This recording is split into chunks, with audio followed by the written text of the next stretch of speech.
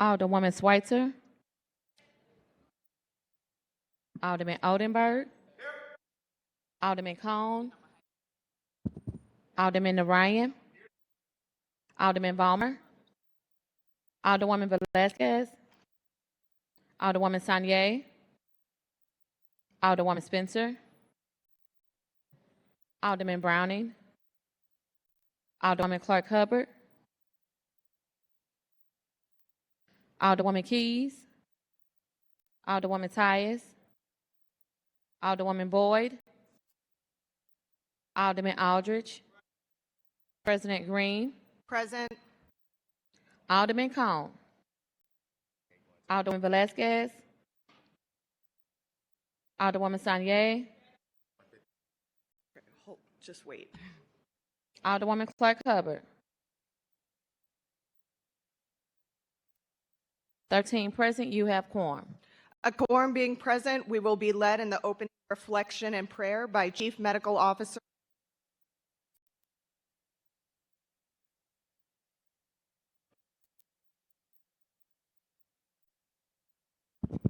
Okay, now it's back. Dr. Perry, please join us.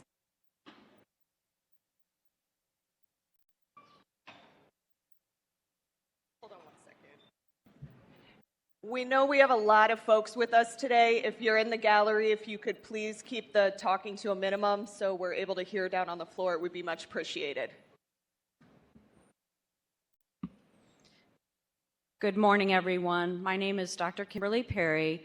I'm Chief Medical Officer for Valor Healthcare, a national company that takes care of veterans throughout our country in the VA system. I'm also a resident of the city of St. Louis.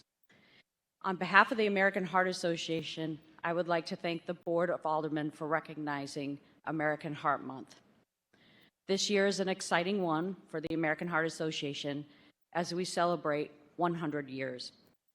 When the American Heart Association was founded in 1924, heart disease was considered a death sentence. There was no treatment, no hope. Fast forward to today, and there are not only treatments, but preventions and awareness for heart disease and stroke.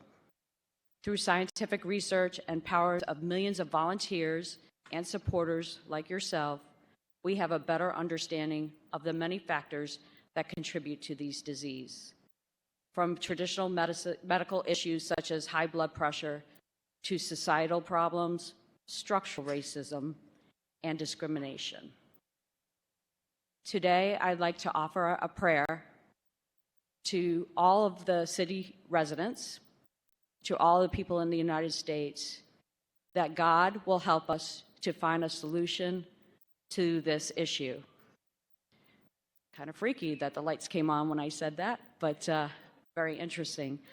We've made great strides in this fight, and I just want God to bless us with more people like you that can support our cause and really bring awareness to all. Do you know that 45% of women ages 20 and older are living with heart disease? For a physician in emergency medicine for over 35 years, that astounds me. Please, please give your support, even if it's just awareness, that you can help yourself, help your family, help your friends, help your mom and dad to beat this ugly disease. Heart disease is the #1 killer of all. We need blessings to cure that. We have the innovation. We have the bright minds to do this. We need your support. Working together is incredibly important. Please bless our organization as we go forward and partner with the City of St. Louis to take care of these people in the world that have no access to care or little access to care. For those are the most vulnerable. So today, as we celebrate 100 years at the American Heart Association, the City of St. Louis has recognized February as the month of heart. Take your heart, take your minds, take your awareness home to your family and friends, and spread the wealth of awareness. Take care of yourself. Know your numbers. Know that you need to eat properly. Get out and move. Park farther away from City Hall when you come on in. Use the stairs, which are gigantic, by the way, instead of the elevator. Move, move, move is the best thing you can do. And I'm not telling you have to join an expensive gym or anything like that. Just please move more, eat well, get your sleep, take care of one another, know your numbers, join a partnership with your primary care physicians, and let's get healthy together. Let's support the American Heart Association, because when I began as a baby doctor, we had 4 things we could do: morphine, oxygen, nitrates, and aspirin. We put you in a bed for a week. If you survived, you got to go home. Most people didn't survive. Fast forward to today, you don't even go to the ER because we have this whole communication system with EMS. They let the ER physician know that they have a patient with a heart attack. The patient is diagnosed on the way to the hospital.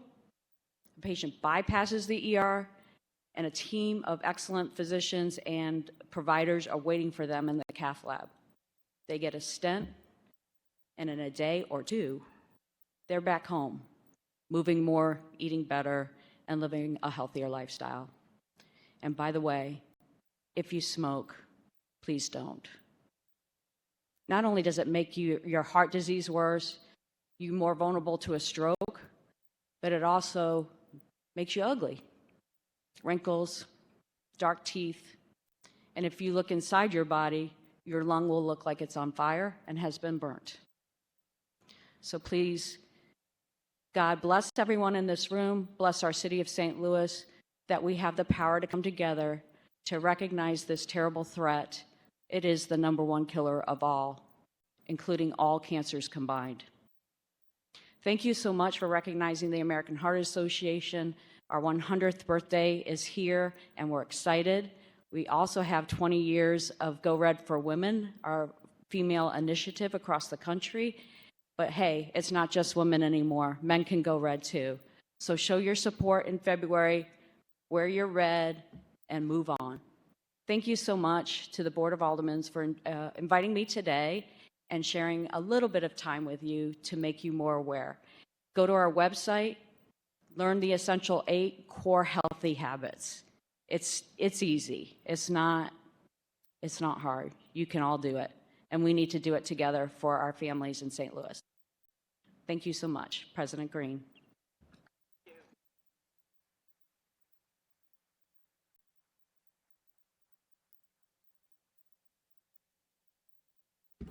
We will dispense with the regular order of business to take up the courtesy resolution consent calendar. Aldermen from the 14th, you're recognized on a motion to suspend the rules for the purposes of introducing Resolution 190.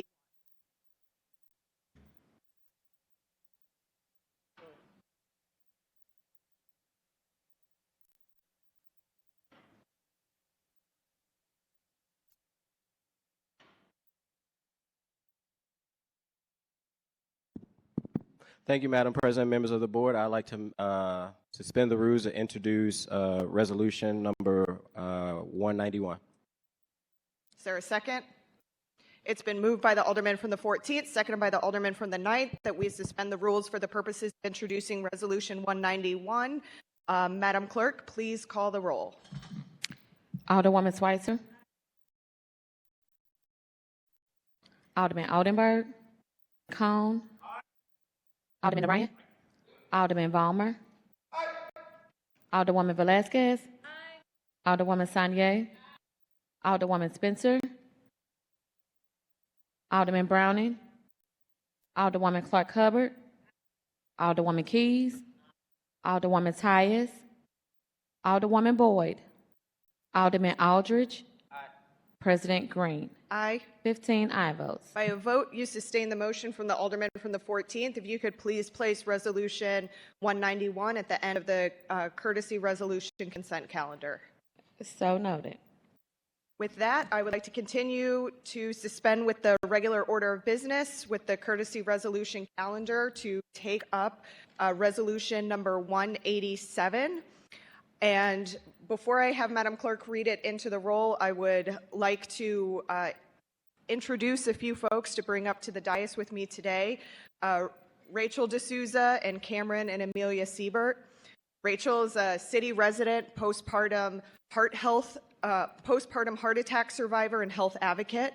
And Cameron and Amelia are participants in this year's Kids Heart Challenge. And Amelia has raised the most money of any City Garden Montessori school student in all 3 years that they have participated in this challenge. So I wanted to welcome them.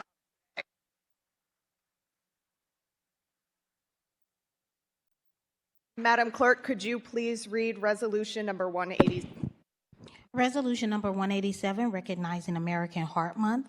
Whereas heart disease is the leading cause of death for men, women, and people of most racial and ethnic groups in the United States. And whereas one person dies every 33 seconds in the United States from cardiovascular disease, and about 695,000 people in the United States died from heart disease in 2021. That's 1 in every 5 deaths.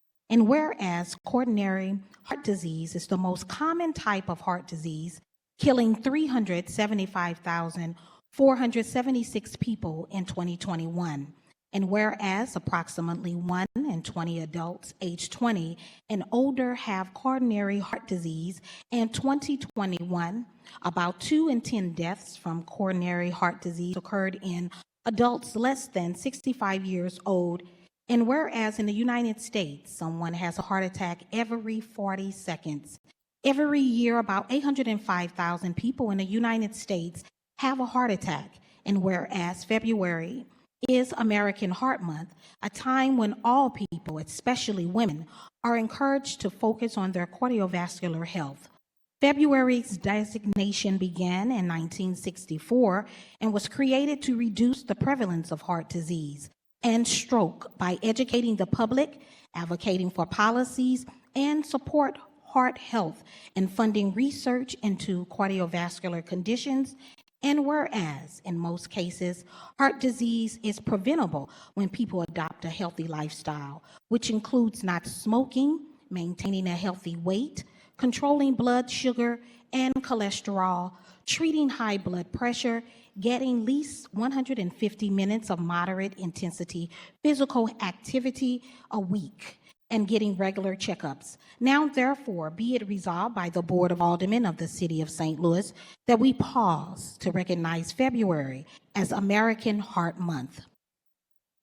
We further direct the clerk of this board to spread a copy of this resolution across the minutes of these proceedings and to prepare a commemorative copy to the end that it may be presented at a time and place deemed appropriate by the sponsor. Introduced on the 9th day of February 2024 by the Honorable Megan E. Green, President of the Board of Aldermen. Thank you. In honor of American Heart Month, I'd like to invite Rachel up to share her story about her heart health. Thank you, everyone. Good morning. About 13 years ago, I wasn't actually thinking very much about my heart. I was getting ready to welcome my first child, my son Cameron, into my life, and he was born on April 5th, 2011. 8 days later, while I was making myself some decaf coffee and spending another morning with my new family, I felt a sudden pain in my chest. The pain radiated down the backs of my arms, and I realized that I was in so much pain that I was holding my breath. I had stopped breathing. And I went and I sat down on the couch, and then I laid down on the couch, and I realized that something was happening in my body that I'd never felt before. At 28 years old, I wasn't thinking about my heart. I wound up going to the emergency room and sat in a local ER for 6 hours while people asked me if I was having anxiety, if I had done any drugs or made any choices that would have caused me to be feeling the way that I was feeling. And then my heart went into an irregular rhythm. and some testing revealed that I was suffering from what's known as a spontaneous coronary artery dissection. My widowmaker artery in my heart had dissected, forming a huge blood clot, and what had been misdiagnosed as anxiety was a massive heart attack. So I was rushed into the cath lab, where happily they placed 2 stents in my left anterior descending coronary artery. And I spent a few days in the cardiac ICU, away from my newborn, who wasn't even old at that time, and was told, okay, you have heart disease now. If you smoke, stop. If you like to eat cheese, eat less. Maybe take some more walks. And whatever you can do, avoid stress. Y'all, I was a mom of a newborn, a working parent, and alive and breathing at that time in the year 2011. What person isn't stressed out? I feel really lucky that over the last 13 years, I don't get to have a lot of regrets, because I got a second chance to make choices about my diet, to make choices about the activities that I do, to make choices to cook healthy meals and make my kids walk to the park, even when they don't love it all the time. And so I encourage you, when you're thinking about the people that you love in your life, I know that we're scared of lots of things, but like Dr. Perry said, cardiovascular disease is the #1 killer. So you might be worried about other things in your family. You might be worried about getting in the car, getting on an airplane. You need to be worried about what's happening inside your body. And I hope that you all take a moment with your doctor to figure out what's true about your health, and that you take control of the choices you can make, because I want you to live as long as you possibly can. And I got a second chance to do that at the age of 28. And I wish nothing but good health for all of you. Thanks again for having us.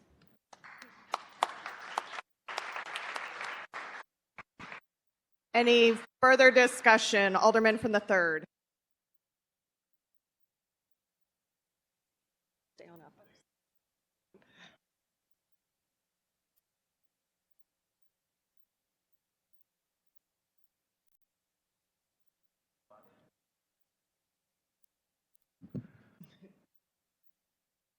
Hello?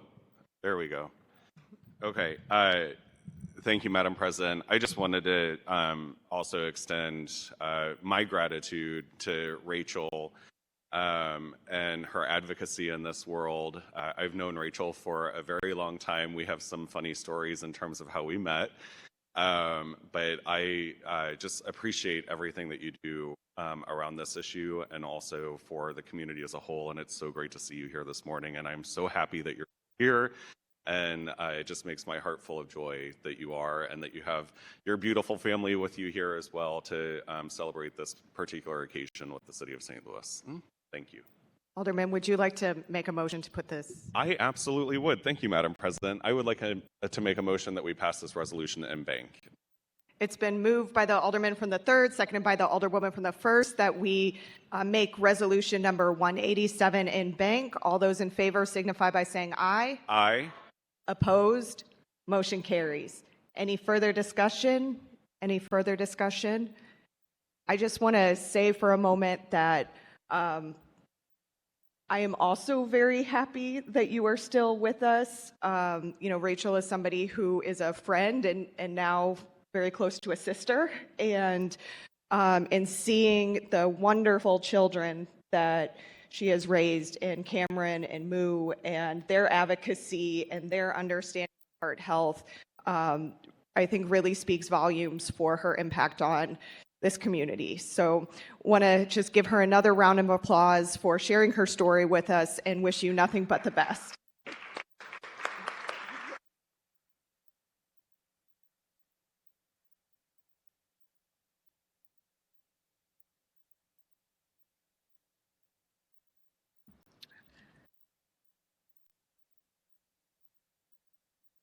Alderwoman from the 8th, you are recognized on resolution number 188.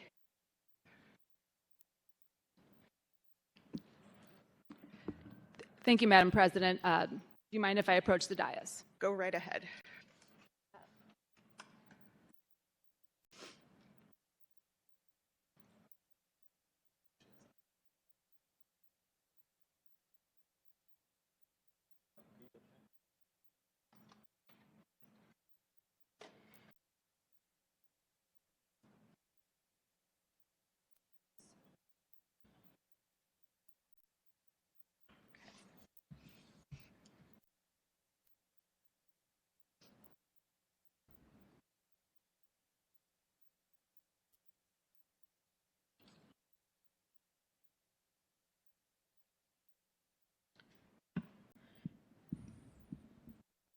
Good morning. Thank you, Madam President, for recognition on Resolution 187. Resolution 187 this morning was organized to be presented here today at the Board of Aldermen to recognize the life work of Mr. Stanley Jones.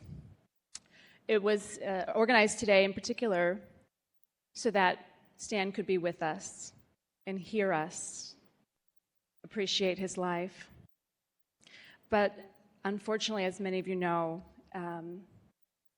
Stan has been ill for some time, and he left us last night.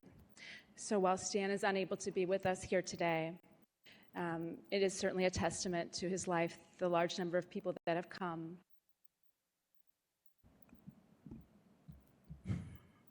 Excuse me, to hear this resolution here this morning. Stan's work here was done, and for those of you who knew Stan well, you know that was a lot of work. While many of you have known Stan for many years, decades, lifetimes, I came to know Stan just in the last few years as the proprietor of the Judson House, which, as many of you know, is the music venue and art venue across the street from the Pulitzer, where he lived with his girlfriend Lynn, who's here with us here today.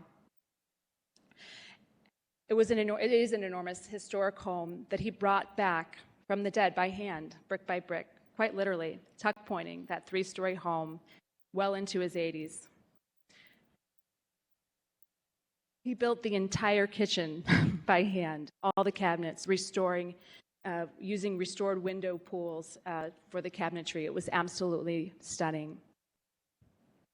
And he not only restored this home, he used it for good, providing a space for musicians to play inside and out of his home, never taking a dime, but just providing a space for musicians and artists to expand their reach, to expand their audiences, and to share their creative spirit with the rest of St. Louis. I knew Stan as a good friend, and we had a friendship based on our love for the city. And Stan Jones loved this city, and he loved to make it better. He spent much of his life restoring our city's buildings, and the depth of knowledge he had for how to build things was unparalleled. But he also had a deep love for how our city was built. He was a historian you could count on to tell you the history of just about any building in the city. When I was elected to the 8th Ward with the new boundaries, and I inherited the phenomenal Eads Bridge, I learned that we're celebrating its 150th anniversary this year, and I called Stan after having done what I thought was just an enormous amount of research. And of course, he blew me away right off the top of his head with a depth of knowledge of that structure that put my week's worth of research to shame. He was such a multifaceted person, not only spending years, decades on ladders, rebuilding homes in the construction field, but a lover of the arts, creativity. He was a painter, not just of walls, but of paintings. He not only loved our built environment, but he loved the people that spent time in our buildings, and he loved to help, and he loved to share the knowledge that he had, spending years, of course, getting to know former Alderwoman Marlene Davis, who couldn't be here today, but most recently working with Alderwoman Laura Keyes. He was so proud to be able to share his knowledge with all of us who reached out often, for his depth of knowledge and his deep, deep love for the city of St. Louis. For many of us, for me, and of course, he represented not only civic generosity, but invincibility. And to lose Stan is to lose a pillar of our city. They say this often about buildings, but they don't build them like Stan Jones anymore. And with that, I'd like to recognize some members of Stan's family here behind me and friends. We have Stan's 2 daughters, Allie and Cece, his partner, Lynn, their partners, Dave and Audit, Stan's good friend, Mark, who's been there every day for the last several weeks, and of course, Stan's very good friend, Tim Tucker, who wrote the resolution that we're going to read and put into our city's record here today. I can think of no better honor for such a champion of the city of St. Louis than to put into our city's record a resolution in his name.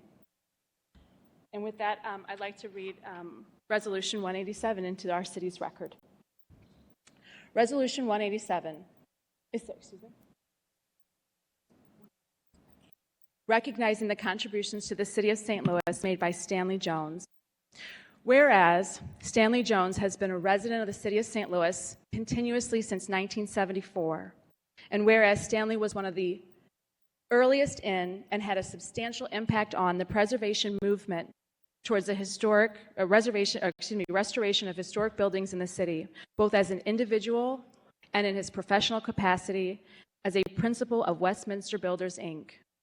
And whereas Stanley also made important contributions to the development of affordable housing in the city, with Westminster Builders acting as general contractor for neighborhood-based nonprofit developers, and whereas Stanley continued to make contributions as a member of the team at the St. Louis Equity Fund, Inc., and whereas Stanley was appointed to serve as a valued member of the 2019 Grand Center Community Improvement District from February of 2020 to February of 2022, and whereas Stanley, a Renaissance man and urban guerrilla, outshone himself when he purchased the property at 3733 Washington, now known as the Judson House, restored it magnificently over 25 years and caused it to be listed on the National Register of Historic Places.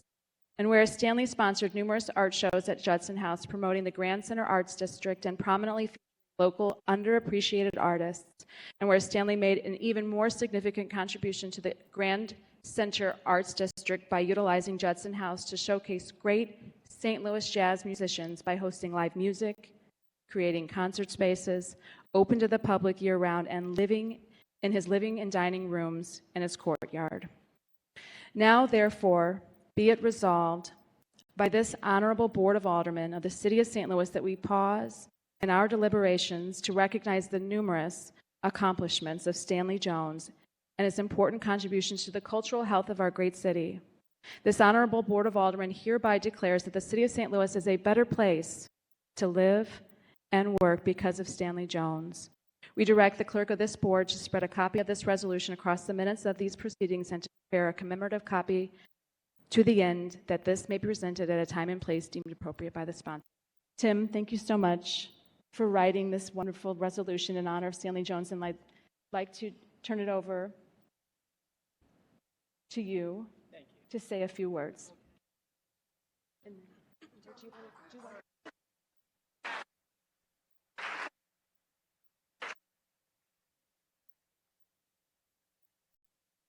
Thank you, Alderman Spencer, and this illustrious board. And I'd like to make one slight correction. It was an effort between Kevin Twillman and Claudia Twillman and myself to write the resolution commemorating Stan. Many everyday citizens are inspired to make their own daily humble contributions to the vitality of St. Louis. They dedicate their lives, personal resources, and talents to help sustain and improve the city. They do this in spite of the perennial currents pushing against them because they believe in this city, our city. They know it can be better and want to do their best to make it better. These people are resilient, willing to sacrifice, to forego conveniences, to tolerate nuisances, to tax city living. Stan's life was an extraordinary example of this level of commitment. He was a city zealot. This son of a Methodist minister from Zanesville, Ohio, passionately embraced the city since the 1970s. Stan was seduced by and recognized the city's potential steeped deep within its historic bricks. Stan worked tirelessly on a professional and personal levels to extract the dormant potential in the city's buildings and in its neighborhoods through the projects he developed, managed, and the communities he built. Stan's projects and supervision ranged from the Salvation Army buildings to Hamden Hall, from the Pierce Arrow building to Nina Place, from Jeff Vanderloo to Water Tower Place, from Hamilton Heights to Wells Goodfellow. Stan lent a hand to their success. There's barely a corner of St. Louis that Stan's fingers didn't touch. Few folks have matched the risks, the commitments, the contributions, the heartaches, the blisters, the failures that our friend Stanley Jones has taken, made, and endured in the city over the past 45 years. Stan's efforts resulted in shining pillars of hope. He and his team of folks with whom he worked were dedicated to creating momentum in abandoned neighborhoods to demonstrate that renewal is attainable. Many citizens like Stan go unrecognized for their efforts, and we want to thank Alderman Spencer and this honorable board for your support and recognition of our friend Stanley Jones today. Stan knew and believed the immortal words of our former treasurer, Larry Williams, that working together works. Stan recognized that when you bring people together, that magic can happen, problems can be solved, peace and viable plans can be made. This was one of Stan's greatest attributes, his ability to bring people together. Stan's kitchen table at 3733 Washington Boulevard was our meeting place, a safe place where people with different opinions regarding the city were invited to come and discuss issues freely, expressing their thoughts without judgment. It was a place where you listened and a place where you were heard. That table fostered peace, creativity, camaraderie, and community. A place where problems were identified and solutions to those problems were earnestly sought and found. A place of honest commitments where honest commitments were made. It was a place where salmon, tuna, were regularly served with collard greens, parsnips, carrots, and Brussels sprouts. Stan was a man with a sound moral compass, a man of integrity whose word was his bound, a man who did not judge without reading the book first, a man whose friendship and loyalty were unquestionable, an artistic and expressive man steeped in calm pragmatism, always believing, as he often expressed, what is ain't with clarity. I heard someone say on NPR the other day that we have two lives, the one that we are given and the one that we make. And Stan made a hell of a life and built a community here in St. Louis. From the jungles of Central America to the Isle of Man, people will remember Stan. He may be gone, but his work will not be forgotten. St. Louis is a better community because of Stanley Jones. Thank you for indulging me today.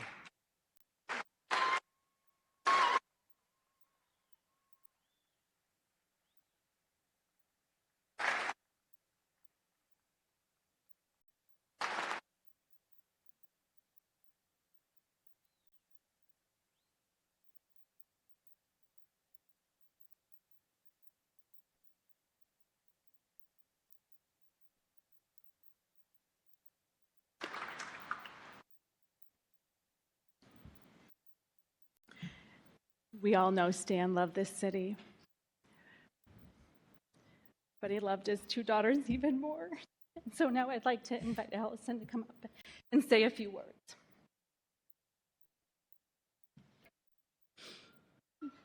Thank you. We'll see how I can do this without choking up. President Green, members of the Board of Aldermen, and the Stan Jones Fan Club. As we gather here to recognize the accomplishments of my father, Stanley Jones, we wanted to express our deepest gratitude to you all. Stan is a man of many talents, callings, and passions, but his love for the city of St. Louis and his ability to bring people together shine above all else. When we think about who our dad was at his core, a lot of words come to mind: artist, carpenter, community builder, troublemaker, friend, the Judson House, which is undoubtedly his crowning achievement, is the convergence of all of those things. 25 plus years of heart, sweat, and soul that culminated into a place of creativity, celebration, and belonging. Never a student of traditional parenting, Stan taught us the power of a figure-it-out mindset, We saw that grit come to life as he rebuilt the dilapidated historic home from the ground up at 3733 Washington Boulevard. From salvaging old building materials at demolition sites to dragging my sister and I antique hopping across the Rust Belt, we hardly had a typical childhood. Activities like rollerblading through the mansion's halls, jumping from scaffolding to a cushion of insulation, and crawling through secret tunnels and hidden lofts were commonplace. A gifted artist, our dad would have no less than 10 paintings in progress at any given time, and he built several makeshift easels for my sister and I around the house to unleash our creativity alongside him. Among several New Year's Eve bashes, jam band sessions, and city reform meetings around his kitchen table weekly, Judson House also won the bid for Cece and Dave's wedding in 2018, which brought my dad immense pride and joy. In the past decade, my dad also started regularly hosting art shows and lauded jazz and blues musicians at his home, shows that many of you in this room have had the pleasure of attending, and created a community that extended far beyond city limits and state lines. For a short period of time, my dad and his partner Lynn entertained retiring somewhere else, maybe Italy, where he could paint the rolling hills of Tuscany while sipping wine. Or Guatemala, where he could sit on the beach and never run out of papaya, which was his favorite fruit. But when we last asked him about his plans to uproot, he quickly brushed away the thought. "This place and these people are my home," he said. He absolutely adored this city and what he knows it can and will become. His loss will leave a huge hole in our hearts, but the work that he has started and the impact that he's had on St. Louis, his chosen home, will live on and touch lives for generations to come. Our love and thanks to you all, and our deepest love and congratulations to our dad on this special day. Thank you.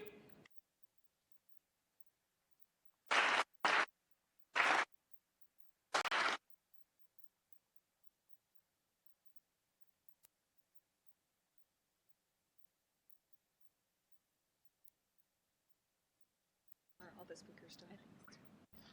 Is there any further discussion? Any further discussion?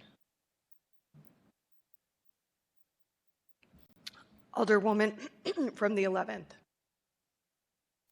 Thank you, Madam Chair and members of the board.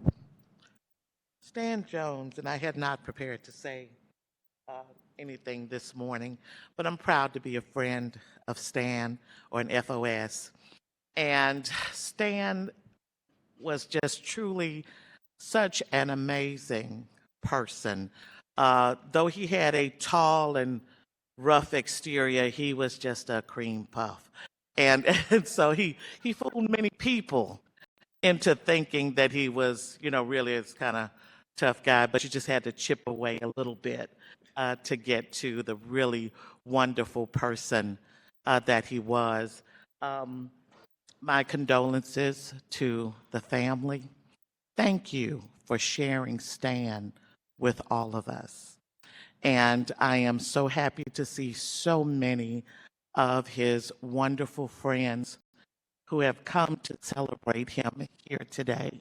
What an amazing life. What an amazing journey. And what an amazing man. We love you, Stan.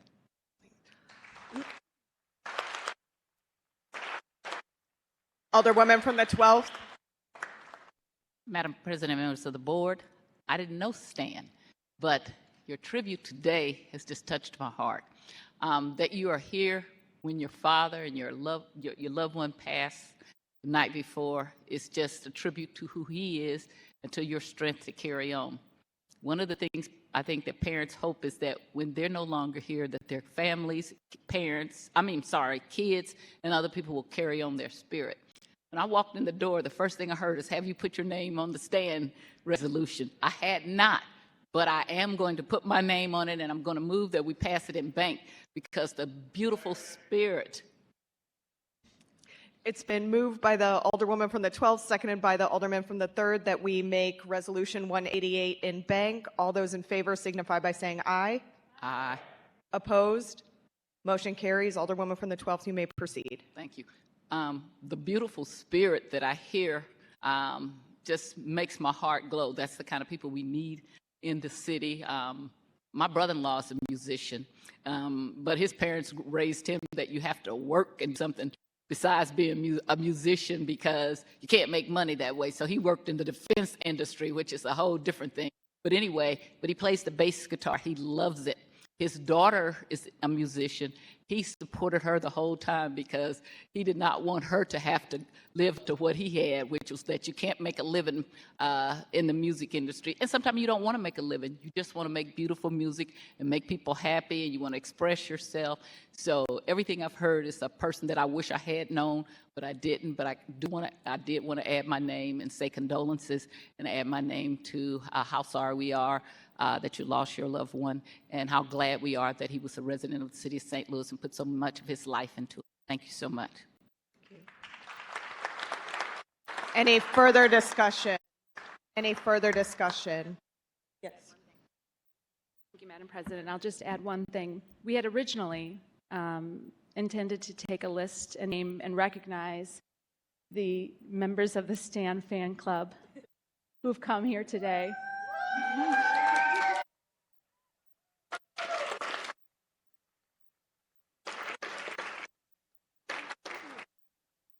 But there are far too many of you to recognize. But I would, but the families asked that you could stick around. Mark will have Mark has a legal pad, and we'd like to put everybody's name on it so that we can all remember who came here today. It is a testament to just how much Stan loved St. Louis, how much his legacy is to have his legacy here today, to continue to be supportive and be here present in our City Hall. Thank you all for being here, and thank you, Madam President and members of the board, for recognizing the life work of Mr. Stanley Jones.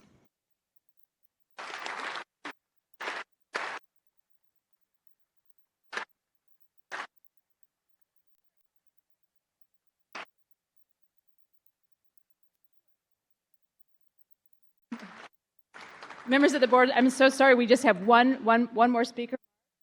We'll have just a few more words. This is not planned. This is. I just wanted to share something with you about Stan. I'd tell you how long I knew him, but then you'd know how old I am. The most vivid memory I'm going to ever have of Stan is trying to move him from the second floor to the first floor.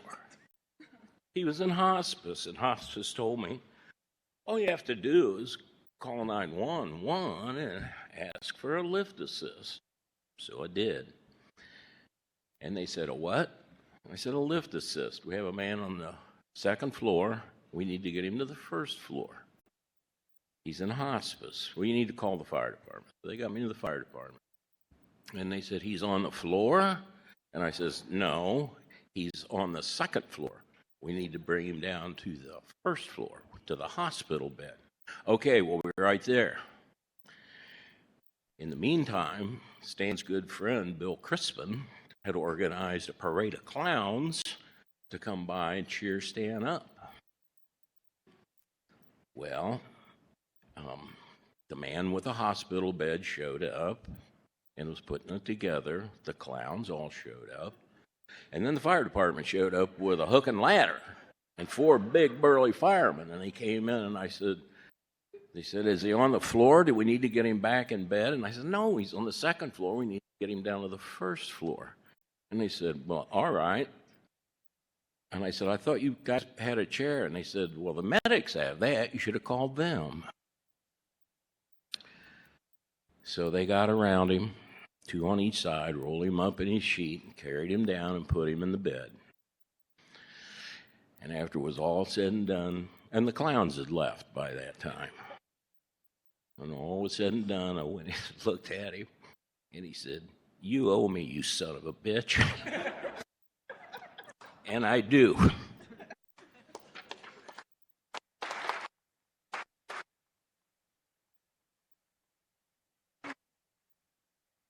Thank you so much for being here and your bravery. I cannot imagine how difficult it is to stand here this morning, but your father, your friend, your colleague, he embedded in St. Louis a memory that is going to last for generations.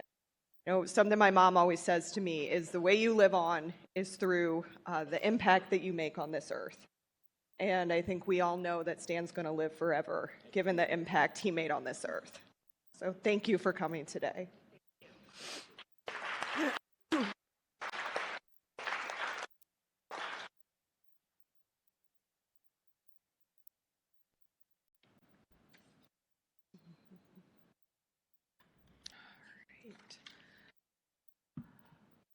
Aldermen from the 14th, you are recognized on resolution number 1. You want to approach the dais.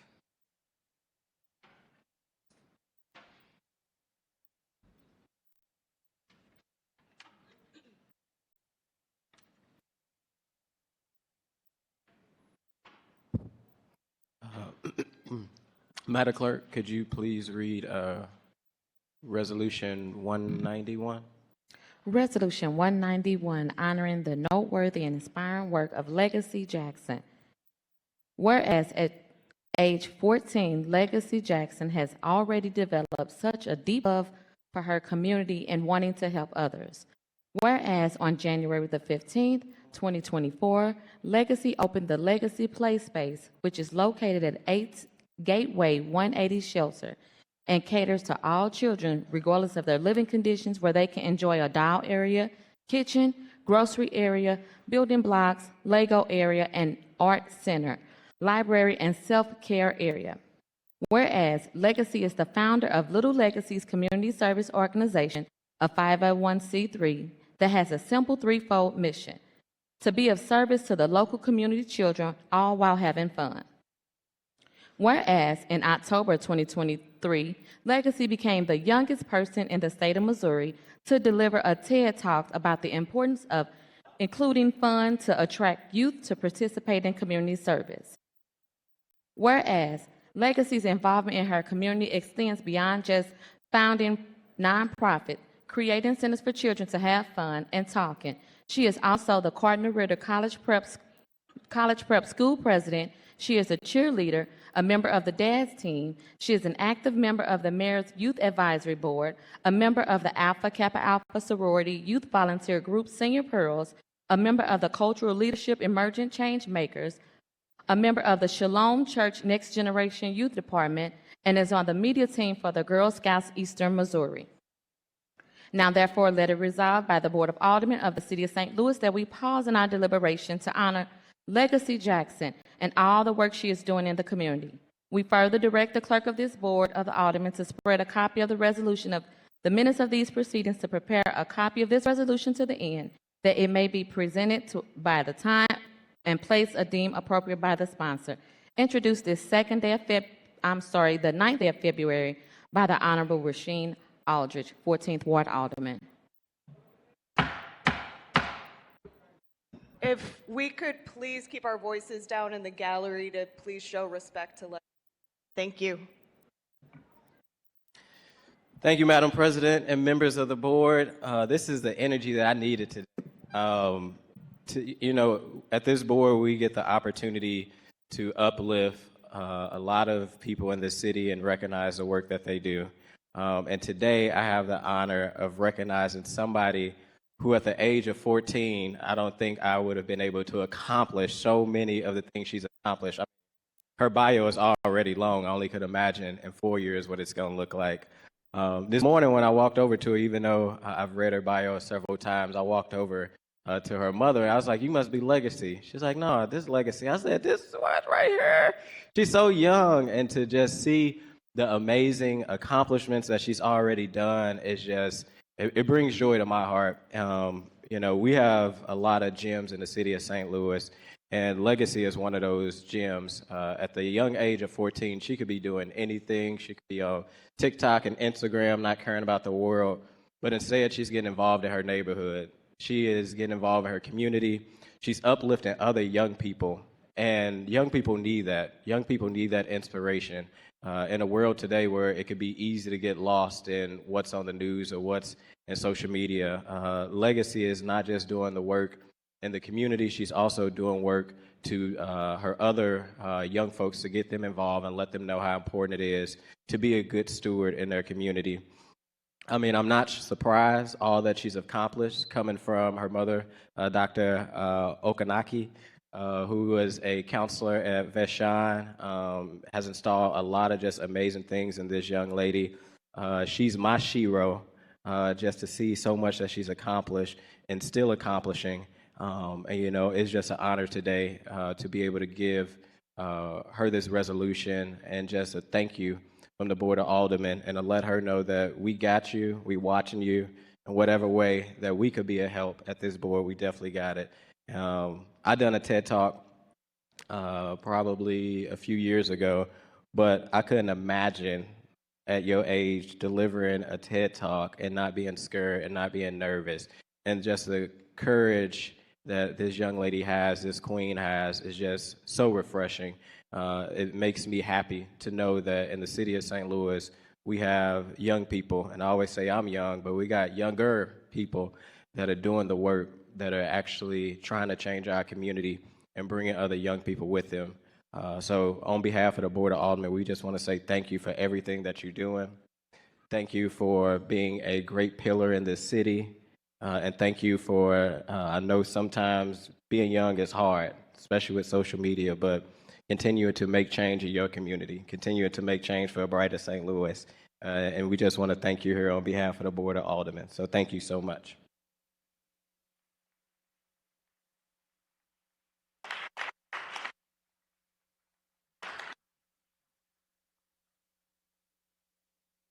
President Green, and the Board of Aldermen, and everybody here today.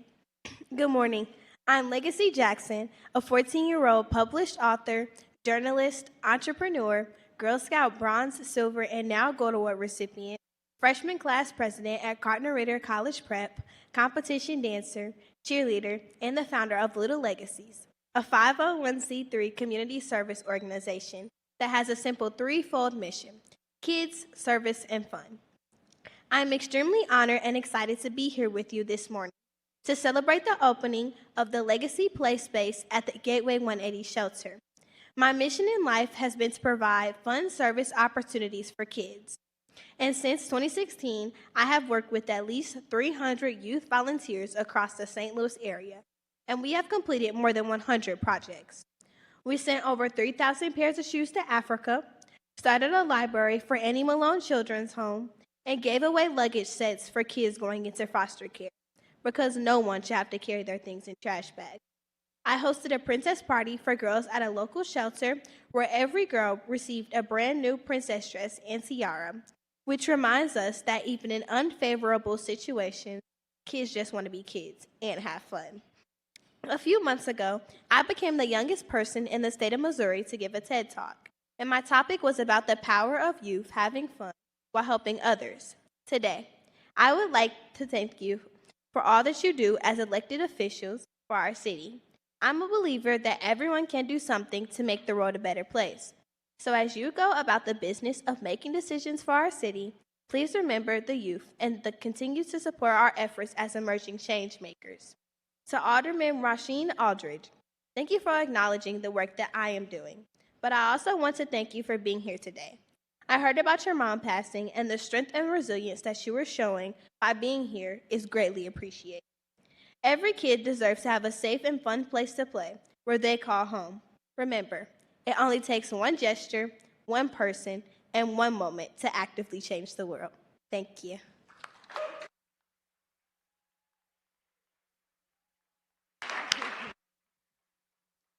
Any further discussion? Alderwoman from the 10th.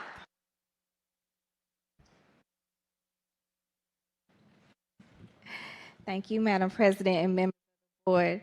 Legacy, you know through our family connections how immeasurably proud I am of you.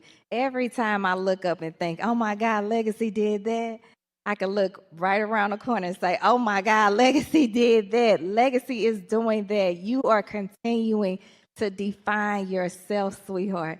You make us so proud. You're such an example for especially girl moms like me, my little girls and other girls across the city, the region, and here the nation through your work as the Girl Scout. So thank you. keep going. We'll be praying for you. We love you, and I can't wait to see what's next to come. Alderman from the 3rd. Thank you, Madam President. I hope I'm not showing my age here, but there was an expression in my youth that we used as a sign of encouragement, and I'm so filled with it right now. I just have to say, "You go, girl!" Like that. It just makes my heart so full to hear you at the dais, and I am proud of you. I don't know you, but I am proud of you, and I hope that you just continue to grow in your lifetime and do amazing things. It's clear that you're on the right path already, and I just can't say any more than you go, girl. Alderwoman from the 11th. Thank you. Alicia Keys, when she sang "This Girl is on Fire," she was talking about girls like you. I share the pride that everyone in the room hearing your story. I am a Cardinal Ritter alum, so especially I'm gonna take a little bit of that pride for myself, having come through those hallowed halls of CRCP. I'm exceptionally just overwhelmed hearing your story, and I can't wait to hear what you do next. Only great things are coming your way, and I want to be in a front row seat to see. Thank you. Alderwoman from the 7th. Thank you, Madam President. Happy Black History Month, Legacy. Girl, this month is made for us. You look so good up there on that dais. I just, I could not sit in my seat and not congratulate you on your accomplishments. I just want to do whatever I can to let you know how proud I am of you, how much I want you to keep going, whatever I could do to let you know that a position is CEO, okay? It's boss, it's leadership, it's being in charge, especially as a Black woman. And, some of these same organizations I've had a chance to participate in. So I'm just excited to see the legacy continuing. And also, your compassion of acknowledging what's going on with Alderman Aldridge and just that example of our relationships with each other. If you need anything from me in any way as you move forward, you just let me know. However I can help, however I can be of support. And I just hope that you feel extremely proud of yourself. And I hope you know how grateful you are to the rest of us and that you've given my spirit a boost today. Thank you. Alderwoman, would you like to make a motion to make it in bank? Yes, I would like to make a motion to in bank. It's been moved by the Alderwoman from the 7th, seconded by the Alderwoman from the 12th, that we make Resolution 191 in bank. All those in favor signify by saying aye. Aye. Opposed? Motion carries. Alderwoman from the 12th. Madam President, members of the board, I join in the congratulations and the well wishes to this young lady. I actually had a chance to meet her a few weeks ago. They had a program, Alderwoman Boyd's daughter, Tony Cousins, and others from the Board of Education had a wonderful program at the library in which there were thousands of people. And so I got to meet both she and her mom. She may not remember me, but I remember because there were several young people who had written books, and they were there with their moms, and they ran out of books because I brought some of the books back to distribute in my community. I want to just say Kevin Bailey is over there swelling with pride in the mayor's office because he is also a Cardinal Ritter alumni. So, okay, that's all right. Okay, so you have lots of people in here who went to your school before you. We're very happy to see someone like yourself. I know I am. I remember when they moved Cardinal Ritter, used to be in far north St. Louis, and Michael McMillan helped build the new Cardinal Ritter and worked on it when he was the alderman of the 19th Ward to move it here. It was for people like you to have a chance to excel. But you don't do that without having good parents. People forget that.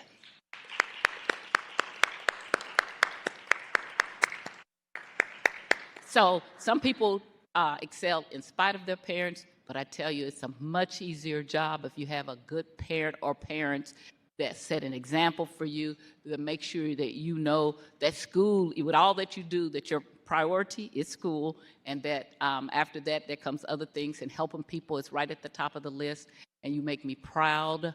And I just wanted to say congratulations. Don't ever, ever let people tell you what you cannot do. I have a saying, and I say this all the time because people, since I've been down here, said what I couldn't do. I don't need for you to tell me what I can't do. I'm already a black woman. I need you to tell me how you can help me get it done. All right, that's also, remember that. How can I get this done? You've already discovered that. You're going to do great things. Again, because you have great parenting, always keep that person in your heart. And remember, when you go off to college or wherever you go, mom's right there. Whenever I was advised to do things I shouldn't, I always would tell people, I got to go home and talk to my mother. I can't do that. And I got to go home and talk to my stepfather. Those are good people to listen to. Somebody talked about social media. Get off of social media sometimes. You don't always have to be on social media. You already got your head straight. A lot of times social media has negative things or don't want to appreciate what you're doing. Of course, they got the haters on there. So yes, you're probably going to use it, but you don't have to be on it already because you already got the things that you need already within you, and they were instilled by your mother, your parents, and your family. Congratulations, and I'm very proud. And anything I can do, I would love to do it. Any further discussion?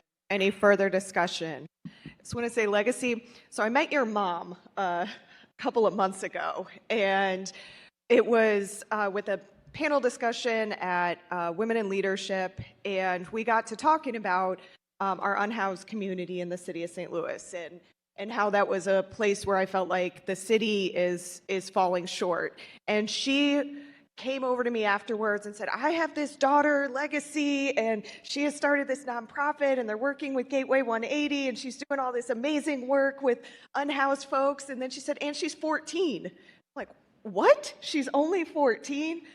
You have such a bright future ahead of you. I just can't even. You are wise beyond your years. I was nowhere near where you are today when I was 14, and it's such a testament to your values and your vision. And I think all of us at the Board of Aldermen know that you're going to go very far. And please know that all of us are here to support you in that journey.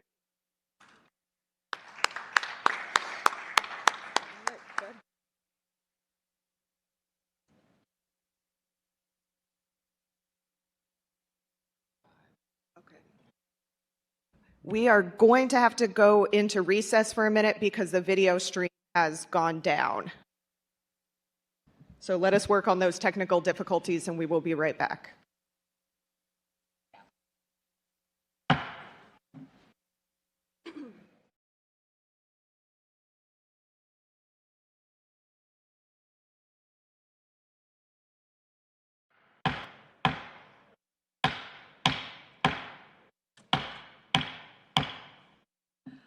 Apologies to everyone for that brief power outage, but we are back, and I would like to invite Alderwoman from the 7th Ward to the dais for resolution number 190. Where is she?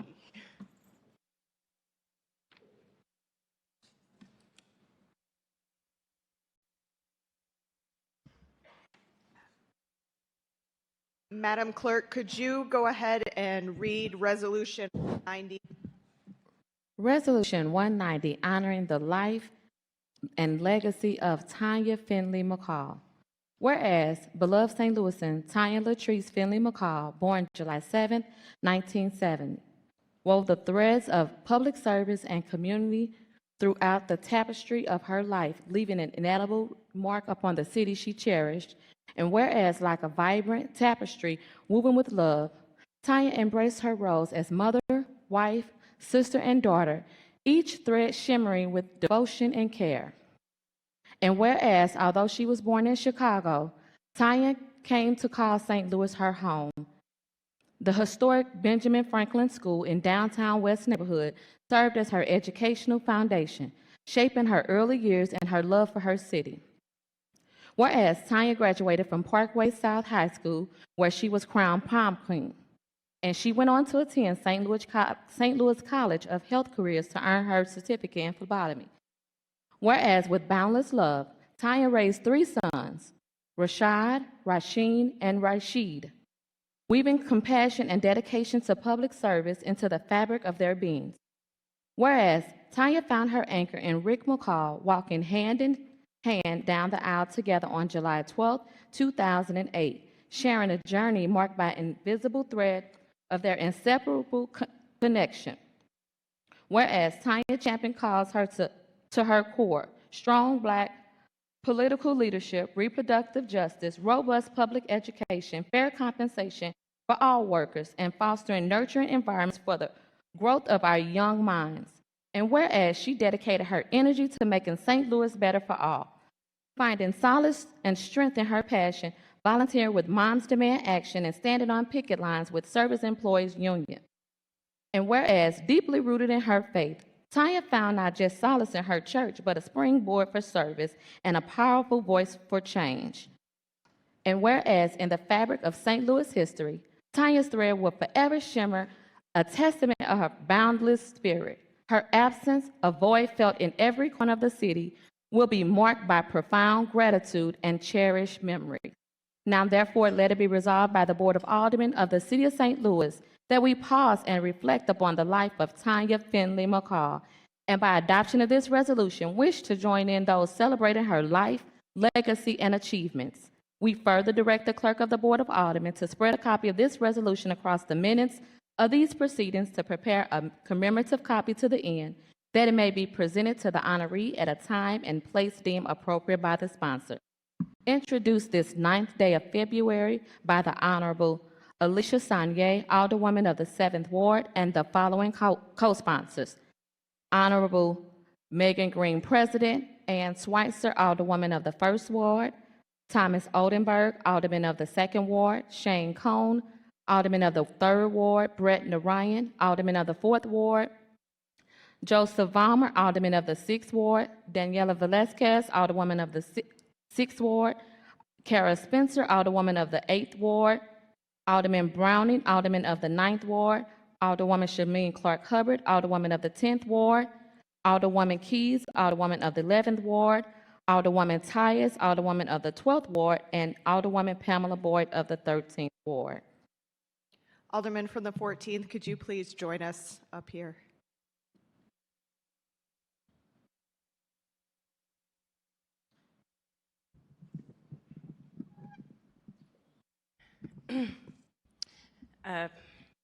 Thank you, Madam President and members of the board.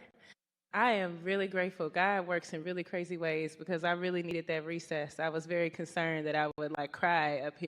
Now that we just had that break, I feel like I'm okay. I know many of you attended the funeral for Tanya McFinley McCall. I know many of you knew her personally, had your own relationships with her. I know that she was, one of our board members' mother. My relationship with, I called her Mama Tanya, was one of love and support from the moment that I met her. And I met Mama Tanya before I was running for anybody's office. I think I met Mama Tanya when I was 18, 19 years old. And I actually met her because I was doing something for activism. Maybe it was around 5 or 15, but I was knocking doors. And while I was knocking doors, right on Goodfellow, she pulled up right next to me and was like, "Girl, what you doing out here by yourself?"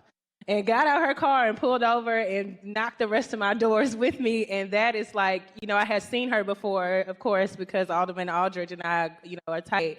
But that was my first real interaction with her. And that's how I've encountered her to be her entire life. It didn't matter who you were. It did not matter where you came from. She really believed in empowerment. She really believed in leadership. She was just a staunch advocate. It was never the type to do it for the cameras or for the credit. Every time that I wanted to, take a leap and do something, she would be one of the first people doing it. I was reading through our messages today, and her last message to me, literally her last message to me was a slew of purple hearts, and I love you and my son so much.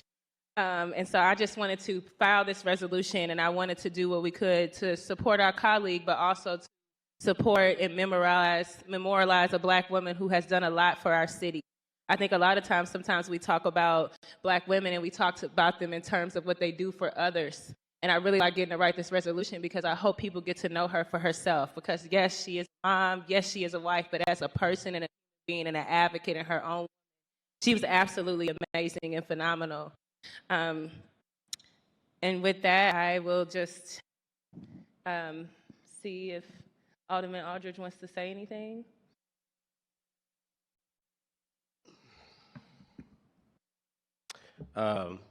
First of all, I do want to thank this board of aldermen, from the staff to all the people, for just the love and support over these last few weeks as it's been going on. You know, I love my mama. And I think I'm still lost that she's not here. And I'm just so thankful to have a lot of love from people in this room that I've been reaching out, that showed up, and just been there, because I have been walking around with a smile, but in the inside I am so hurt and just so lost. But y'all have been a huge help. My mom would have been extremely happy to just see how much love that she got Wednesday at the funeral. The impact that she has left on people is the positive that I'm taking away from it. I know she's gone in this lifetime and wish she just seen a little bit more, but I know her spirit will always be with me. And I am extremely grateful. I'm extremely thankful for everybody at this board, this board and the staff, and just the love. It has been extremely needed. As much as everyone like, what can I do to help? And I say, it's nothing. That love has gone a long way. When I'm alone and I think about it, or I see her picture, I know that she was loved, which reminds me that she lived a great time. Like I say, too soon, but you know, we are planners and God is the best of planners. But I just want to thank everybody for just being so amazing. So thank y'all.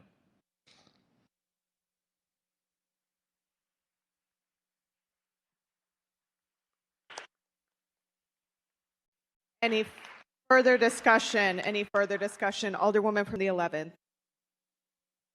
I am, thank you, Madam President. I'm probably one of the few people here that was only Facebook friends with your mother. I don't think we were ever in the same space and time together. But it is no small thing to lose a parent, let alone a mother. My mother passed in 2016. And while, you know, you go through your grief, and I think I said this to you before, but I would say this to anybody who has lost a parent. Now that they have transitioned, you have the ability to create a new relationship where you begin to really take those quiet little hours to reconnect with who your parent was, and to give her a little grace and mercy. You know, I always tell people as parents, we're not perfect. You know, as much as I think I'm the best mother in the world, I'm sure my children may say, well, you know, you didn't do this right. But reconnect with your mother's story. It's something that I've done with my mother, having been gone. And I understand her so much better now. And I appreciate her so much more than I ever did, because I've had the time now to be able to connect with her story. As many of her stories as I can hear from other people who had their relationships with her, it's helped me. So I challenge you, reconnect with your mother's story, and you fall in love all over again. Thank you. Any further discussion? Alderwoman from the 12th. Madam President, members of the board, I also was Facebook friends with Tanya, but I also knew her. Known her for a long time. If you look at that infectious smile that her son has, he gets that from his mom. She smiled all the time, had a beautiful smile, believed in her sons, not just one, her sons, stood up for them, whatever they were going through, very proud of them. but was proud of herself also. People always tell you about your successes, but sometimes you don't have success in the world. Sometimes things don't turn out the way you expect them to. I watched Tanya get back up and fight and make things better. That's the person that you want to be in the foxhole with, the person who doesn't always succeed the first time and gets back up, the person who goes through trials and tribulations and acknowledges them and gets back up, but always had a smile and was happy at the times that I was around her. I followed her on Facebook all the time. Once she had a house in the former 22nd Ward, and she was rehabbing that house, and that was her passion.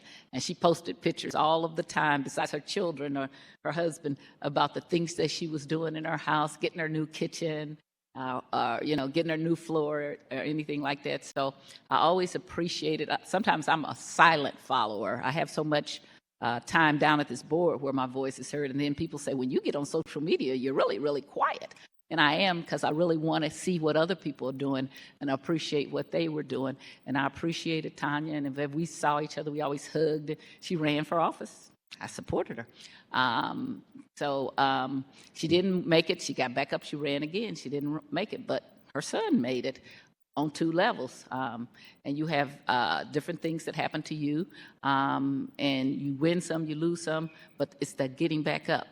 This last fight, she wasn't able to survive, but she is in a better place, and she's looking down on you. And I'm fortunate. My mom's 80, almost 89, still up, walking, walks 3 miles a day. I'm an admirer of her. I'm in awe of that, and I want to be like her when I grow up. But even if she's not here in physical presence, I do believe there's a different presence, and there's a God up above, and she's looking out for you. And if you get quiet, you know that she's already raised you, and you can hear her in your head. You can know when you're doing right and when you're doing wrong. If you can't talk to her physically, she's there. And I would say take time to speak to other people who knew her and celebrate the things.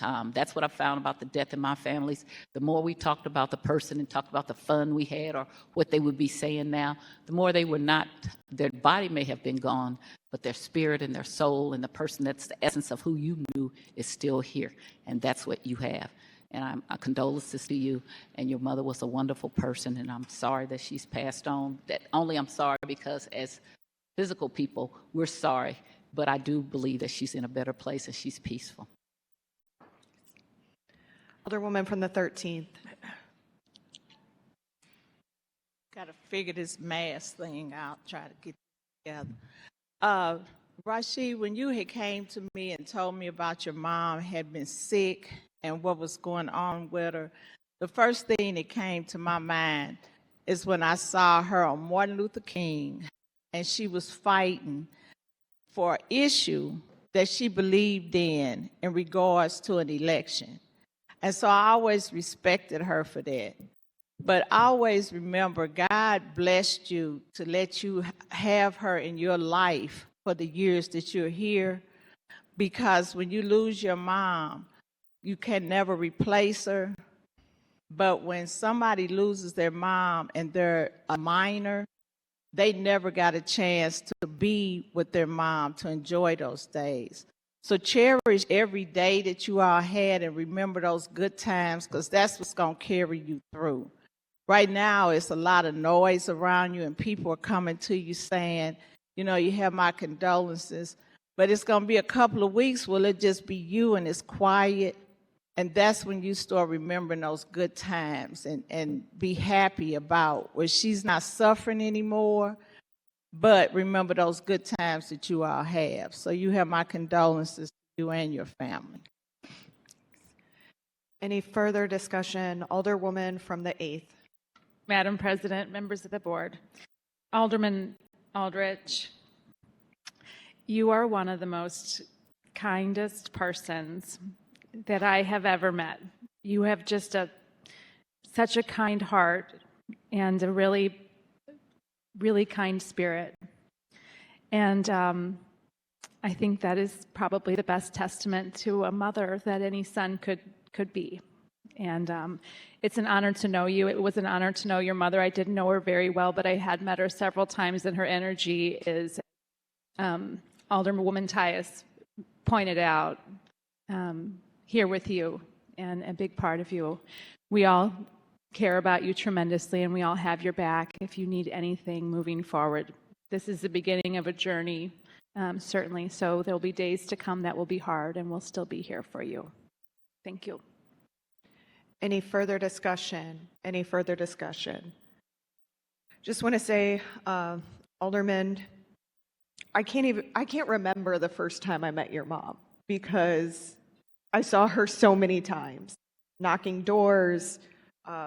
I worked a polling place with her. I cannot tell you how many times, and we had the most fun time out there, especially when we stand there for 20 minutes and not a voter comes by and we have to find ways to entertain ourselves.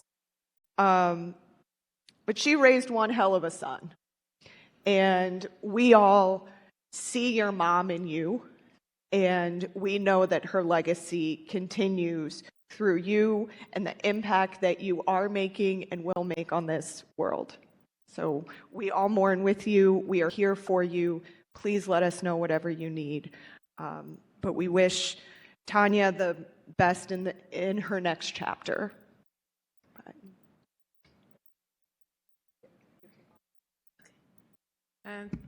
Thank you, Madam President and members of the board. I just want to let all of you know it has really been an upliftment of my spirit to see this be something that has brought all of us together. I've had many conversations with almost every single one of you all about just ways to support Alderman Aldridge while he went through, whether it was Alderman Cone, who came in on his crutches, ready to carry that bill through HUDs, whether it was Alderwoman Clark Hubbard, who was open to moving the agenda how she wanted, whether it was Alderwoman Schweitzer, who was like, absolutely, add me as a co-sponsor. I know you're working. And so many other instances. I think people talk about the Board of Aldermen and where we are now, and certainly we have our disagreements. But I think that these are the moments where you really find out, the true testament to leaders and the true testament of our support of each other. And so I just appreciate our ability to put those things to the side and to just be there for our colleague and be of support. And Alderman Aldridge, I just want to encourage you to do whatever you need to do, however you need to lean on the rest of us, however we can stand in the gap for you. And you know that I have your back 150%. And I think you've learned from this experience that many of us do. And thank you all.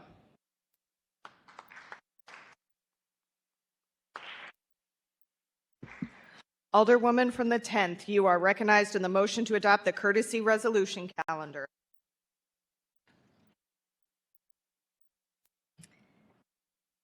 Thank you, Madam President, members of the board. I move that we adopt the courtesy resolution calendar, consent calendar. It's been moved by the Alderwoman from the 10th, seconded by the Alderman from the 3rd, that we adopt the courtesy resolution consent calendar. Any discussion? Seeing none, all those in favor signify by saying aye. Opposed? Motion carries. Introduction of honored guests. Is there any introduction of honored guest? Alderwoman from the 11th.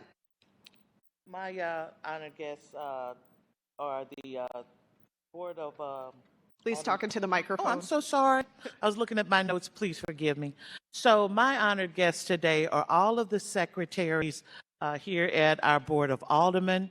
I was out sick during the holidays, and normally the little package that I would drop off for them, I was not able to do that. And then the one day I felt good enough to try to come, they were working from home. So today, drinks on me and enjoy. And I thank you all so much for the work that you do for us every single day. It does not go unnoticed. I thank you so much for that. Additionally, I wanted the Friends of Stan to be my honored guest today. So I think most of them have gone on home. And additionally, my dear Daisy Durango passed yesterday. My 2001 Durango. So a moment of silence, please. Let's take a moment of silence for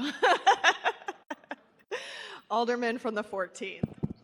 Thank you, Madam President, members of the board. My honored guest today is Mr. Gentry Trotter from Heat Up St. Louis. Today was their annual Hardee's Day where they go out to different party's location and people buy a biscuit for $1 or can donate more than just $1. But he's the executive director, the guru, whatever you want to call him, because if you know Gentry is Gentry. He's going to beat me up for this. He's a mess.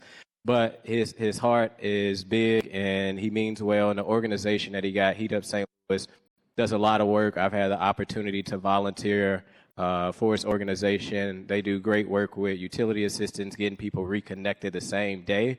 There's a lot of programs out there that do good work, but as he always say, we do it the same day. So I just wanted to acknowledge him as my honored guest and all the great work that he does throughout the St. Louis region as well as the Illinois region. So thank you, Mr. Trotter. Alderwoman from the 10th. Thank you, Madam President, members of the board. I echo that. I have as my honored guest on top of Gentry is everyone that participated this morning, Rise and Shine. We had a good time. The weather was amazing. It's been different in different years, but today it was good. So all will be my honored guests today this morning as well. Different departments, Urban League, Mike McMillan came, walked out with 600 biscuits for his staff. So we had a good time this morning.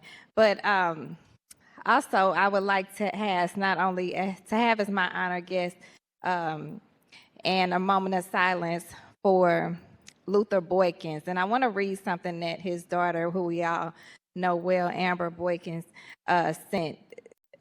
That the city is better because of him. And he was loving and nurturing and outstanding, amazing role model. And that she will be sad, but he taught her to live the fullest with no regrets. And I think as we continue to lift each other up here at the board through losses, that we want to send our collective love support to you, Amber. I know you're watching, and to your family and Luther and the community, right, that was served by him. And I would again ask for a moment of silence for Luther P. Boykins. If we could please bow our heads for a moment of silence for Mr. Boykins.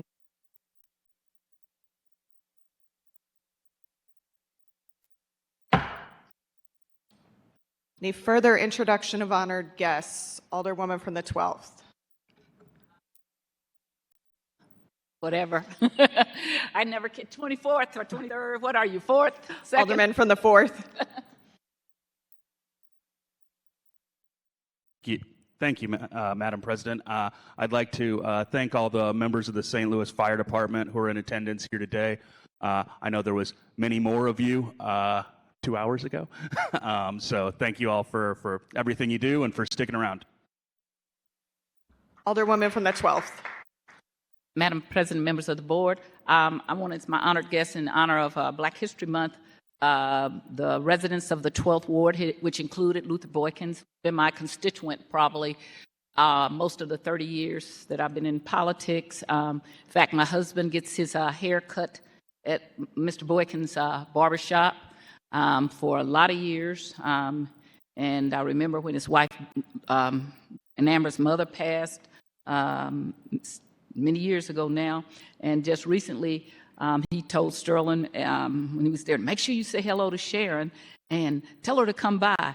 And so I had said I was going by. So when I heard this morning about him passing, I was really sad because sometimes you're intending to just stop by and say hello. So don't pause. Sometimes when you hear something and it's in the back of your mind, go do it then, because I wish I would have gone to see him because I knew he had been sick, but I thought I could just do it this weekend, and you don't always get the weekend. So he is a special guest of mine, but as are all the residents of the 12th Ward in honor of African American history. Thank you.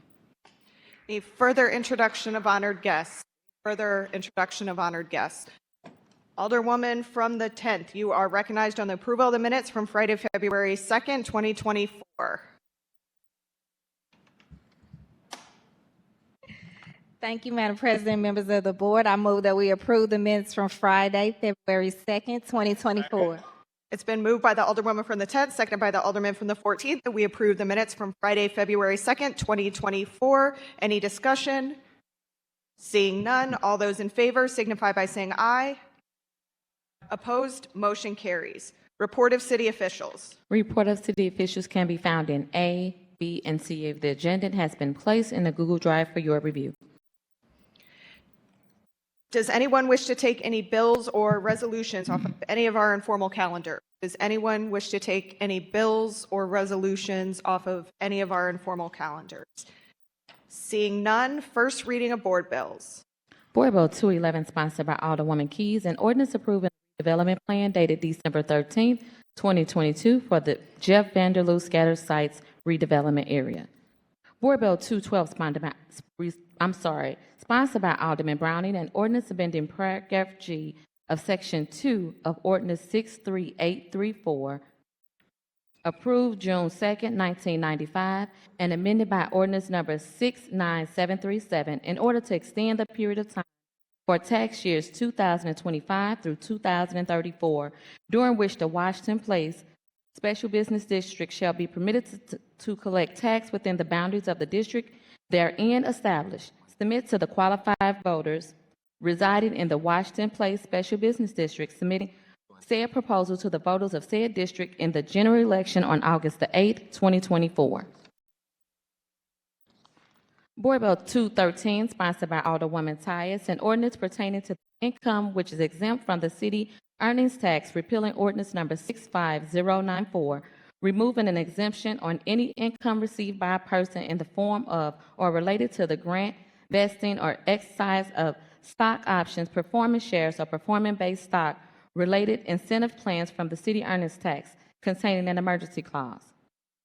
Board Bill 214, sponsored by Alderman Browning, an ordinance amending paragraph G of Section 2 of Ordinance 63481, approved on June 2nd, 1995, and amended by Ordinance Number 69741 in order to extend the period of time for tax years 2025 through 2034, during which Westminster Lake Special Business District shall be permitted to collect taxes within the boundaries of the district therein established.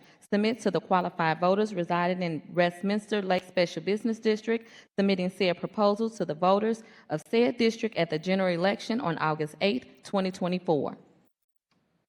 Board Bill 215, sponsored by Alderman Browning, an ordinance amending paragraph G of Section 2 of Ordinance 63479, approved on June 2nd, 1995, and amended by Ordinance Number 69739 in order to extend a period of time for tax years 2025 through 2034, during which the Waterman Lake Special Business District shall be permitted to collect taxes within the boundaries of the district therein established. Submit to the qualified voters residing in the Waterman Lake Special Business District, submitting said proposal to the voters of said district at the general election on August 8, 2024. That's the extent of first reading of board bills. Reference to committee of board bills.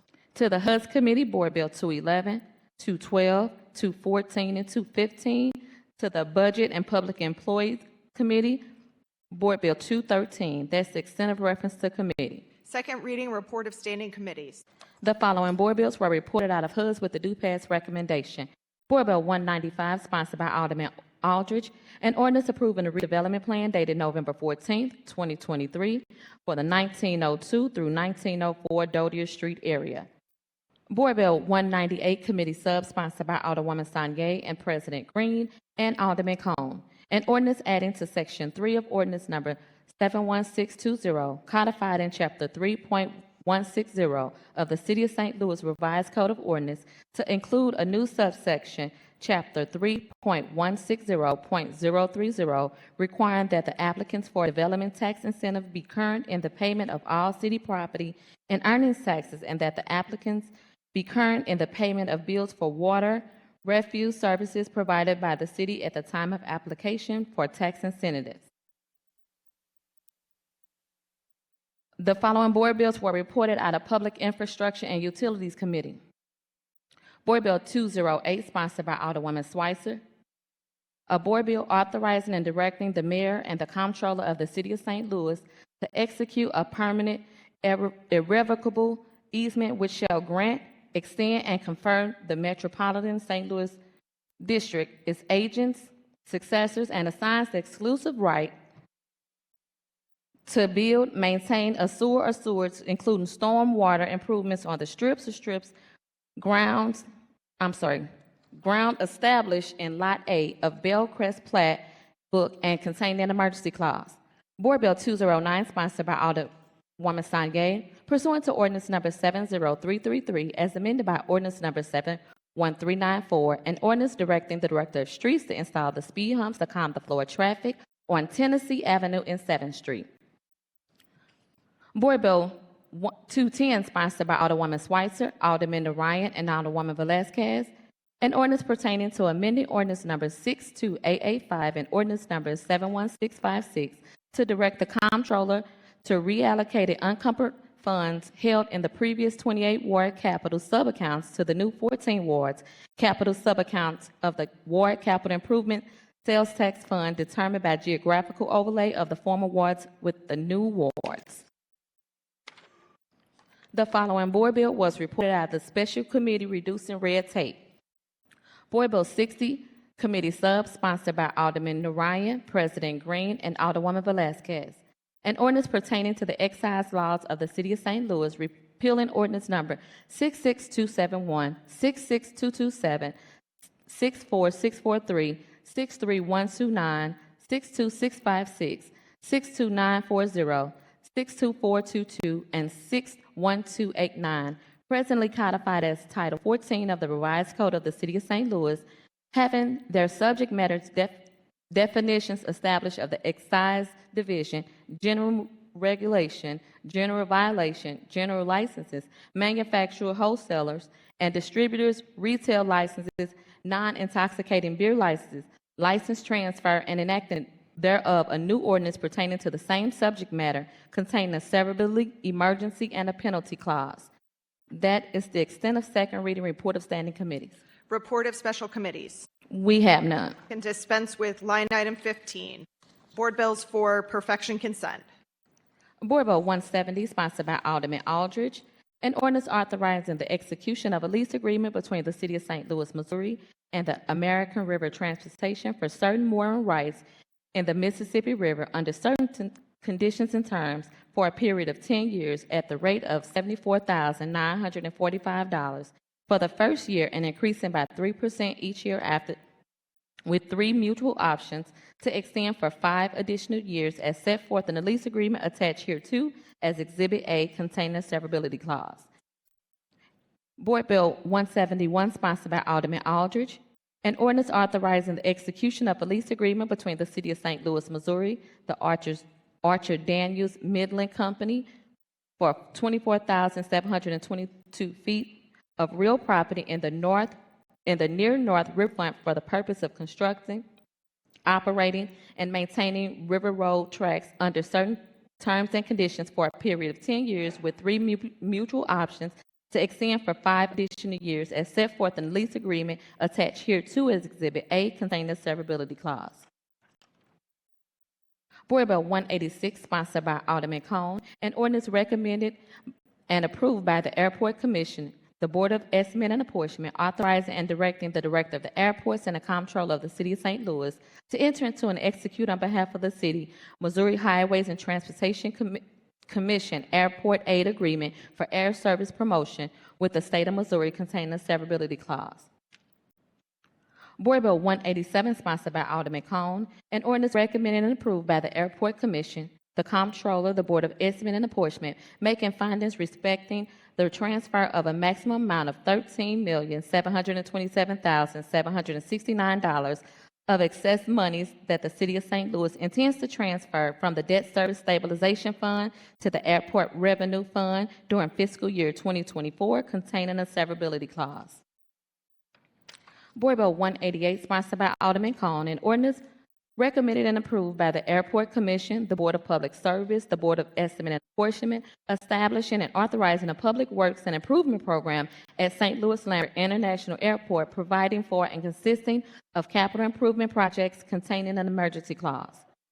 Board Bill 201, sponsored by Alderman Cone, an ordinance recommended and approved by the Airport Commission and the Board of Public Service, authorizing the use of construction management at-risk specialists for public works and improvement projects at St. Louis Lambert International Airport, containing a severability clause. Board Bill 207, sponsored by Alderman Cone, an ordinance recommended by the Board of Estimate and Apportionment, authorizing and directing the issuance, establishment of terms, negotiated sale of airport revenue bonds not to exceed $320 million, containing a severability and emergency clause. Board Bill 196, sponsored by Alderman Vollmer, an ordinance recommended by the Planning Commission on December 13th, 2023, to change the zoning of property as indicated on district map from A, single-family dwelling district, to F, neighborhood commercial district in City Block 4075, so as to include the described parcel of land in City Block 4075 and contain an emergency clause. Board Bill 148, sponsored by Alderwoman Keys, an ordinance directing the Director of Streets to install speed humps pursuant to ordinance number 70333 as amended by ordinance number 71394 to calm the flow of traffic on the 4100 block through the 4600 blocks of Penrose, 41 through the 4600 block of Bessie, 41 through the 4600 blocks of Anderson, 41 through the 4600 blocks of Margaretta, and the 41 through the 4500 blocks of North Taylor Avenue. Board Bill 204, sponsored by Alderwoman Boyd and President Green, an ordinance recommended by the Board of Estimate and Apportionment, authorizing and directing the mayor and the comptroller of the City of St. Louis on behalf of the city to enter into and execute an agreement or agreements with the Missouri Department of Transportation for the receipt of MoDOT Highway Safety Grant funding, appropriating the sum of $60,000, which the city has been awarded as MoDOT Highway Safety Grant for the purpose of implementing a pilot program for driver's education for low-income students enrolled in St. Louis public schools containing an emergency clause. Board Bill 158, sponsored by Alderwoman Tyus, an ordinance prohibiting the issuance or transferring any package or drink liquor license for any currently non-licensed premises within the boundaries of the 12th Ward Liquor Control District as established herein for a period of 4 years from the effective date hereof, containing an exception allowing during the moratorium period for the transfer of existing licenses only under certain circumstances listed below, containing an emergency clause. That is the extent of board bills for perfection consent calendar. Alderwoman from the 12th.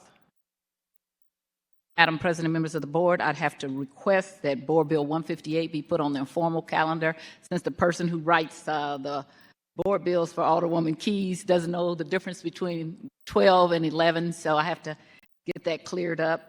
And also 148, we need to move that to the perfection calendar. Madam Clerk, if you could please place Board Bill 148 at the end of the regular perfection calendar. So noted. 148 goes to informal. Sorry, could not hear And you. 158 has to go. And place 158 on the informal calendar. Alderwoman from the 10th, you are recognized on a motion to adopt the board bills for the perfection consent calendar. Thank you, Madam President, members of the board. I move that we adopt the board bills for perfection consent calendar. It's been moved by the Alderwoman from the 10th, seconded by the Alderwoman from the 1st, that we adopt the board bills for the perfection consent calendar. Any discussion? Seeing none, all those in favor signify by saying aye. Opposed? Motion carries. Board bill for perfection. Board Bill 144 as amended, sponsored by Alderman Ryan, an ordinance to amend the firefighters' retirement plan established by Chapter 4.19 of the City of St. Louis Revised Code by amending Sections 4.19.050 and 4.19.060 to allow participants who have completed 30 years of service before obtaining the normal retirement age of 55 years to receive a normal retirement benefit without having those benefits reduced due to age. It will also be grandfathered members with 30 years of service to participant in the drop benefits without the contributions arbitrarily reduced to age.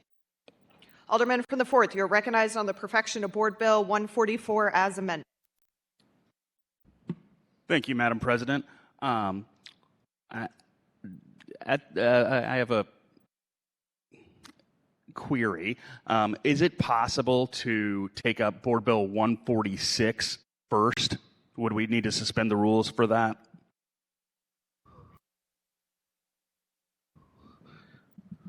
We can do that, right? Yes, we can move the agenda around.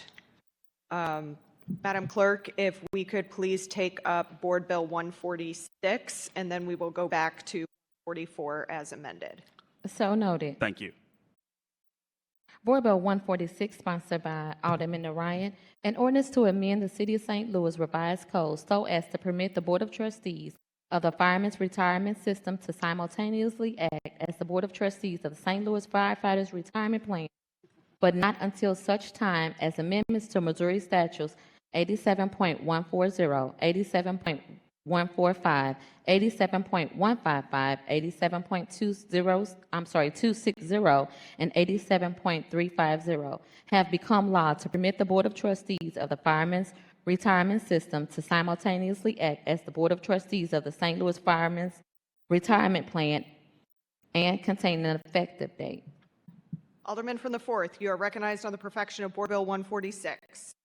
Thank you, Madam President. I move that we perfect Board Bill number 146. Is there a second?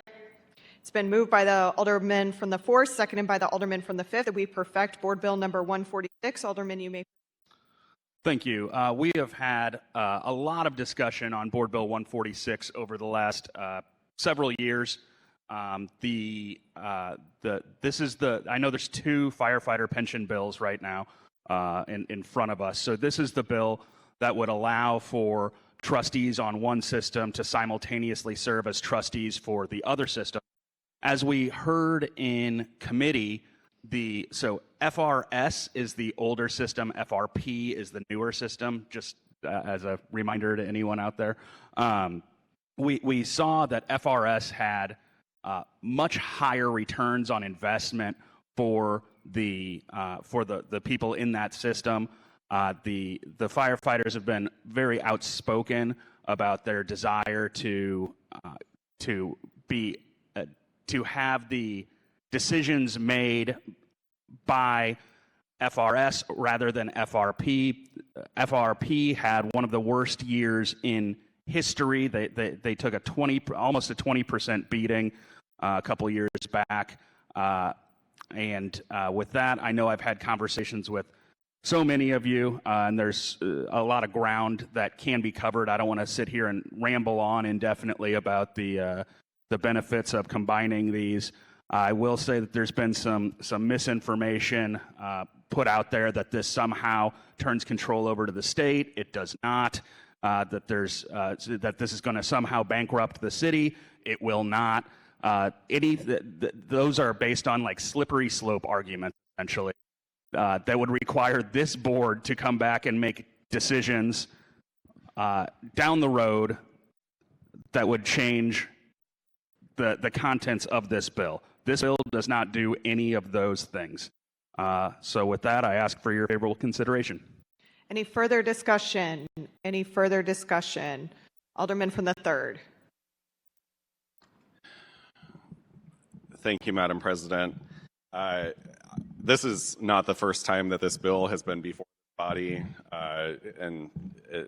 in terms of the restructuring of the firefighter pension systems.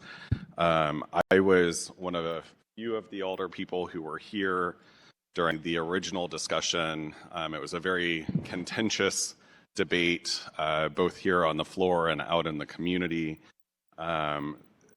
Both these board bills, Board Bill 144, and forgive me, I'm still on crutches this week, but so 144, deals with the extension of benefits with respect to drop plan, and then 146 is the administration of both FRP and FRS, but specifically changing the administration governance structure for FRP, which is the local plan. FRP is something that we fought very hard for here at City Hall back in just coming out of the Great Recession and passed in, I believe, 2013. And these were discussions that we had back then. This is not new. At the time, we did have discussions around the drop benefits and the definitions of grandfathered employees, the effective dates of these. But with respect to Board Bill 146, last session it was introduced by my colleague from, at the time, the then 16th Ward. I believe it was Board Bill number 55, if I'm not mistaken. I know many of you are new, so but many of you served here at the time and had to listen to me on the floor for at length. My foot is not cooperating with me at the moment, so I'm going to try and keep this as brief as I possibly can. But I think with respect to Board Bill 146, my colleague from the 4th Ward references a slippery slope. At the end of the day, the FRS board is underneath state statute. It's defined by state statute. It's not defined under local ordinance. It's not controlled under local ordinance. FRS's board is a fixture of state statute, plain and simple.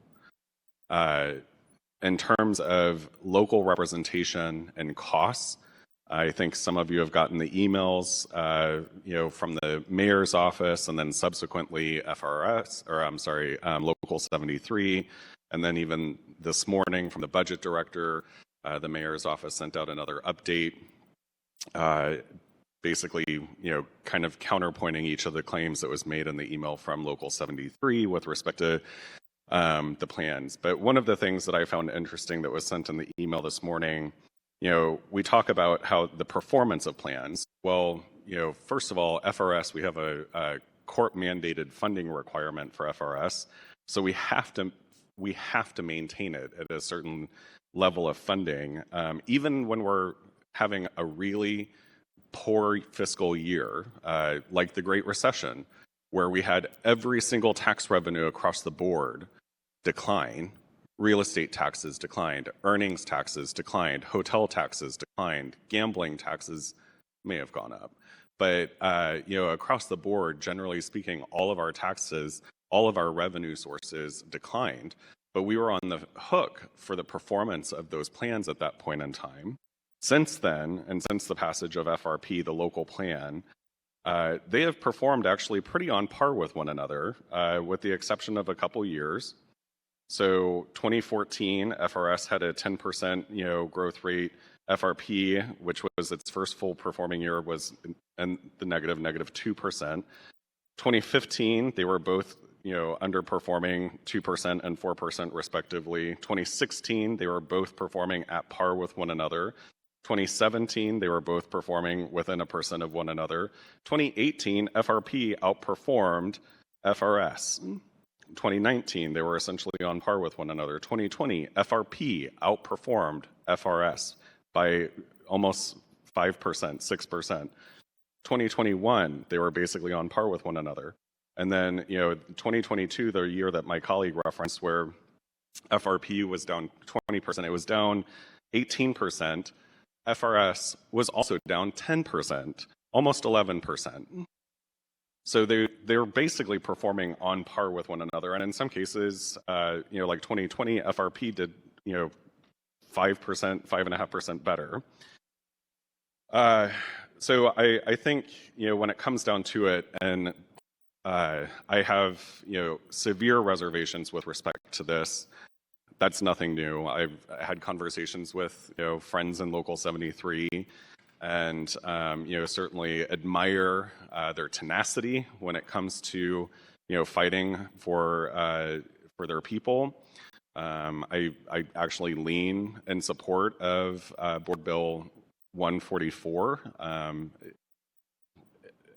depending upon certain provisions that we might have amendments for later, and an actual actuary study that would be conducted with respect to it. But 146 is starting to eliminate that local control that we have over our plans. And just from a pure administration perspective, I find it absolutely backwards that you would have a plan that is retiring, that's been closed out essentially.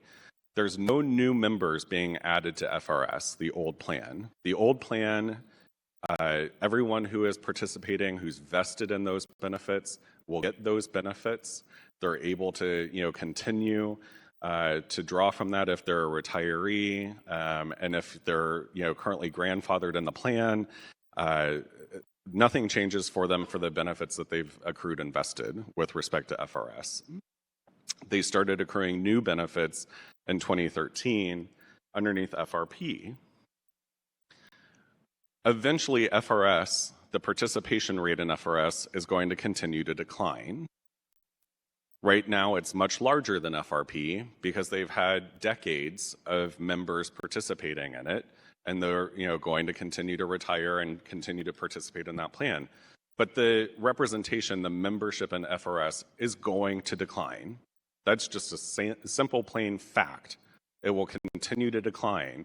And the board that we're talking about in this board bill, the FRS board, will have responsibility over the new plan as well. That makes no sense. Why would we do that? Why would we entrust the new plan and the fiduciary responsibility of that to the old plan's board that's dictated underneath state statute in terms of its composition and in terms of who appoints it?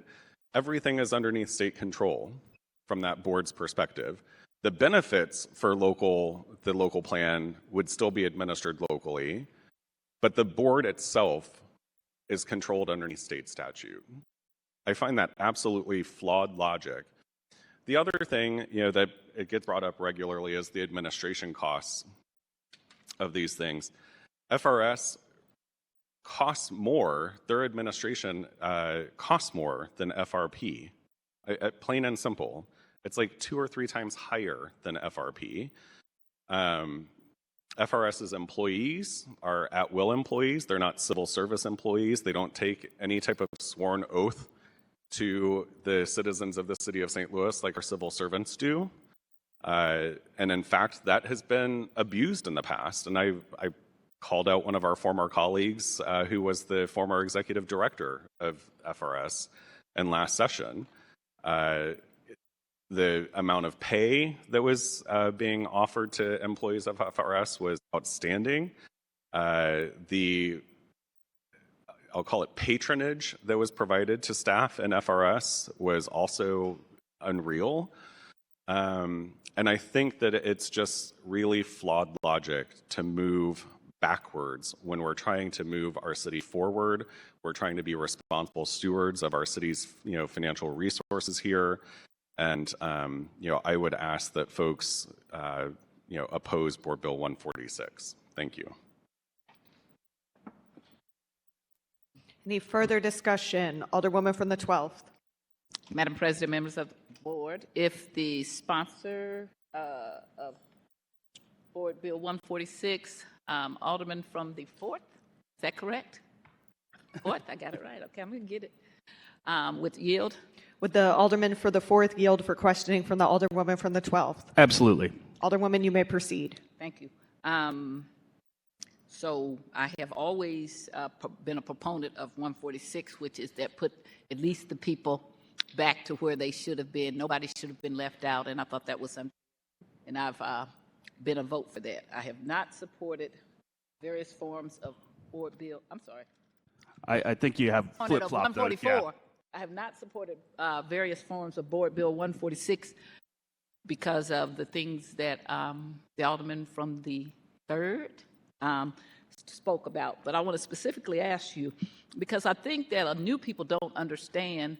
And so the first thing we need to understand is that retirement systems, are they contributed to by the employees? Yes. So the firefighters contribute to their retirement system? So that's as part of their employment, yeah. I'm sorry? As part of their employment, yes. As part of their employment, do they make a physical contribution? Like some people's retirement, they have to actually pay money. It works the same as our retirement funds in that regard. Right. Nobody pays, right? Exactly. So, and also, firefighters, I think, don't receive Social Security. Is that correct? They do not receive Social Security. For police officers, firefighters, postal workers, railway workers, there's a few, some federal employees, there's a few different categories of people that do not pay into Social Security. Right. So we have a plan, us being we the regular employees and not firefighters and police officers that people don't, we have a plan for retirement that is tied to our Social Security. Excuse me, I am incorrect. Correct a statement that I made earlier, which is incorrect. The firefighters do pay 9% of their salary into retirement. They put 9% of their salary into retirement. Yes, ma'am. All right, thank you. Okay, and so do you know when this thing first started out many years ago, do you know what the average contribution was for city employees because we fund this thing for retirement? Do you know what that was? Not off the top of my head. It was $4,400. The average retirement contribution for police officers' retirement system was $12,600. The average retirement contribution for the city for fire retirement system was $48,000. That's a very big discrepancy. $48,000. Can you explain? Can you tell me? And if you can, I'm going to ask the alderman from the third. Can you tell me why there's such a big discrepancy in what we have to put in for retirement? I cannot tell you what the reasoning is there. The alderman from the third, or excuse me, the second, may be able to weigh in on that with some specifics there. I know that he's worked on this basically same piece of legislation for longer than I have, so he has some subject matter expertise. I do not. Right. I understand. Okay.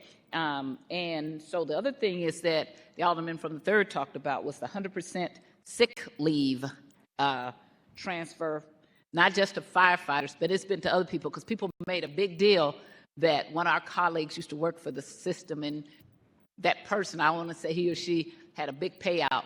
But there have been other people that had big payouts that didn't work for the firefighters. But in this case, there was a very big payout, and I believe that's why that person lost their seat, because that became light, and people in the city did not like that and find that fiscally responsible. So the firefighters also have a 75% disability starting out if they can't do the traditional job of firefighters, and it goes up to 100% if they get hurt on the job. Is that correct? Yes, my understanding is that they do have disability if they're hurt on a call. Okay, and so when we're doing this sick leave, which is 100%, which I'm probably thinking that when I was new, I might have voted for this. I think I did, so I have to take part of this hit. The city has to put up constant contributions for sick leave, even though it's not funded from anything. So you constantly have to be in general revenue putting that money up. And if people don't use it, you got to have it sitting up there in case when people decide to cash out. Is that kind of how it happens? I can't speak to the specifics there, but I'm not sure how this board bill affects that. This is simply allowing for the trustees on one to potentially serve on another. I don't think that we're getting into kind of the meat of with this bill, I don't think we're getting into the meat of the funding of sick And leave. I'll tell you in a minute, okay? I just wanted to Sure. explain for the new people how things work. And but do you know it as a fact that the city has to continually fund the sick leave so that if somebody decides to leave, that you have to have the money sitting there to pay them out? Is that correct? I believe that's correct. Okay, thank you. I have no further questions. So the reason I heard the alderman from the third talking about why would they want to go back, I think the reason that they want to go back is because I don't think that they feel like they've been treated fairly, that they were punished, there was undue harshness in how this was done. When I met with them, and I looked at how other pension systems were set up. They didn't have the same amount of people or contributions so that they could have a say over their pension fund. And that would make people want to fight back and say, that's not fair. If other pension funds have something set up that way, then why can't we have the same thing? And so I think that's what's making them fight. It's because they feel like they've been treated unfairly. And definitely we know it was unfair for certain people to be cut off like that. And that's why we're coming back with Board Bill 144 as amended to fix that, which is what I've been pushing for a long time. Alderman from the third, Madam President, members of the board, if the alderman from the third would Yield, please. The alderman from the 3rd yield to questioning from the alderwoman from the 12th. I will. Thank you. Alderwoman, you may proceed. Thank you very much. Alderman, I was just talking about some numbers about contribution for the city and what we have to fund for retirement. Back when this was first a big fight, back I think in 2012 or so, do those numbers sound familiar to you? They do. The 4,400 for employees, 12,600 for police, and then $48,000 for firemen? Correct. And can you, as a financial person, can you explain to us why there is such a big difference? Because that scares me. Well, I should say I'm not a financial person. I do have a background in human resources and have dealt with pension plans in that capacity. Largely, those contributions from the city and the responsibility of our costs associated with them are largely in part due to the benefits that are provided underneath those plans and how much they cost based off of the actuarial studies that are provided. Okay, so when we and then part of it, sorry, Alderwoman, another part of it is also related to the investments that are made and whether or not those investments grow or lose money. So when we, as the city, and I know the firefighters want to make as much money as they can when they retire. And one of the things they have from, I believe, in our charter is that the police chief and the fire chief have to make the same amount of money. And we have also done that with the firefighters and the police, the same benefits and everything, right? So, but then when you look at the difference in what we pay for the police and the firefighters, then that's out of line. Anything that goes one way has to be equal in the other way. So if you're saying that, then we should be paying no more than $12,600 for the firefighters, not $48,000, going along with the fairness issue, right? Isn't that right? I agree. And the other employee category that you mentioned there are city employees. The employee retirement plan is... it does not have the lucrative, benefits that, we afford to some of the other employees in city government.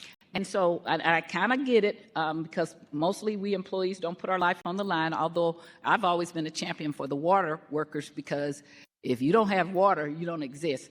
So I don't want you to stand up because I know you're having a problem.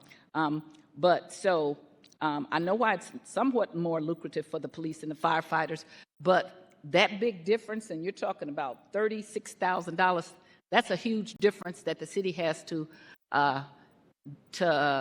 find a way to fund over the years. Is that correct? That's correct. I'm happy to stand, Alderwoman. I think that this is an important issue that needs to be discussed. So if you have more questions, I am happy to entertain them. Oh, no. So I was just going to say, and then this whole 100% sick leave thing that we have going on. And I do kind of remember back when I was new, we kind of okayed that because we didn't understand the consequences of what it was. But now we've seen that to be something that's an albatross around our neck. And maybe it's something that needs to be revisited. Nobody likes anything to be taken away from them. But a lot of companies, if you've been in personnel, you use it or you lose it. You can't just decide not to take any and then leave many years later and you get $500,000 payouts or $600,000 payouts. That's a large amount. Is that right? Yeah, it's correct. And we have amended some of the sick leave policies and practices of the past. But these are programs and benefits that should be revisited every year, frankly, to have discussions openly, publicly about the types of benefits that we're affording to our city employees. City government does its best and does, I think, a good job at providing health and welfare benefits and retirement benefits to our employees. And sometimes that's not what new hires or recruits are looking for in today's market. But ultimately, they really do try their best to keep our health and welfare benefit costs low and provide some pretty generous retirement benefits for our city employees. At one point, I was the chair of public employees. I had never been on public employees, but I had to learn it. I am a really supporter of people who work for a living, getting benefits.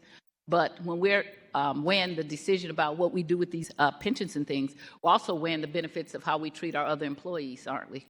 We should, absolutely. So one of the things that I have constantly been lobbied against by other employees and other unions is that this was not a good idea to do this because it would affect how they could get their pensions. And it's only so much money going around. And if you put all the money in your oldest child, your younger child come along and say, what happened to me? You got all the scholarship fund, all the funds to pay for college insurance, college for them, and then there's nothing left for me. Is that kind of how it works? I had not thought of that analogy before, but that's a pretty good analogy. Okay, and so I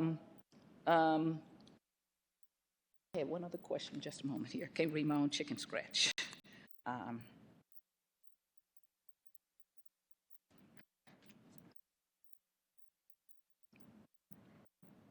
And so is it true that the city has to constantly, because of the sick leaves, is it true that we have to constantly put money in, even though we don't know if it's going to be taken or not, to keep it available so that when they get ready to take it, it's there? Sick leave or pensions? So either one. Well, pensions are a defined benefit program, and so you have to base funding requirements off of the actuarial studies provided on a regular basis. And so those, undertake an evaluation of current plan participants, future hiring practices, the cost of benefits. All of those things get taken into consideration for actuarial benefits. For sick leave, the city did have a policy that allowed for continuous accrual.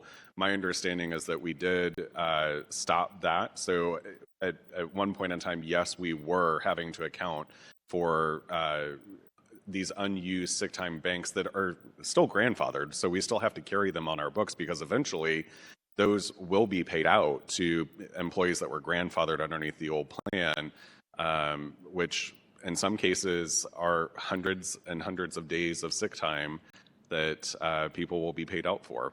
And it also, if you have that kind of situation, it encourages people not to take their sick leave, even if they are sick and they either come to work sick or maybe they fudge what they did, and so you end up paying out a lot of money that you're not quite sure of.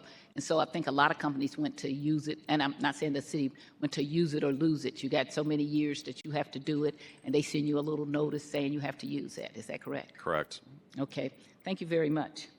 I've been one of the people that has, as I said before, supported what's in Board Bill 144 as amended. I did not support any change of the rest of it because I don't think it makes financial sense either. I also was lobbied by a lot of other unions that said, what about us? Even the black firefighters have not been a supporter of it, which I have a lot of them that live in my ward, and so they are directly affected by what we do. And I've tried to learn as much as I can about this system. I do not find that Board Bill 146 is in the best interest of the entire city. If we're going to keep in keeping with being even with the police, then there's no way we can change anything that's going on. And I know you might be upset about saying, well, we want to have more control of our own pension board. And I've made some suggestions about how that should happen, but this is not the way my suggestions were. So I don't agree with it. I don't agree with sending it back to trying to be, even if it's not going to be under state control. I do agree that they should have more people on their pension board. That has been one of the things that I have said, and I would support that. But I will not be supporting Board Bill 146, especially as I've learned more about the cost in relationship for the fire retirement system to the police retirement system, because that was 12 years ago. And so the costs have gone nothing but up. And I would ask other people here to really think about that we do support the firefighters, but that we also have other unions and employees that we have to support and be fair to. Thank you. Alderman from the 3rd. Thank you, Madam President. I just want to just kind of comment on the last remark from my colleague from the 12th Ward. If this is a matter of the composition of the board, we can change that under FRP. FRP is a local plan. So if the issue is representation or the composition of the board, then let's change the composition of the board. Let's not just revert back to the old board. Let's have an active discussion of how FRP's board should look like, who should be on there, what we should be having those discussions. But because that's a local board that's controlled under local ordinance. FRS's board is established underneath state statute. So just to kind of reiterate my colleague from the 12th Ward, we do have that control over FRP, and we can have that discussion. Thank you. Any further discussion? Alderwoman from the 7th. Thank you, Madam President, members of the board. I want to thank, the firefighters for being such active, such active participants. I know you guys provided space just for us to come in and get education on the topic and learn. I want to thank many of my colleagues who have taken my questions. I will just, I totally believe in transparent leadership, and I have learned so much about retirement systems and did not quite know that would be a part of what we would do as alders. I think this is such a big change, and from some of my observations, I think that part of why we are where we are is because communication amongst leaders has not been the best. And so it's been difficult just to even ask some of my questions and get some of the things that I've been seeking because of lack of communication in that regard. My inquiry, I don't know if it's better for the Alderman for the 4th or the Alderman from the 2nd, but it is just a question. I just would like to follow up and ask about, for a response to local control. For me, I'm opposed to anything that threatens local control. I would not trust Missouri with anything else than I have to. So I would love to get a response, and whoever is better suited to respond to that. Would the Alderman from the 4th yield to questioning from the Alderwoman from the 7th? Sure. Alderwoman may proceed. So in regards to local control, we've had local control discussions on this and many other things, and you and I have spoken about local control when it comes to policing. I'm a big proponent of local control. I would not do something that handed away local control. Board Bill 146, there's nothing in it that takes away local control. The Board of Aldermen and the Mayor's Office have the sole authority to change benefits under this that pertain to Chapter 419. The state doesn't have oversight of 419 like it does in Chapter 87. This does not revert back to an old system, as has been stated. This simply allows an individual to serve as a trustee on one board and a trustee on another board, which will enable savings when it comes to actuaries, accounting, just basic administrative costs. There's a lot of talk about that this bill is doing things that it simply doesn't. If you actually read the four corners of the bill, read inside of it, there's nothing there handing over control to anyone. I hear you, Alderman. I did, again, this is all very complicated and nuanced, but I did do some reading into Chapter 4.18 and some of the RFS language. And I did see some things in there to me that might indicate that it would then be under state control. I just want to be sure. Sure. So there may be some things under existing ordinance. I'm not changing anything to hand off any more control to the state. Okay. Can I make an inquiry of the Alderman from the 3rd? The Alderman from the 3rd yield to questioning from the Alderwoman from the 7th. Alderwoman, you may proceed. Thank you, Alderman Cone. I saw you getting up to respond. Actually, I was getting up to make another remark. I'd be happy to respond because it was actually going to be somewhat of a response. So I would ask the Alderman from the 4th who underneath FRS's board, who defines that board? Is it a local ordinance or is it state statute? FRS is defined underneath state statute. Can we, as alderpersons, change the composition of FRS? at any point in time. No, we cannot. FRS and their board is defined underneath state statute. The alderman from the 4th was also talking about there is a very distinct difference between benefits and administration with pension systems. I have been very clear, this will not change FRP in terms of its benefit structure and the local control that we have over those benefits that are provided. But what it does do is change the administration of that plan to a board that's defined underneath state statute. And that board is responsible for the investment strategies. That board doesn't have any responsibilities for conflicts of interest.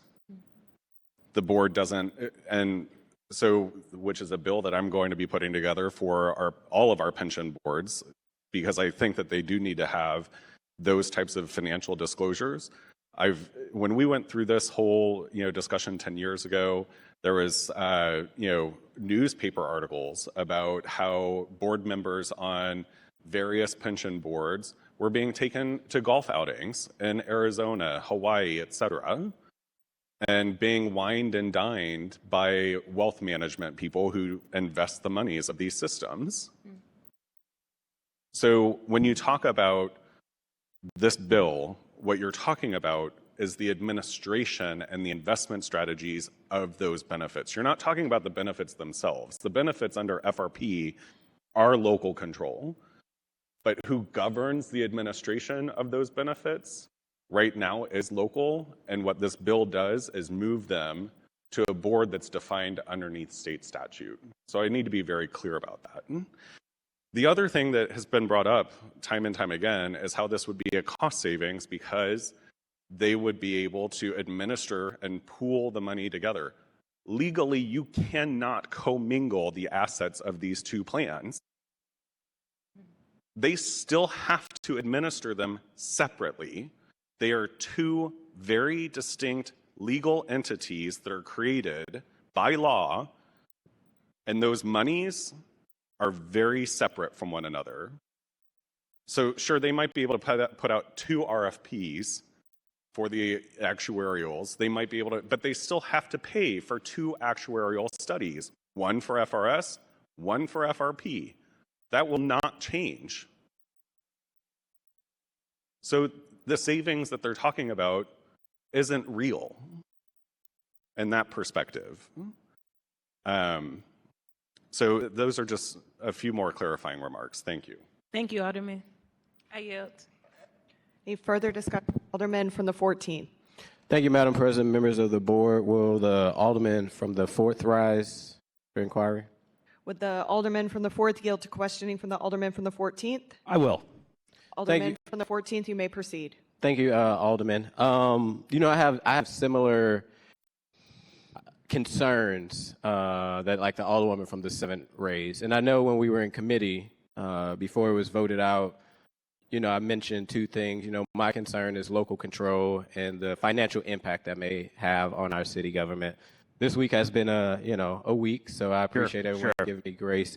But since then we haven't talked about it, and for me, I've just seen emails kind of back and forth. So when it comes to the local control part, because being in Jeff City, I did read the state statute that the mayor's office referenced, which some can say it does, some can say it doesn't. I guess my question to you is, because we always rely on our city councilor, have you talked to the city councilor on this, I guess, section that most people continue to kind of have heartburn with, to know legally if this will take away the control here in the city of St. Louis? Sure. So on that front, yes, I have talked with the city councilor. I've seen the city councilor's opinion. But I think it's important to note that's not new language, and I'm not adding that in. That exists. And I guess you can't say too much from word from what the city councilor said, but when you got that opinion, did she sway one way or another that this would take away local control, or that the state statute? There wasn't really an opinion that I saw, like a drafted, here is why I think this. It was a statement that, frankly, I and many other attorneys simply disagree with. Okay. Great thing. I'm not an attorney. I know we got two at the board. You know, y'all attorneys, one would say this, one say that, you know, but That's how we make our money. We got to disagree with each other. If we Yeah. all agree. So from the, I guess from the city, what you're saying though, from the city councilor in that she agreed that this would take away local control. From the statement. There was just an assertion that it would, not backed by any opining. Okay. Okay. Thank you. I'm done with you, Alderman. All right. Not like I end the inquiry. Not I'm done with you. You know, I also want to echo. You know, I appreciate the firefighters actually did a great job with bringing us in, especially for the new alders. This clearly has been going on before our time, but also there's a lot of political history behind it. You know, I would just echo again, you know, I'm not against this piece of legislation. I just want to make sure I do the right thing when it comes to who would actually control the board, and would just love to continue to have those conversations with the firefighters and also the alderperson as I requested a few weeks ago. But I also appreciate you guys giving me grace this week. So thank you. Any further discussion? Any further discussion? Alderwoman from the 7th.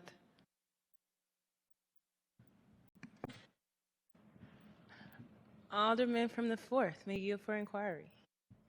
Alderman from the 4th, will you yield for questioning from the Alderwoman from the 7th? Sure thing. Alderwoman, you may proceed. Thank you. Okay, so there's a specific part that I just want to ask about in the bill.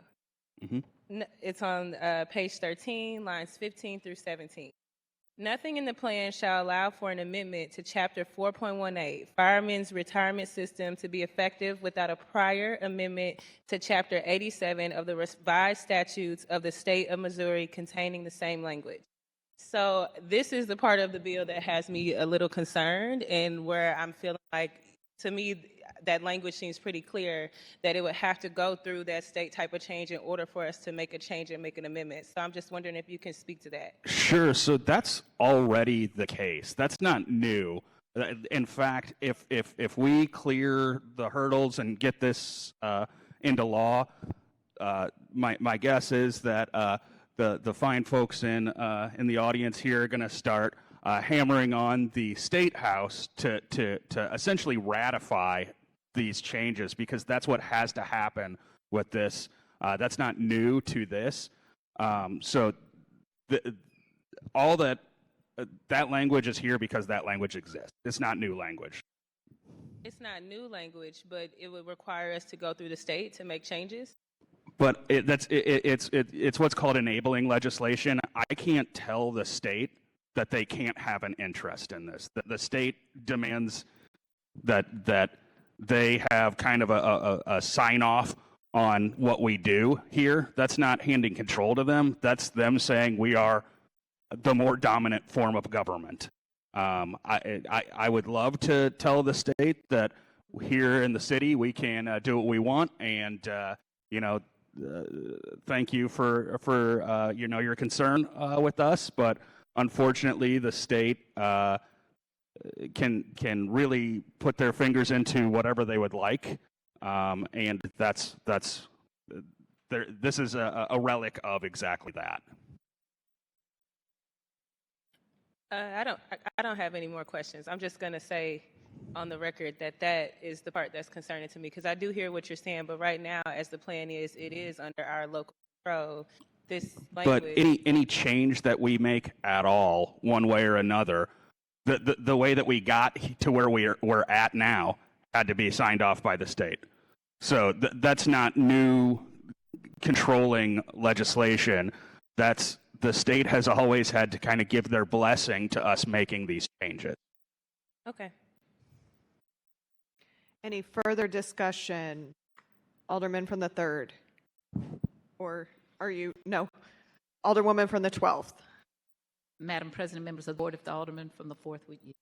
Would the alderman from the 4th yield to questioning from the alderwoman from the 12th? Already told you. Alderman from the 4th, would you yield to questioning from the alderwoman from the 12th? Yes. Alderwoman, you may proceed. Alderman, you just told the Alderman from the 7th that that was the state's enabling legislation. That's why we had to go back, right? Because Yes. that's the way they wrote it. Yes.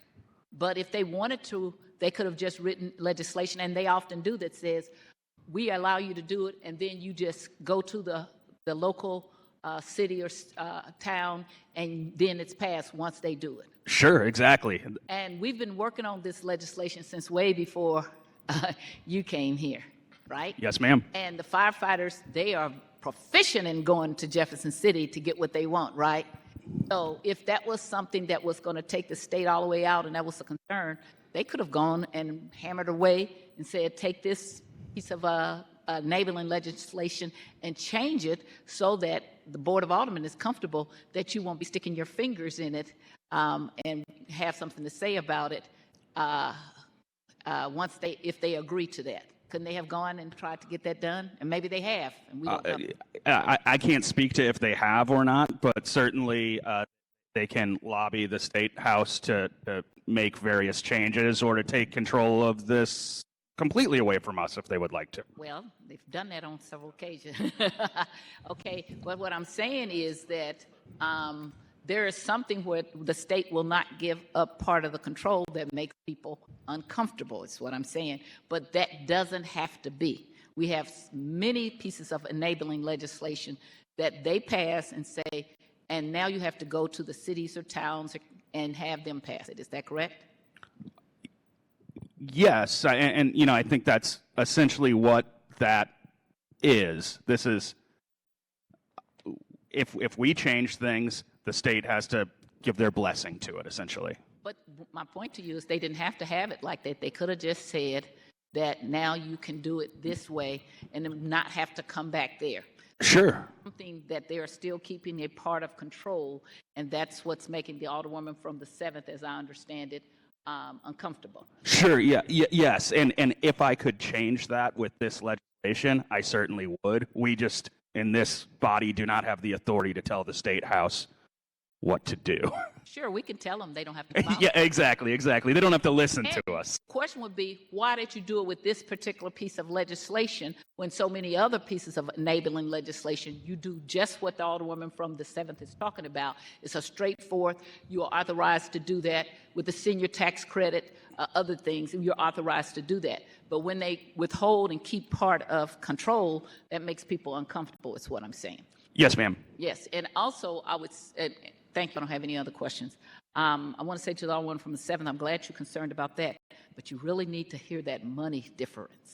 That is a big thing. Because we okayed, I'm saying that when I was the new alderperson, we okayed 100% sick leave. We never envisioned people then getting $500,000 payouts and $600,000 payouts. That's an unintended consequence of trying to be for a worker. When you're looking at the numbers, the difference between the police officers and the firefighters for a pension plan, that's something we have to look at as a whole Board of Aldermen, and how does that affect the other people? I know you get to have your own concerns, but that money is a big concern for me, and it's why I've always hammered home, make everybody whole, the 20, 30 people that would treat it unfairly, but I've always pulled back, and it's why other people, and if you talk to other unions, none of them are saying I'm for this. If you talk to black firefighters who are directly, they're not for this, and there's a reason, because there's a cost to pay if you do this. Now, I still support the firefighters union getting people on the board, and then they can have more say. But the Alderman from the 3rd is correct in that in a few years, this is going to just peter out, because it won't be any people, but very few people getting that money, and this will be set up. And so I think that their better bet is to get more of their people on that pension plan and make the decisions. Thank you. Any further discussion? Any further discussion? Alderman from the 4th, you are recognized to close. Thank you, Madam President. Members of the board, I think we've had robust discussion on this today. I think it's important to note that there are systems that have even combined, which is not what this does, and have been successful for over 70 years. There was a school where the teachers actually folded in with all the way down to the janitors to enable one system to work effectively for everyone there. This doesn't do that, though. What this does is just allows a trustee to serve on both boards. Doesn't require them to serve on both boards. It allows them to. We've heard a lot of slippery slope arguments, a lot of concerns about what may happen. And if this board decides to come back and tinker with this bill in a way that has huge cost implications, that's on the people sitting in these desks in the future, whether it's any of us or whether it's other individuals. This is a very simple piece of legislation that just allows for trustees to serve on more than one board. That's what's at the heart of this. I know that the concerns about local control, I hear that, I understand that. I wish that we in this room were entirely in charge of everything inside the confines of the city of St. Louis. We are not, but we have to live with that, and we have to do what we can to recruit and maintain a vibrant workforce, including our first responders. And I think part of any working person out there, part of their thought process as they hit their, we'll say, late 30s or 40s and start thinking about, oh, I'm getting older and I need to start thinking about what things might look like when I'm 70 or 80.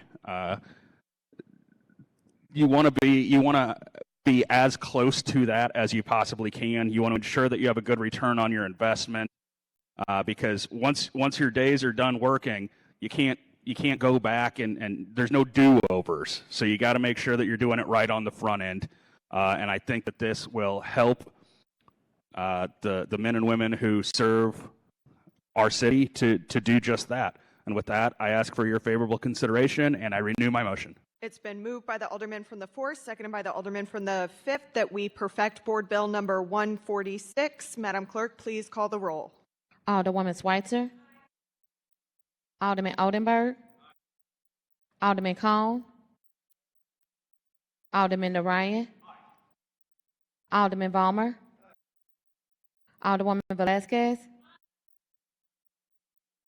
Alderwoman Sanye. Alderwoman Spencer. Alderman Browning. Alderwoman Clark Hubbard. Alderwoman Keys. Alderwoman Tyus. Alderwoman Boyd. Alderman Aldridge. President Green. Aye.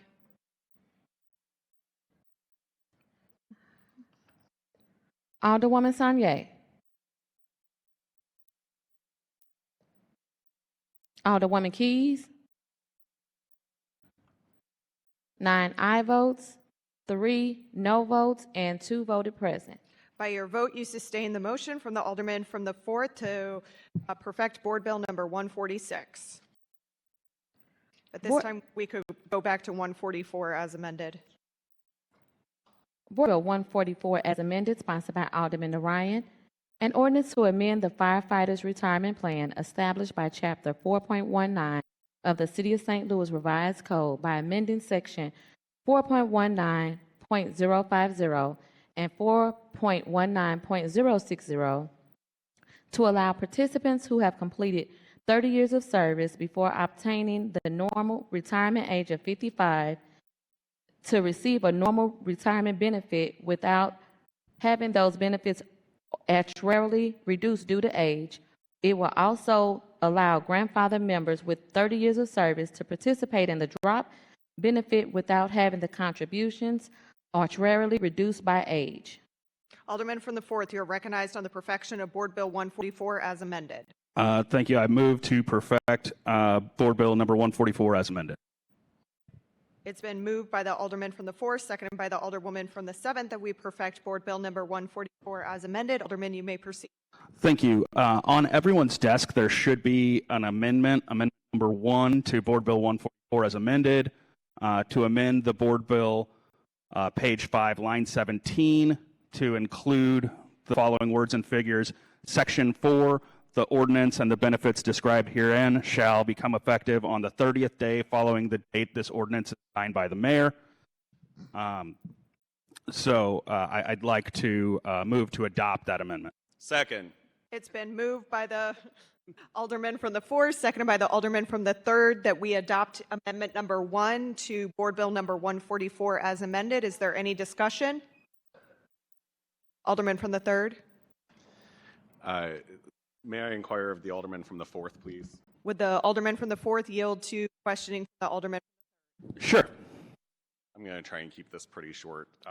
Can you just clarify for us why the amendment is being offered? Sure. The amendment was offered to ensure that there was not, to address a concern that there would be some retroactive benefits that went further than the 38 firemen who are firefighters, who are affected by the gap in between the 30 years of service and the age of 55. There was some legal wrangling with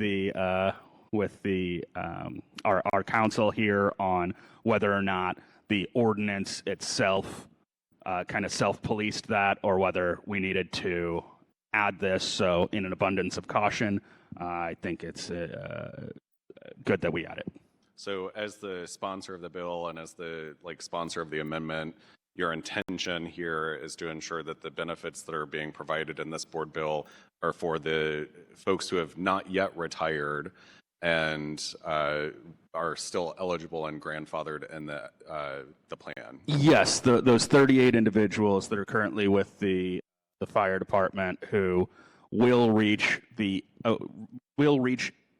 30 years of service prior to age 55.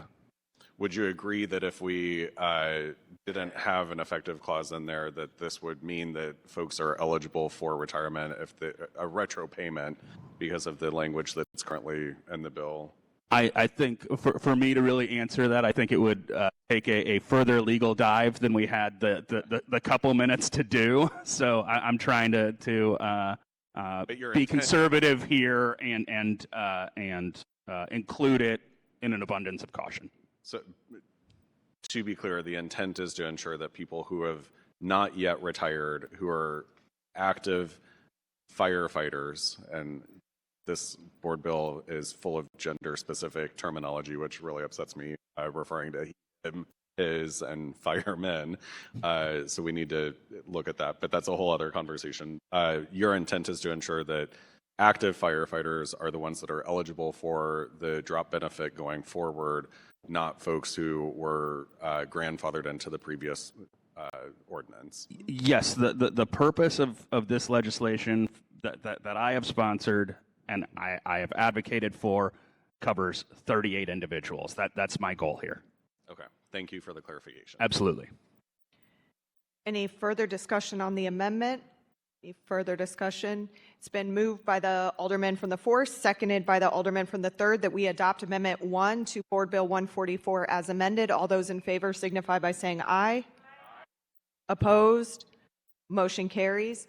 Alderman, you may proceed with Board Bill 144 as amended. Thank you, Madam President, members of the board. I know that I've spoken with many of you about this bill. We had a good discussion in committee about it. Again, for me, this bill is about fundamental fairness.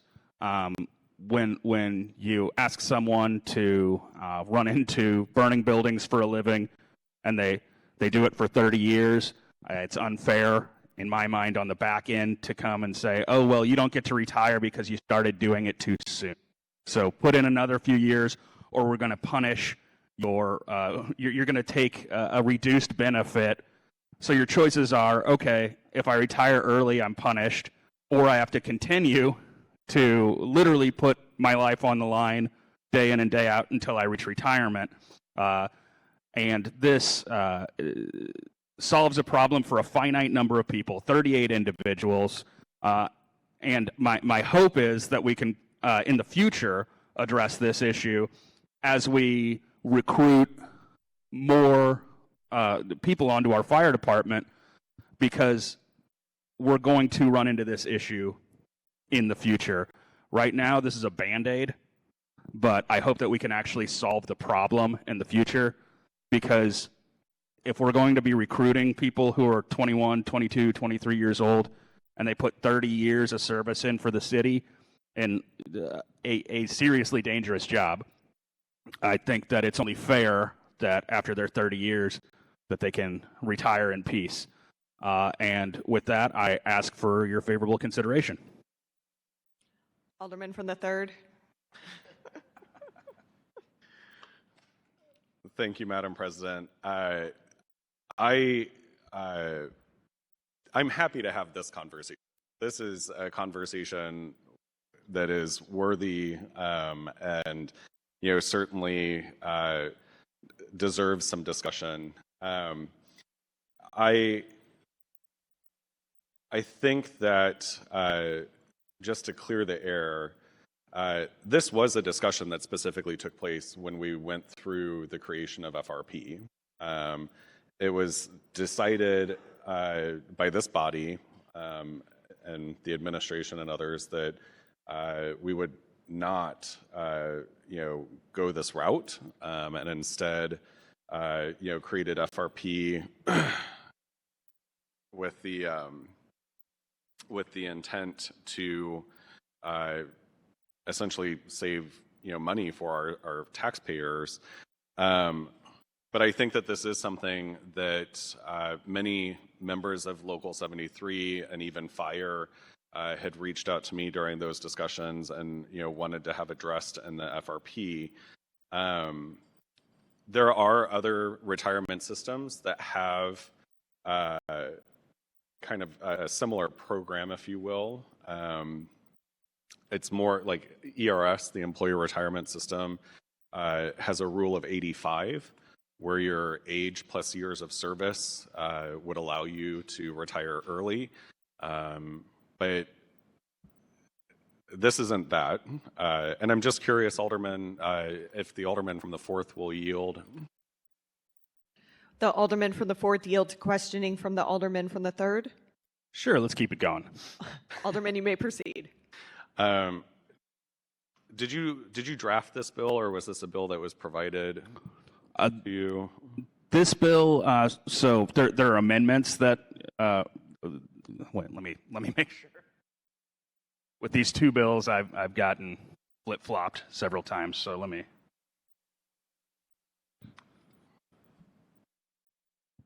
So there were amendments that were drafted, but as a whole, the bill was something that was worked on by others, and then you tinker with it before you file it.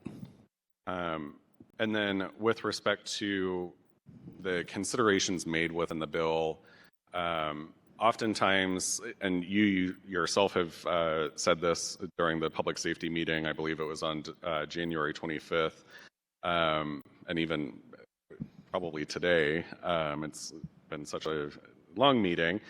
The intent of this is to ensure that firefighters who have served 30 years, that have been actively running into burning buildings, et cetera, responding to EMS calls. I think some of the folks that were here for resolutions earlier may have referred to that as well.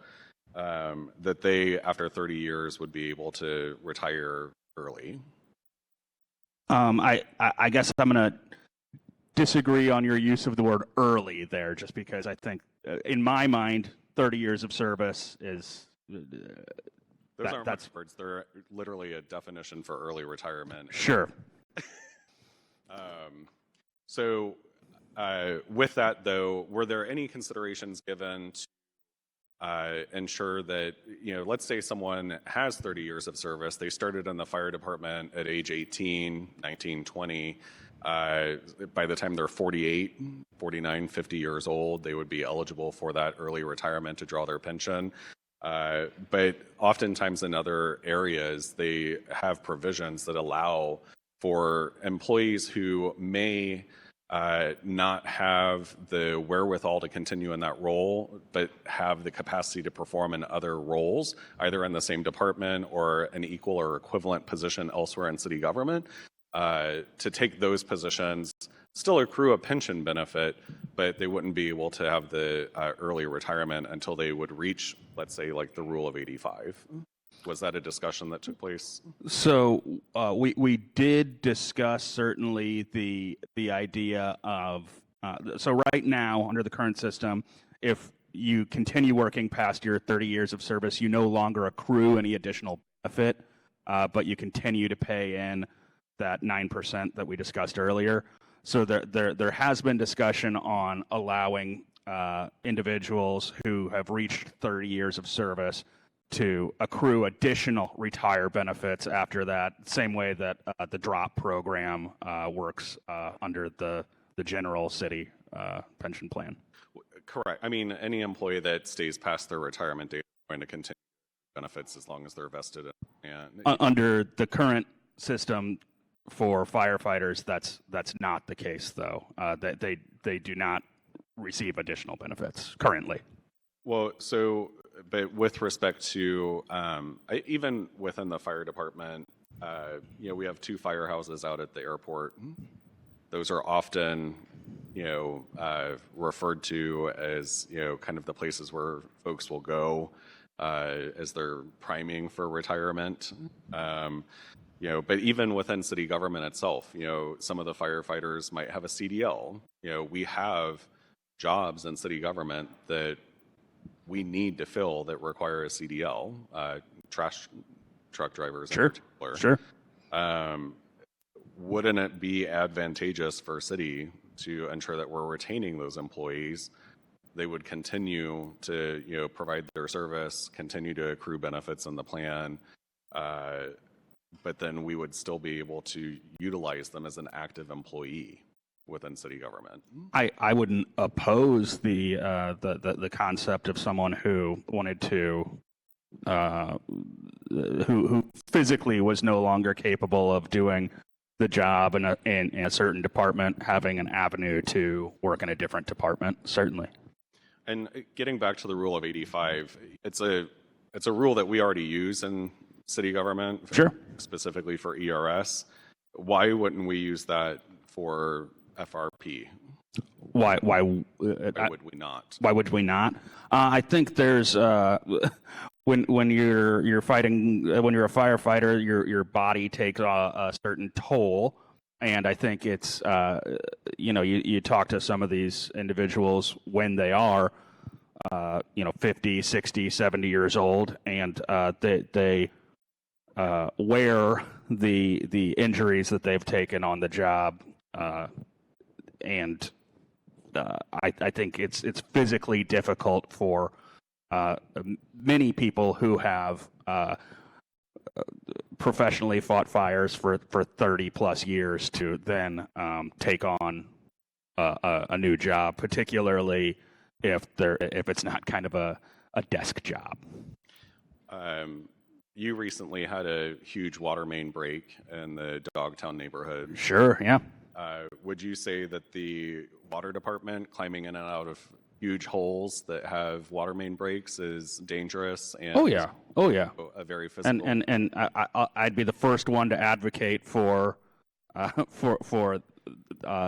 changes to retirement, for forestry, for the water division.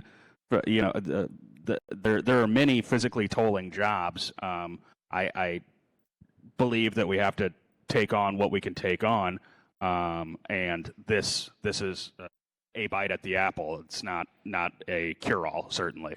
So, but we haven't had, to my knowledge, I can't recall a board bill extending benefits or redefining benefits for ERS in ages. I'd love to work with you on one. So I think, the mayor sent out an email yesterday or the day before, I can't recall specifically which, but it did state concerns with respect to the costs and the actuarial, and I believe even Paul Payne, the budget director, appeared before your committee. It was either the February meeting or it was the January meeting, actually. I believe so, yeah. The last meeting, these were discussed at most maybe 20 minutes before being passed out, so most of the presentations happened at the chief. So the budget director even said that, without an actuarial study, we shouldn't be passing this. And the mayor's email essentially said the same thing, that she would be supportive of it depending upon the actuarial study that would come before us. Have you had any conversations since that January meeting with the budget director? I have, and in fact, I went back and looked at the minutes of FRS regarding a cost study on this. They discussed having a cost study on it and chose not to. This is a conversation that's been going on for quite some time.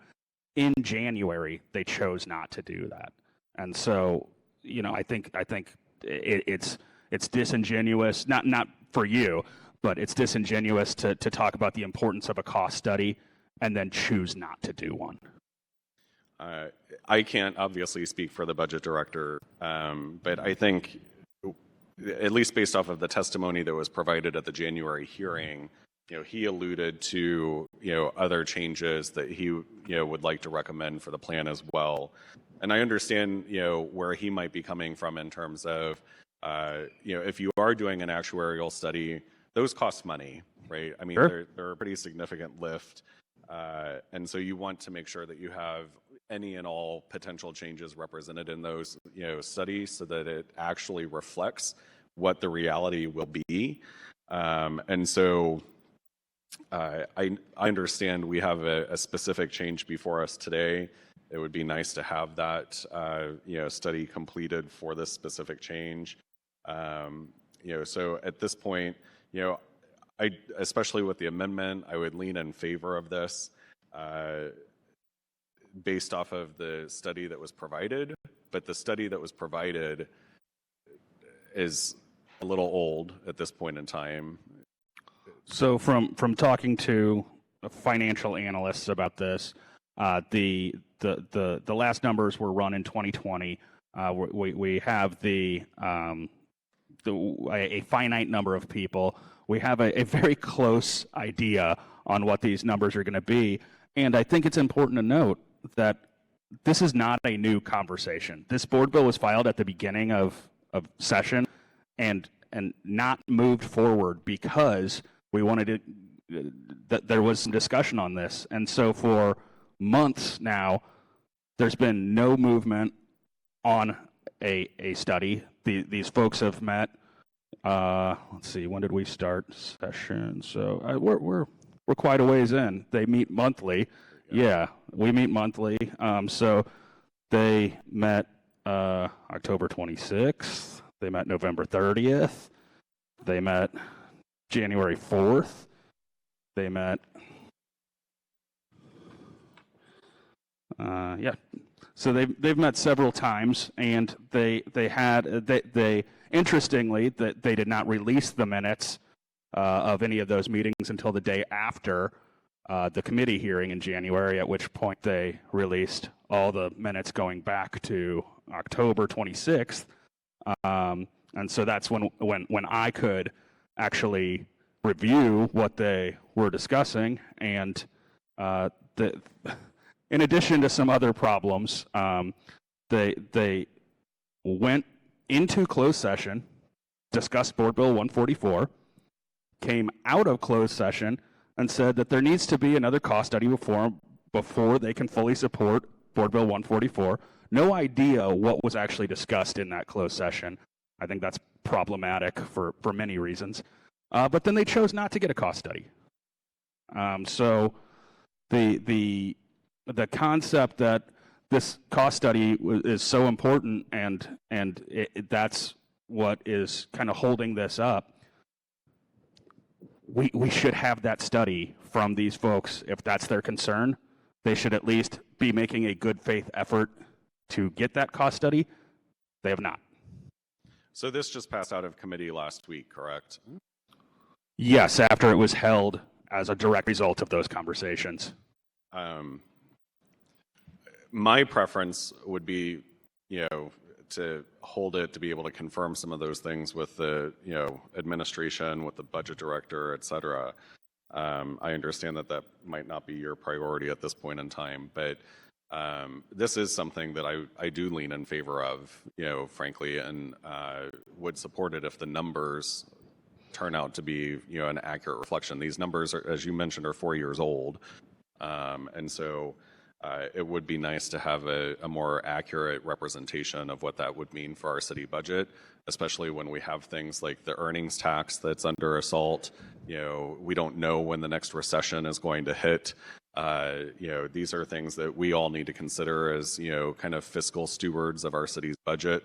And so I would, that would be my ask of you as the sponsor of the bill. Again, I realize that that might not be your priority, but this is something that I would lean in favor of supporting and would just want to make sure that we confirm those things. And I do appreciate you making the amendment earlier for that. Sure.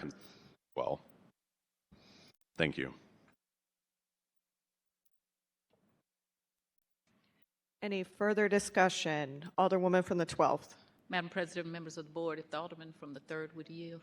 The alderman from the 4th yield to questioning from the alderwoman from the 3rd from the alderwoman right from now, the 12th. It's a ping pong game today between the two of them. My dogs are starting to bark, but yes, I will. Okay. Well, see, I told you I wouldn't have standing up there. You said I can stand. Hit the floor. I will. I'll continue to do. Okay, Alderman. So I guess, because I came back down here in 13 and 12 had already happened, so I didn't go through it. But I always find it unfair when people treat certain people unfairly. So any of the people sitting up there know I have always said that you should make the people whole.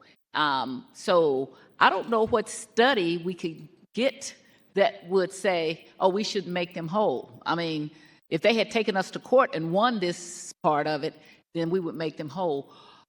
If it costs money, and it will, shouldn't we dig into our $250 million of RAMS money that is unencumbered? And shouldn't we find a way to make these people whole? Would you want to be one of those 38 people where everybody else had gotten a certain benefit? And I don't know, maybe I missed, it seems arbitrarily. How did it happen that you all made that decision? You said because you decided that. How was the decision made to leave those 38 people out? So I didn't make the decision. Okay, well, not Legislative you all. body, just to be clear. And so, and that was, in consultation. This was again before the Public Safety Committee at the time. I think I'm going back into my memory banks here. I think that Alderman Greg Carter was the chair of the committee at that point in time. Right. He was juggling a lot between the administration and the firefighter union, and also the Black Firefighter Union. And trying to balance that with also our city's budget at the time, and this was where things landed in terms of the support.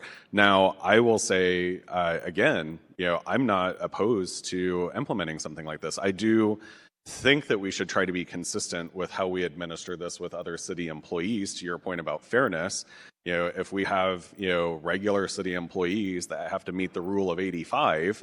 Which is 30 years plus age of service. So if you start when you're let's say 20 years old, 20 years plus I'm trying to do the math in my head here. So if you did 30 years, they would be 48 years old. 48 plus 30 is 78, so they wouldn't make the rule of 85 at that point. But I think that we just need to be fair to all the city employees and be consistent with how we're also treating folks as well. And I agree with you, except for that we made such a huge change with what was going on in 2012 that if you're going to make that big a change, it's going back to my kids again. You do all your kids, and then you tell the last two kids, you don't get this benefit, okay? So for me, even with the cost of the money, we had done a significant change. We were saving money. We're doing a different thing, but you don't leave 38 people out there, or I thought it was only 20 something, but now it's 38. What kind of a, my question is, how much could it cost? What was the report of how much it would cost the city? The report that was attached in the fiscal note from 2020, I think, was 1.7 million. 1.7? But that was also, I think, underrepresented because the amendment that we added, I think, would have probably allowed for retro benefits, which, of course, would cost a heck of a lot more than just the 38 folks that are currently eligible for retirement. But I think that with the 38, the plan or the fiscal note says, which again is from 2020, I think it was like 1.7 million. And so 1.7 million to make them whole to what the other people had got. But to be clear, it's 1.7 million every year until they and their dependents pass. But I've been down here. We give $300 million to the convention center without blinking. We built before all of you all, we built a convention center / Rams stadium that I voted no on, that allowed for a big old loophole that if we didn't fix up the stadium to be 20 years into the future, that we would allow them to leave. And that's why they're the LA Rams or the California Rams. So we do invest in our people. So I guess I'm splitting and saying that I think that the other bill was not good for the city, but this is a fairness bill for me. And so to address those 38 people is not something that's unduly unfair. As I said, we gave the convention center, after we paid off the Rams Stadium, we took the entire amount for 40 years and gave it right back to them. I advocated, why don't we take some of that money off that we might use it? Then we gave the convention center another $30 million. Now they're advocating for another $10 or $20 million. So when I look at it like that, it's fair that the people be made whole. And I really would like to add my name to the bill because I have advocated and think that's fair. And if you please make me a response, I would appreciate it. Madam Clerk, if you could please add the Alderwoman from the 12th as a co-sponsor. Is there any further discussion? Any further discussion? Then it has been moved by the Alderman from the 4th, seconded by the Alderwoman from the 7th, that we perfect Board Bill number 144 as amended. Madam Clerk, please call the roll. Alderwoman Schweitzer. Alderman Oldenburg. Alderman Cone. Alderman Narayan. Alderman Valmer. Alderwoman Velazquez. Alderwoman Sanye. Alderwoman Spencer. Alderman Browning. Alderwoman Clark Hubbard. Alderwoman Keys. Alderwoman Tyus. Alderwoman Boyd. Alderman Aldridge. President Green. Aye. Alderman Cone. Aye. 15 aye votes. By your vote, you sustain the motion from the Alderman from the 4th to perfect Board Bill number 144 as amended.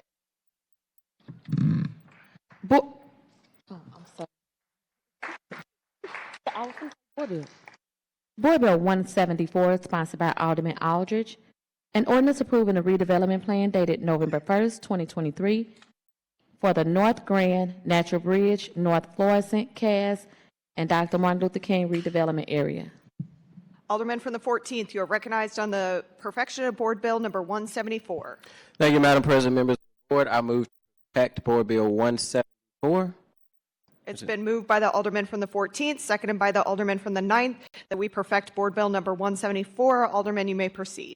Thank you, Madam President, members of the board. This is a redevelopment blight eminent domain bill. It covers about 821 acres of area between my ward and also the 11th ward, mainly the neighborhoods that make up St. Louis Place and the JVL neighborhood. As we know, NGA is coming in. It's to be built very shortly. And what this bill does is hopefully to bring development to an area that has been overlooked for a very long time between St. Louis Place and JVL. When you drive, and I know me and Alderwoman from the 11th ward do a lot of driving in the JVL, the community just looked deplorable, and it hasn't had investment in a very long time. There's been individuals buying up land in that area. I know we've been like to focus on one, but it is many developers have been buying up land in that area going back from 2003 and has just been sitting on it. What I really love about this redevelopment plan is originally it started with Board Bill 45, which was just a blight study for this area. And a lot of residents in St. Louis Place and JVL neighborhood raised concerns because this community has been blighted and eminent domain in the past, and that hasn't happened in a way that is community first. So the Neighborhood Association St. Louis Place and JVL said, no, we need to slow this down. The first time they read about it was in the Business Journal. So for the last, I want to say 4 or 5 months, both associations have been coming together with the help of Peter Hoffman from Eastern Services District. I'm kind of butchering their name, but Legal Services of Eastern Missouri. But no, seriously, because they name matters, and Mr. Hoffman has been doing a lot of work to ensure that residents have protection. So what is really key in this piece of legislation, why eminent domain is in the bill, on page 6 of the bill, we lay out what the requirements are for eminent domain. We made it very clear that eminent domain cannot be upon any occupied existing residence or structures in the ward, including businesses as well. Also, what's in the legislation, I think 2 important things that are really key is, as we understand development will be coming to this ward, we don't want it to get gentrified and people get pushed out. So residents that make a 2,000 upgrade to their outside structure could be able to tap into a 10-year tax abatement. I know we've talked about tax abatements and how we only do them in certain areas, but I can say I think this is a huge benefit to actually bring a tax abatement to North St. Louis, but also not just for business owners, but for residents. And then the last piece of this bill that I think is critical and kind of a first of its own, any new development that comes in the community over $1 million trigger a community advisory board, which is made up of residents in the St. Louis Place neighborhood and the JVL neighborhood. It's almost like a community benefits agreement where before the development is to happen, they have to have conversations and get weigh-in from the community. The board doesn't have power to stop the development, but what it does do is give a voice when the project goes to LCRA or to SLDC so that the community voice is added into that project. This is kind of a first of its kind where residents actually were able to sit down with SLDC, and each requirement that residents wanted to ensure that their community was not taken away from them was adopted from SLDC. So while I may be the sponsor of the bill and it sits in my ward and Alderwoman Key's ward, and we've held town halls in the community because we understand the importance of making sure community voice at the table, it's literally have been the residents of St. Louis Place and JVL who have put in a lot of caveats to ensure that their community is protected, that their homes are protected, and that they do not get pushed out with gentrification as development come. And with that, Madam President, I will close for any questions or yield to any questions. Any further discussion? Any further discussion? Alderwoman from the 12th. Members of the board, if the alderman from the 14th would yield. The alderman from the 14th yield questioning from the alderwoman from the 12th. I do. Thank you. Alderwoman, you may proceed. Oh, thank you. First of all, I'm not opposed to, I am opposed to tax abatement from the St. Louis Public Schools. I just am, because that's how children get an education, and I think that's awful that we have set that up as a way to do development. And that's been my position for 30-something years. I've done a few tax abatements. I really don't like TIF, and I just think that we need to find a different way to fund our development, and especially when you look at the history of how downtown St. Louis, the Central Quarter, has been funded. It's been on the funded, not only of stealing block grant money that should have gone to North St. Louis, but also on the backs of our children. And so at a time when our children's schools should look so much better, and I'm remember Minnie Liddell filing the lawsuit saying, I want the North St. Louis schools to be equal to the South St. Louis schools. And they're not. And they never got to be. In fact, they took her lawsuit and made it a mockery and sent children out to DSEG. What she asked for is to fix up the schools in North St. Louis, get them equal teachers get them equal books. That never has happened. We exported our students, especially our students who did really well in school. We exported our athletes, and then we emptied out our schools, and we sent them money. When the courts found that the schools in South St. Louis, the St. Louis Public Schools, and out in the county had committed a fraction against the schools, especially North St. Louis, and they did not give them equality. If you're going to let people go out there, you don't send them money, because when you take the money, you take the ability for the children who remain in public school to be able to have the things that they're supposed to have. So they're being offended more than once. They've been assaulted more than once. So my hesitation about tax abatement is just that. Saying all of that, if you're going to do tax abatement, North St. Louis is where you should be doing it. But then I don't want to see the repetitive, okay? You got that thing like you got tax abatement, then 20 or 30 years when you're not down here, the next generation says, well, we need this again. At some point, all parts of town is going to have to carry their own weight, and we're going to have to remember that the education of our future students, just like that beautiful young lady you had here, and she doesn't go to public schools. She doesn't go to public schools probably because it's been really hard for her parents to send her to a public school they were comfortable in here in the city of St. Louis. So I'm not against tax abatement, and yours is appropriate to a certain extent. My concern is, part of what you have under eminent domain, I guess, is the old Pruitt-Igoe. Is that correct? Is that going to be part of the eminent domain? Correct. So the old Pruitt-Igoe is in the eminent domain area. Yes, ma'am. Including that bootleg, including the bootleg Homer G. Phillips Hospital? Correct. The clinic is in there. That's what it is, a bootleg. Okay, and now I actually represent the real Homer G. Phillips Hospital. When I first did the resolution against that a couple of years ago, it was the 4th Ward, but I actually represent that. And we had an extensive hearing about, how is that a hospital, why only 3 beds?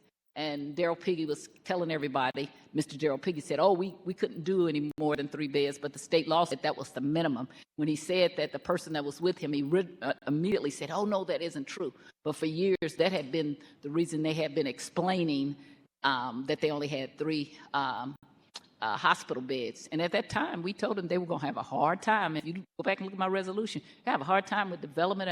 I asked him for anything, and I read in the paper that Mr. Piggy was asking you for some kind of compromise, and you said you were not interested, and I giggled and laughed because that's exactly what he told me when I talked to him about, couldn't you compromise with Homer G. Phillips? Couldn't you name it the Maxine Waters? Couldn't you name it the Bertha Gilkey, Loretta Hall? They're all kind of famous people from that area. Why would you have to compensate a name that means so much to the people who in the Ville and the greater Ville, and that a guy by the name of Homer G. Phillips gave his life for, fighting for? So I don't understand the insensitivity from them.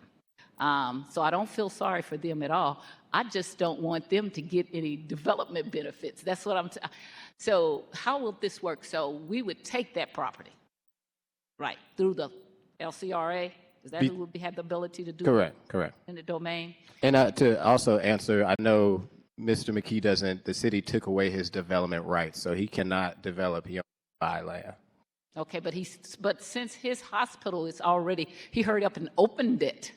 So that would be exempt from the eminent domain, is that correct? The whole Pruitt-Igoe where the hospital also sit would be part of the eminent domain, and it is unoccupied structure. So since that structure is occupied, the hospital is in the area, but it would be areas around the hospital that, if the city were to eminent domain and take it, could be taken. And so, what would be an occupied hospital? Would that be somebody that now they have somebody that's in that hospital receiving services, and then that would exempt him out? It would be, yes, just not receiving services. Like say on page 6, it talks about like a structure that hasn't gotten several complaints from the building division, is not condemned, is a occupied structure that is kind of following the rules, haven't had a lot of complaints from CSB, have paid up to their taxes. So the hospital will fall as an occupied structure. Okay, but so what I was asking is on page 6. So, but everything is not eminent domain, as I understand it, right? Correct. So the NGA area is not under the eminent. eminent domain part. I think somebody's foot fell asleep over there, but Okay, so it says the area that, any area that's situated north Jefferson and south of Cass. And how far south of Cass would we go? Because I don't see that in here, and that's on. so it goes south to Cass. As you get to Jefferson going north, it does take in pretty much the rest of the JVL area. So that would be south to Cass, not south, and then Pruitt-Igoe is south to Cass, but it does not enter the Murphy Park or the Car Score neighborhood. So as you drive up Cass, everything north of that off of West Florissant, which is St. Louis Place, it doesn't touch Old North St. Louis. And as you continue to go north up to Cass, it really takes in everything on the north side until you get to about 20th and Cass, where then Pruitt-Igoe sits. And then as you continue to cross over Jefferson, it takes in the JVL neighborhood that sits south of Cass. Okay, so the fire station is on one corner, the bootleg, Homer G. Phillips is on another corner, NGA has another corner, and then one is vacant, I think. It used to be, I forgot, a gas station or something there. So if I'm headed on Cass, Cass downtown east, everything south of Cass, what I was understanding it, would be under the area that could be eminent domain. And I'm asking, so if it's going south of Cass, does it go to the school that's there? Does it go to the recreational park there, which is Washington? How far? Because I'm reading south to go south. So how far does it go to Washington Street or where? So also, and there's several maps from the blight study that's in there, but so it starts, like I say, right at 20th and Cass, which takes in all Pruitt-Igoe. When you get to Jefferson, it goes all the way down to Dr. King. As it go down from Dr. King going up north, it goes all the way up from Dr. King to Grand, taking in all the north side, but not the south side. So it really starts opening up at North Jefferson to Dr. King, and it goes all the way up to Grand, and then it comes down Natural Bridge and goes down to North Florissant. And so, and the tax abatement, certain people automatically get the tax abatement? No, ma'am. So only way that you can get the tax abatement, and the goal around that was to stop gentrification, because as things do develop in the neighborhood, we was looking at different items. It's like a senior tax freeze, which we just did that, but is there something especially for that area? Because over there in that community, as you know, in Northside, there's a lot of seniors that have been owning a home for a very long time. And while we want development, the fear of development sometimes is then their taxes go up and they're on a fixed income. So what they will have to do is make an improvement to their structure. And what's unique about it is it doesn't have to come out of their pocket. So say they get money from Employment Connections to do a roof repair, and that comes out to be $2,000. Or if they get money from a CDA, if they get money from organizations, or if it's a personal amount of money that they put into their home, then they can apply for the tax abatement, in which SLDC and the neighborhood organization is still working on that application, because right now the current tax abatement application is very confusing, and we want to make it as simple as possible for residents so that they can be able to tap into this tax abatement. So it's not an automatic. They have to show some type of skin in the game outside of living there for decades already, but some type of improvement on their structure of their home on the outside. Well, that's what I guess, and that happens with any tax abatement. You don't, even though it's there, unless you know to apply, you have to be able to prove. I'm just saying that it's certain areas that for home occupied that is available for tax abatement with certain things. Yes, ma'am. Every area in this NGA footprint for residents will be eligible for this new 10-year tax abatement. And one of the things I think, if you remember, and you texted me, was about I had concerns about a lot of times when places get improved, that especially for things like the senior tax freeze, that the problem is that it can make it really hard for people. People may not think it's a big deal, but it'll make it really hard for people if the taxes start going up, that they didn't make a lot of money. Maybe they made what they thought was pretty good money back then, but now it doesn't. And I'm having that problem on Del Mar. I touched Del Mar on the north side of Del Mar, and so people seeing their bills go from $700 and $800 to $3,000, and that's a pretty big increase for a tax bill. Mm-hmm. So that's what I wanted to make sure when I was talking about the senior freeze, is that we covered people like that who maybe a few years ago, their tax bill was $150. Now their tax bill is $800, which may not be a lot to some people, but it's a significant increase. So I'm hoping that that will all cover that, and I think that it will.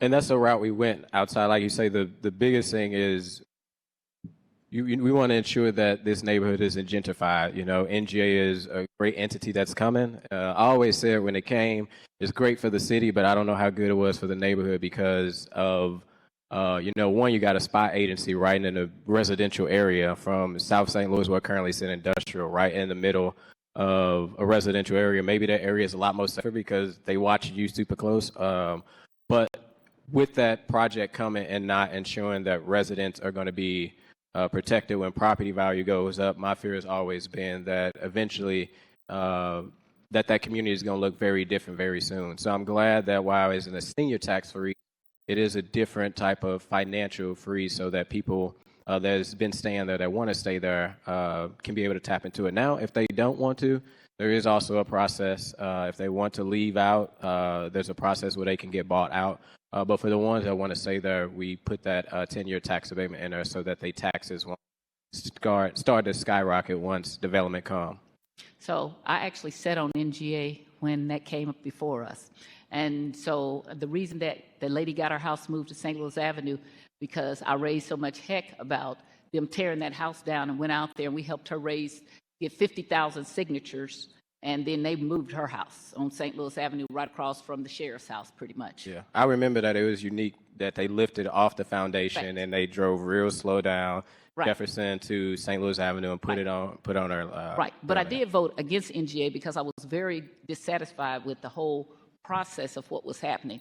It was a good thing for the city, and NGA did need a new spot, but they went from a spot with no tax abatement and it's a whole other things, and they got all the benefits. And when I asked them about even hiring people in the neighborhood, they said no, because you have to have a security clearance, and so you weren't going to be hiring any people from the neighborhood. So it was a great benefit for NGA and maybe the city, but the neighborhood was not good, and it had already not been good because prior to that, the state had passed a law letting Paul McGee, so people feel sorry for him, buy up property in the neighborhood and not fix it up, and we couldn't do anything about it. And so the property just deteriorated. When you allow somebody to do that, you're allowing them to deteriorate your grandmothers and people who are long term who don't want to leave the neighborhoods. People always encourage their family, you need to leave. And I always fight very hard for seniors, because why do they need to leave? Because they were there already and made it possible for us. But this man was able to buy up all of this property and then just let it deteriorate. And then, and I want to think that, was there already an eminent domain there? Do you know? I know the area was for the NGA, so there was a blight eminent domain, because I remember in 2016, I was out there protesting as a committee man with a lot of residents whose homes was eminent domain and forced out.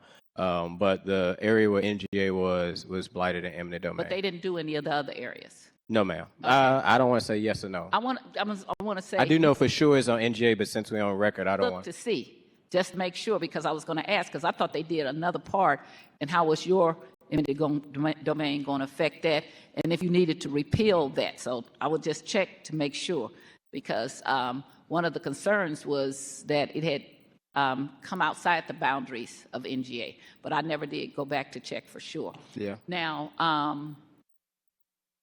when do you anticipate this beginning if this gets passed?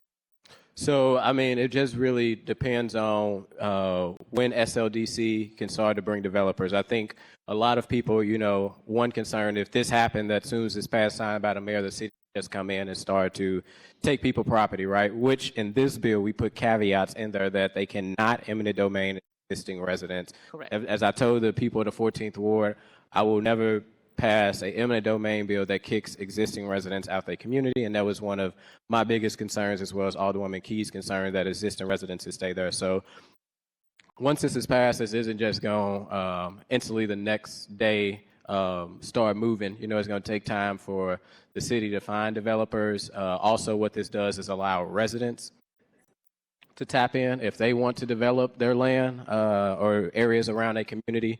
There's language in there where residents can work with SLDC to actually develop areas around the neighborhood. So it's really no certain time frame. It's just going to be over the course of time as development started to come. Right now, it's hard to get any development because you have these developers who may have this little parcel, and then they have two blocks down this little parcel. It's very scattered. Then you got some that has swaths of it, which we know who has almost 100 some acres of it. So it's trying to. There is one actor, I won't say good or bad, but there are honestly many actors in that neighborhood who have been sitting on vacant lots. That is also in there. Just because there's no structure, a vacant lot that hasn't been maintained or paid their properties can also be eminent domain. But to your question, it could be. It just depends on when developers say, hey, we want to come in and actually upgrade the community and do the right type of community engagement in that area. Also, residents can do that same. Well, just a little bit more history. For years, the site that is Pruitt-Igoe was under the control of the Housing Authority. I don't know if you knew that. They had it for years and years and years. And then all of a sudden, Mr. McGee had it, which we were like, what happened, okay? Because it was being held, nobody was able to access it. My friend used to be the chair of the Housing Authority under Clarence Harmon. It was there then, and somehow under Francis Slade went to Paul McGee. And there are a lot of people who always had questions about that. Again, I don't feel sorry. He had it for a long time now. And so things that he didn't do, when you get an inside deal like that, which I think is an inside deal, and then you don't have to fix up property, you can run other people's properties down, and you could treat the community with utmost disrespect. I think at the end, Alderwoman Davis kind of got on him about cutting grass and things like that, but I shouldn't have to get on you. You own property, you're supposed to take care of it. I own property not that far from there. Been owning it for 28 years. My grass gets cut every 2 weeks at the most, okay? And I don't live there, and that's what all of my property is. So I don't understand people who own property and think they can come in a neighborhood and disrespect it and disrespect longtime icons and have a bootleg hospital with three, and I'm being kind to call it a hospital, 3 beds, and then not want to negotiate with people in the city at all. And there were a lot of co-sponsors on that resolution.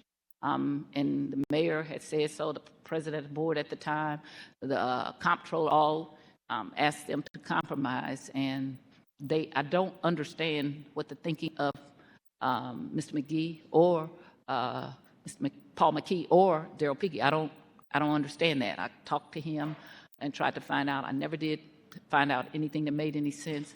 And if you're going to really do development, you should be, that's a small thing. I hope they still compromise when they really think you're serious, and I hope they will change that name. But if not, oh well, that's what they'll have to deal with. I just want to make sure, I had another question here. So you're doing this because this eminent domain is to eradicate the blight or unsanitary conditions and to assist with redevelopment. That's what this is all about, right? Yes, ma'am. Okay. And so, let me see here. 2 months back. It says, so you can do buildings that have been structurally condemned by the city of St. Louis for at least 3 months, vacant lots, but not parcels of land adjoining the same owner's primary residence or side lot owned by a full-time resident of the area. Let me, commercial is something I had a active up.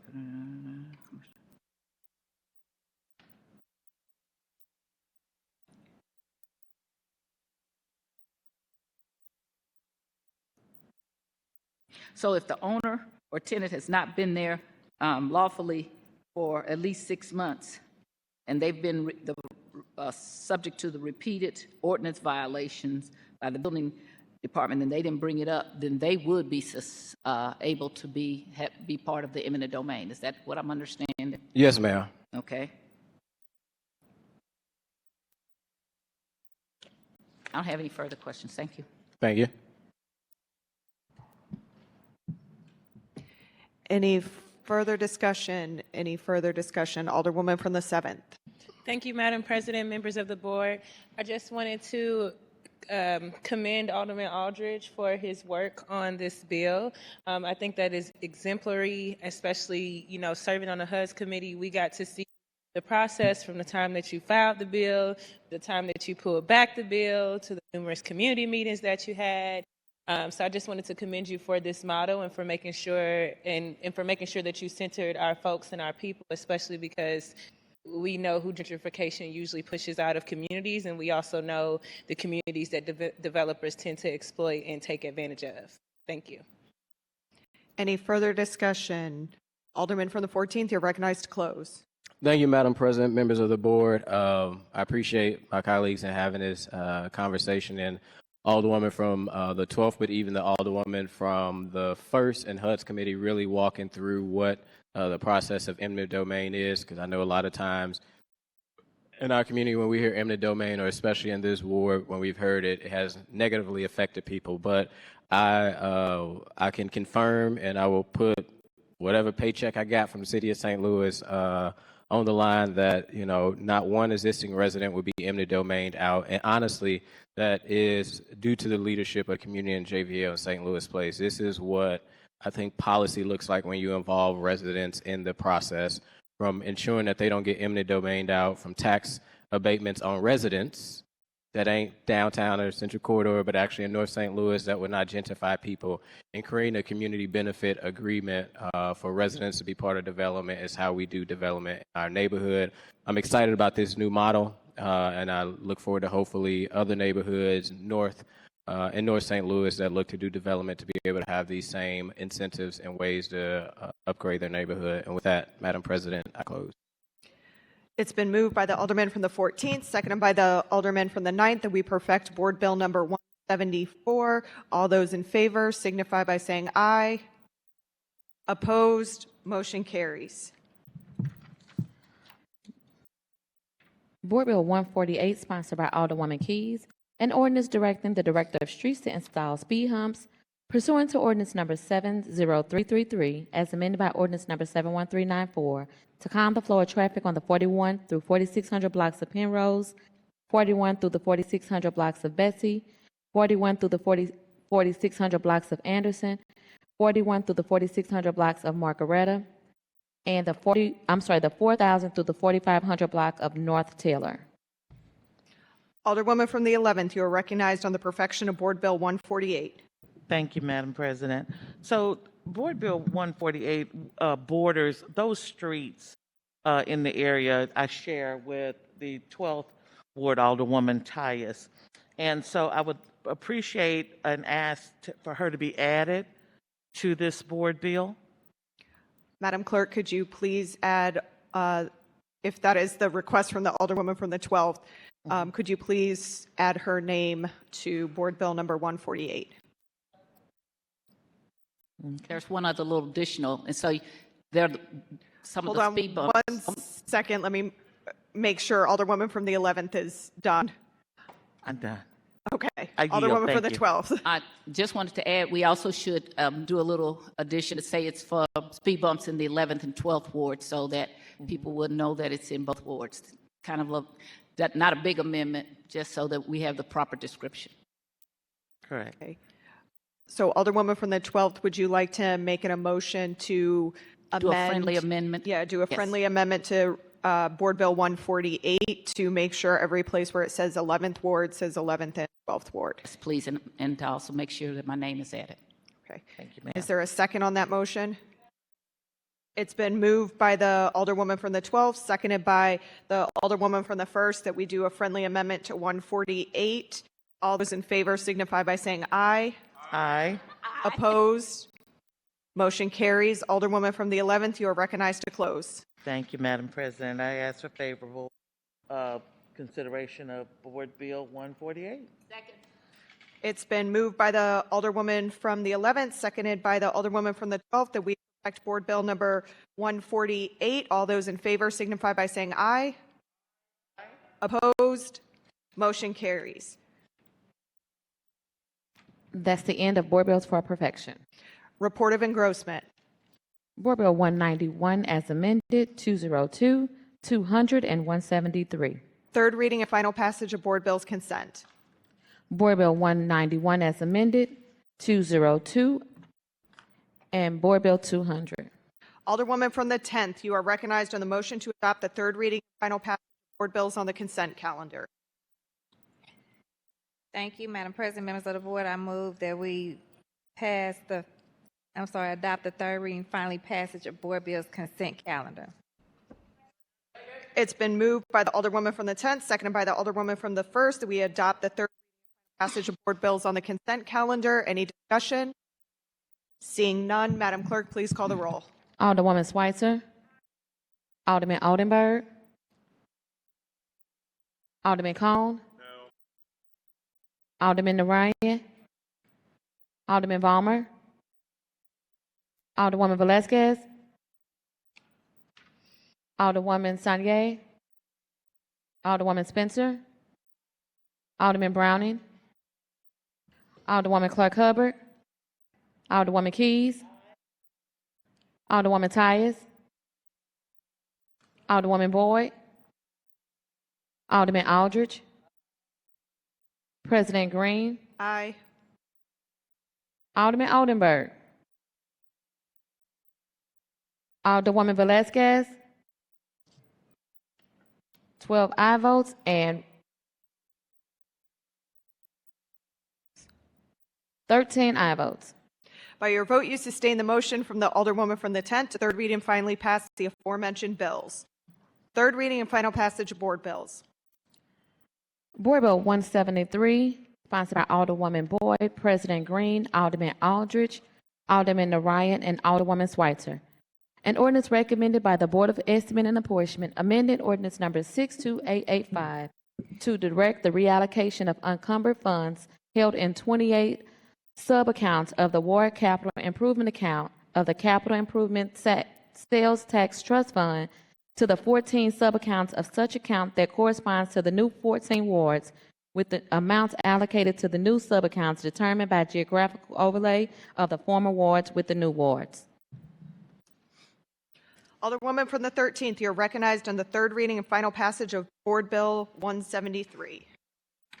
Thank you, Madam President and Board. I ask for favorable consideration for Board Bill 173. This bill has been a lot of work. Is there a second on the?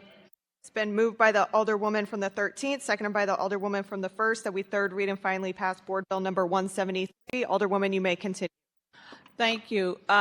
This bill, we have put a lot of work into this. I want to thank the President's Office and the Financial Analysis because we did a lot of research and history searching on it. And then Alderwoman Spencer and myself with the Budget Committee, we had a hearing for a special hearing last week in regards to this bill. They did a lot of digging into that. I was not satisfied when I left that meeting, because at the end of the day, I kept telling people it was some dollars that I knew that wasn't accounted for. I found those dollars. I got with BPS and I got with my people in that department, and we found dollars from 1996 for the 27th ward. And so they are recouping those dollars to make sure that the 27th ward was not neglected, because they had money allocated for projects that they never received the project. So on that, I am closing to say I know my colleagues were pushing to get this bill passed out, and that's fine, but I wanted to make sure that the old 27th ward was not neglected, because those residents are entitled to those services that they were supposed to get. Thank you. Any further discussion? Alderwoman from the 12th. Madam President, members of the board, I understand the Alderwoman from the 13th is concerned about the 27th. I unfortunately represented 3 wards, 20th, 1st, now 12th, all from the same house. And so when I came back here in 2013, I knew that we had money from the 20th ward, north side, not south side, that was supposed to be in a budget. When I started asking BPS and everybody else about the money, they were like, we don't know what you're talking about. We don't have anything. And at that time, I couldn't remember who my specialist assigned from the BPS was. And I also started asking them about, which I knew we had got interest. And they said, again, what are you talking about? Well, I know in 2001, as part of the 20th Ward Alderperson, I asked a very innocent question. Why are you guys holding up all our stuff? And if you should, we ought to be able to get interest. Guess what? That was $4.5 million with the interest that was there that they didn't tell us about. And so that's part of the money that I've been searching for. There's also monies from the 20th Ward that they could not tell me what happened to. That's supposed to be in my budget. When I got back here, I met with Craig Schmidt, who was the 20th Ward Alderman. He said he did not get it. I met with Charles Quincy Troop, who was the 1st Ward Alderperson. He did not get the money. The reason why I'm upset is because that money is there. I intend to get that money. So because they told me we don't know anything about it, he said, and then when I finally dug up and showed him who one of my people were who represented me, he said, Rich Bradley being he, I don't have that budget. How can you not have that budget or you don't have any accounting for that? Because you have to have an accounting for that, because I've been here since 1994 when this started, and so you and the BPS was in charge of that, and you have to have a budget. You have to be able to find that. You have to make me feel comfortable that all of my money is properly appropriated. It's been very interesting to me that when I came back and I became the 1st Ward Alderperson, and I met with Donald Williams, I started asking him about things that Troop had proposed. And so what he did, to his credit, is he and I went back, and all of the 1st Ward, he was able to show me where they didn't do things, and what didn't get done, that got added to my budget. But nobody can tell me the money that belongs to the 20th Ward from 94 to 2003, North St. Louis. What happened to that money? What happened to my interest? And that is why I stand here opposing it. Just like the Alderwoman from the 13th wants all of her money and all of you, that is what I intend to do. And I also want an accounting about what happened to interest. I started calling around about the interest for 10 years now, and everybody's like, what are you talking about? So for all of Christmas holiday, I dug into my boxes, because I have it all someplace. No matter what you all say, I have it all. No matter how you pass these board bills, you're not stealing money from the real 20th Ward. It was there. It was there when it started. We deserve to have our money just like everybody else. So whatever happens, if it goes to court, if we come back and I find it and they reassigned it, the reason I'm not supporting this bill is not that a lot of work has not gone into it. It's because no department financially should be able to say, I don't know anything about it when you're in charge of it. BPS, Rich Bradley, so go back. It's a finite time. From 94 to 2002, where's the funds? Where's the project? And it's not just the ward capital. It's all kinds of funds. It's 50-50 sidewalk. It's public works. They can't get anything correct about what happened to the monies. And when I sent out a letter asking, everybody start going, oh, yeah, Alderwoman, I'm supposed to get that to you. But you never get it to you. They never get it. Now, we go to court. We can subpoena all these records, but you just need to produce them. And if it's different than what we have here, correct it. I want to thank them for doing it for the 27th. I want them to also do it for the 21st, for the 18th, for all the wards, because that's not fair, reappropriating something and you can't give a budget saying this is what happened. The Alderwoman from the 13th says, well, she went back and said, I know there's projects that didn't get done. I know there's projects that didn't get done from the 20th Ward, and that's over $1 million and some odd dollars. Where is the money? That's stealing. And if you don't have the wherewithal to produce what happened with it, and I've sent Rich Bradley a note saying, these are my projects, and here's what was there, and he's like, I don't know about those projects. How can you not know? But now I have found the first of many envelopes, because I keep everything and I staple the envelopes with the Board of Public Services envelope on it with what I had submitted. So I'm going to vote no, and then I'll be right back here asking to amend that board bill to make sure that every dime that belongs to my community is in that bill. Every single dime. And I have all of the old 20th Ward except for about 3 or 4 blocks. All of that was put back because they had violated our rights to vote and taken 2/3 of a black ward's right to vote because that same mayor who went after the fire department was so just racist that you think it's all right to tear a whole community up and keep us from voting so that you can get our money and so because you couldn't beat me. And then, so that's the same mayor, and that's Francis Slay. Now he's saying, I didn't mean to do that. I shouldn't have done that. You did mean to do it. And I am not ever going to give up getting my money that belongs to my community, and I will pursue it to hell and back. And I don't care who's sponsoring this bill, as long as my money is not in there, that's a no. And I will come back and do whatever I have to. And the alderwoman from the 13th knows that I was digging every place I can to find the proof. I shouldn't have to find the proof. That should be the same way he found the 27th ward, he ought to be able to find the 20th ward. And the dates of when is very easy. From 1994, when we started this, that was the 20th ward's money, up to 2003. So where is that money? And that significant amount of money that I won't return. And that is why I am standing here opposing this. I know all of you all don't hear that, but I'm just going to be just like your firefighters, only more so. You will get my money, and it is a finite amount of money, and that is why I'm opposed to this bill.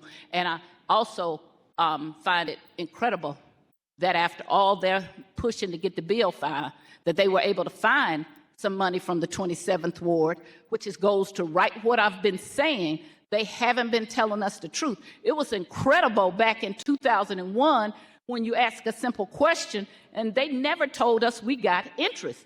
That doesn't make any sense. Why would you give us money every year and meet with us and say, this is how much money you have, but leave this money aside? And I want to say the 21st ward had $100 and something thousand in interest. Many of the North St. Louis wards had a lot more interest because their projects started getting slowed down. That wasn't the case for when we first started this. When Clarence Harmon and Freeman Bosley was the mayor, our projects got done. But once Francis Slay became the mayor, he and Jeff Rankford and that group of people started playing with things, and they didn't do your projects. You do not have a right to talk about unencumbered money. All of the money is encumbered. It is encumbered under the ward it was first brought to. And that's where that money is. And that Rich Bradley and his group of people don't know where it is makes me very nervous since, as I said before, when I came here, back here in 2013, the first thing we faced is somebody stole $400 and something thousand from the parks, and we've still never gotten accounting for that. The other thing that I want to say is that shame on the Board of Aldermen, because the enabling ordinance in which we did this back in '94 says that every year the head of Ways and Means was supposed to have a hearing to make sure that this money was accounted for every year. And going forth, that ought to be the process, is to make sure that this money is accounted for and not to commingle it. Every ward should have a separate account, and they should be able to know every year what their money is. There should be no conversation about that at all. And then when you don't do the projects, then if the other alderperson comes in, if somebody beats somebody or somebody leaves or dies or whatever, the new alderperson may not know about this. And I would say the 13th ward probably wouldn't have known about a lot of it. I kept saying, that's not right. What happened to your money? So why was it even after we perfected it, you're finding more money? Because those are the dollars that you, Paul, pay with. And that term that you use about encumbered and not encumbered, Paul Payne, you don't use that with me because it's all encumbered money. It's encumbered under the ward in which it came in. And you're not supposed to be switching it to other wards. So I will remain opposed, and I will tell Rich Bradley, you better find my money, because there's a very famous song by Rihanna, which I will not repeat on this floor, but it ends with, better find my money. Roll call. Alderman from the 14th.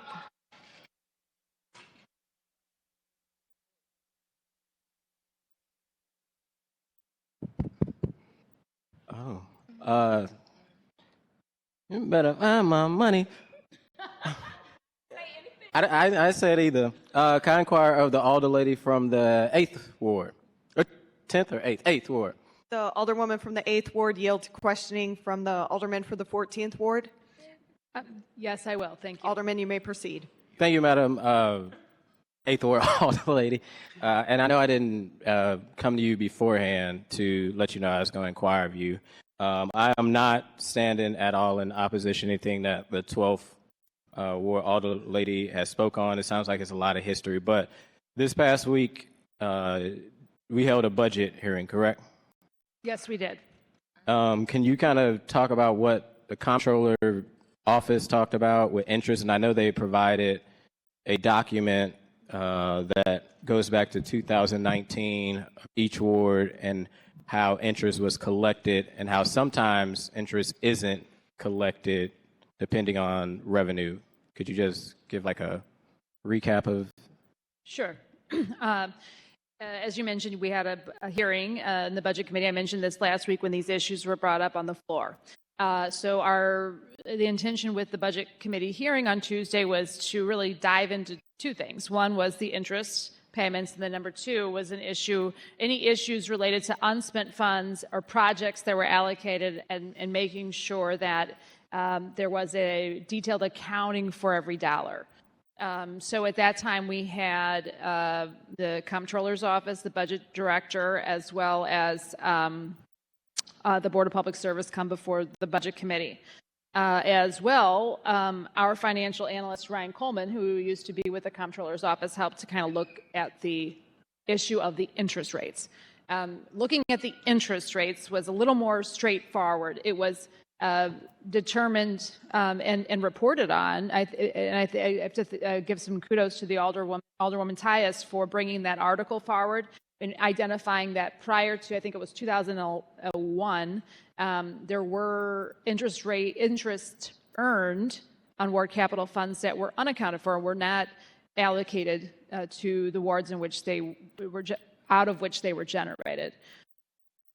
From that time forward, I had a level of confidence based on conversations with Ryan Coleman and others that the interest was accounted for, and from testimony, from Bev Simmons of the comptroller's office, that those monies were accounted for and applied towards moving forward from that point. And that is not to discount the egregious acts of city government prior to that, because I wasn't here then and I can't speak to that, but certainly that is egregious. Following that, we had a discussion on the projects.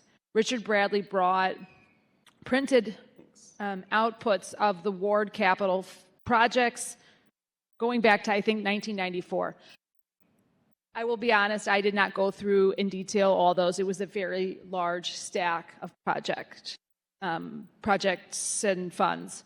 But it was described in that hearing that each ward does have its own accounting, and I think it would be, I think, most effectively reviewed on a ward by ward basis by each of us to kind of go through and make sure that if there were projects for which there was funds allocated, we should move forward with that. I am deeply committed to ensuring that if there were oversights or there were funds missing, or anything, there were projects for which they weren't completed, that those funds be made right to each alderperson, whether it was in 1994 or in more recent years, because that is those would have been funds that were rightfully not applied. I do have a level of confidence from that hearing that I feel comfortable, at least with my district. When I took over the 20th ward, what was the 20th ward when I came in here? I should say that.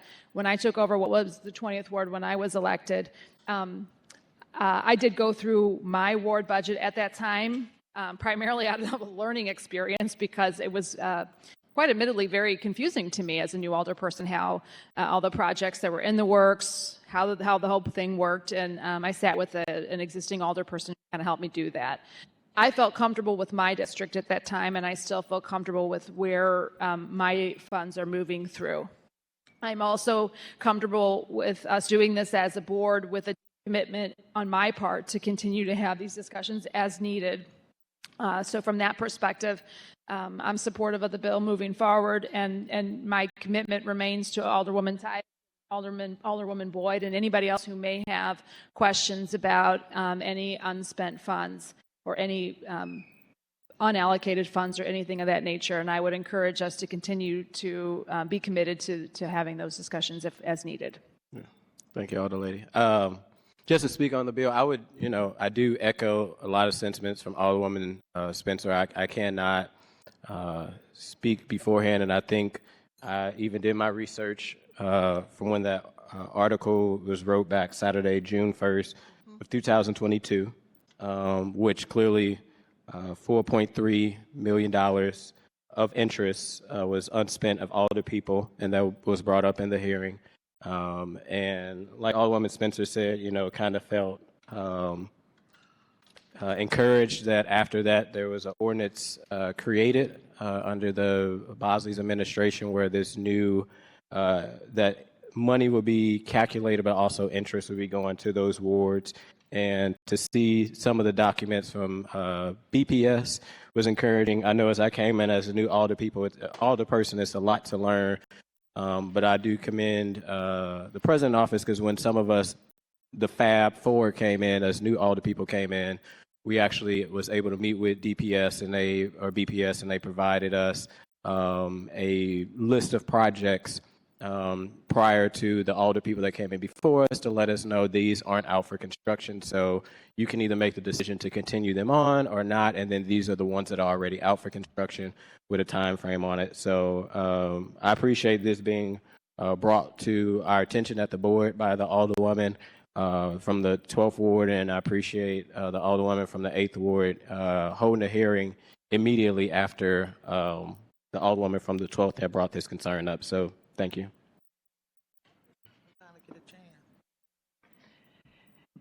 Alderwoman from the 11th. Thank you, Madam President.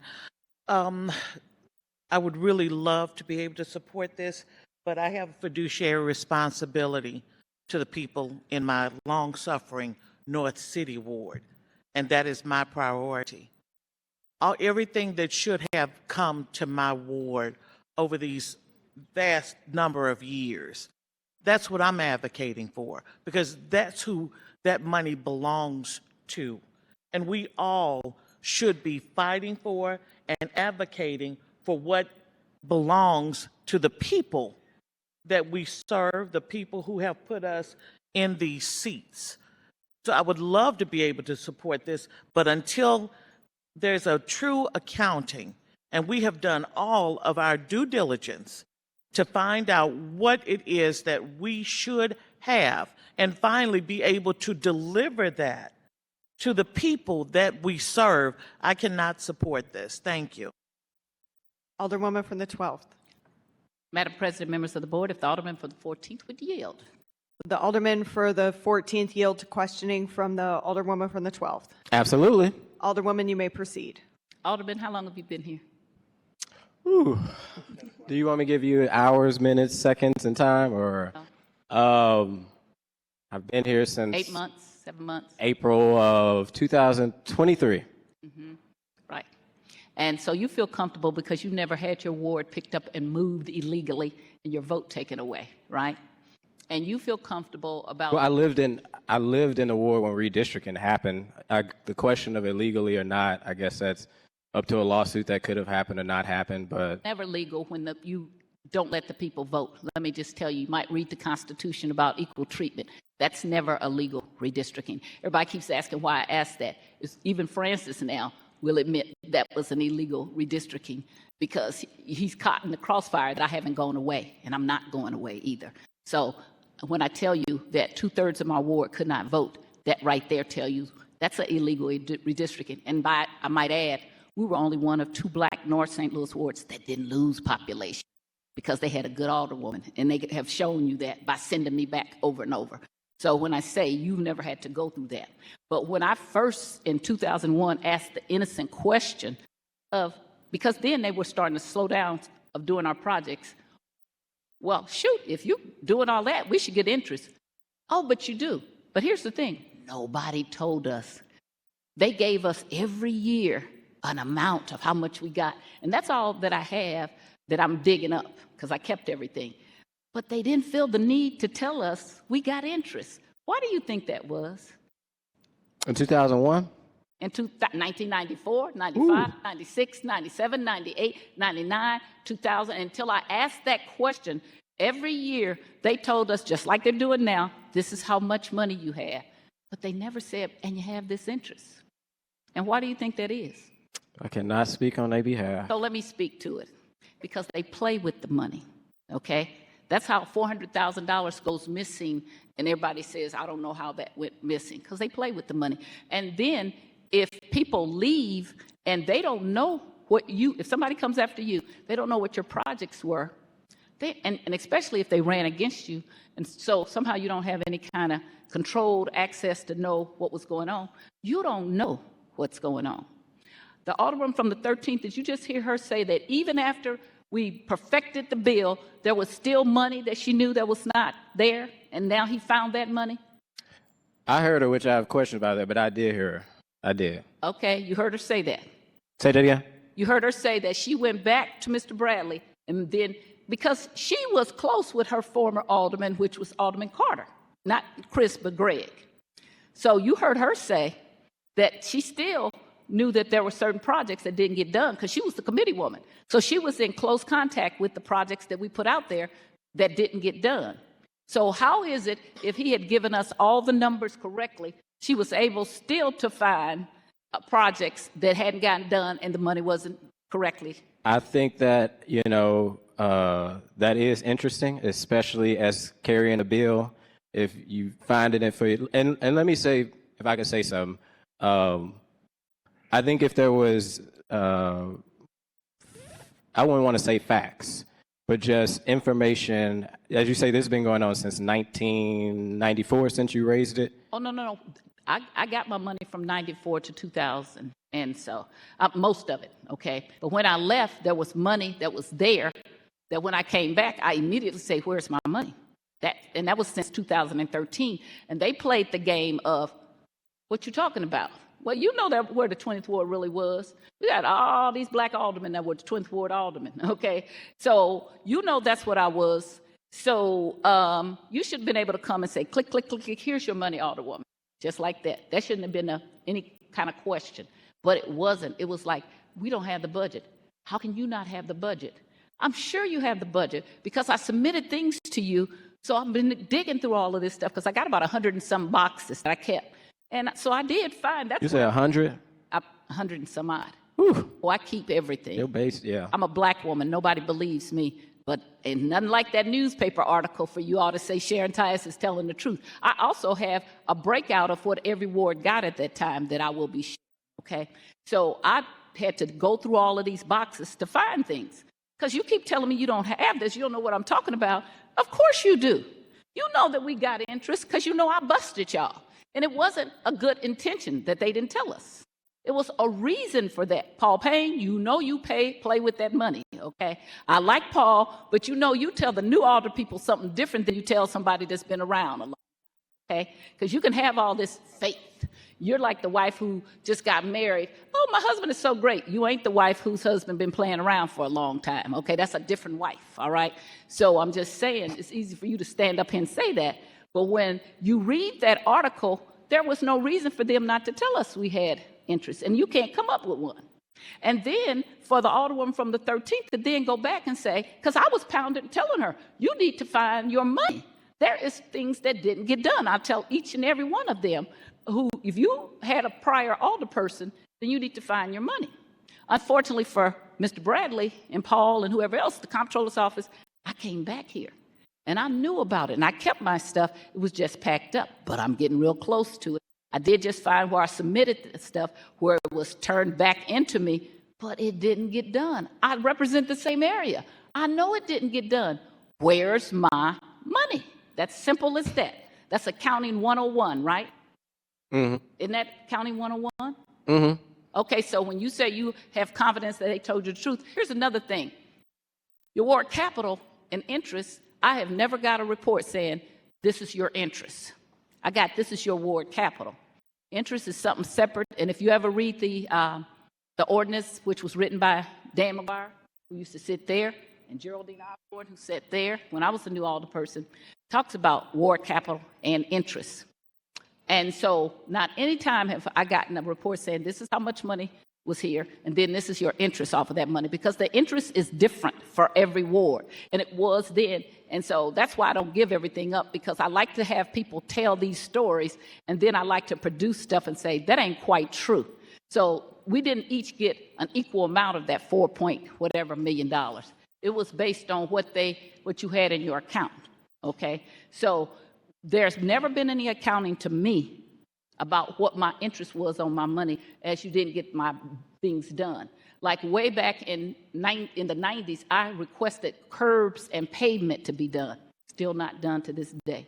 Still brought it up over and over again. Still not done to this day.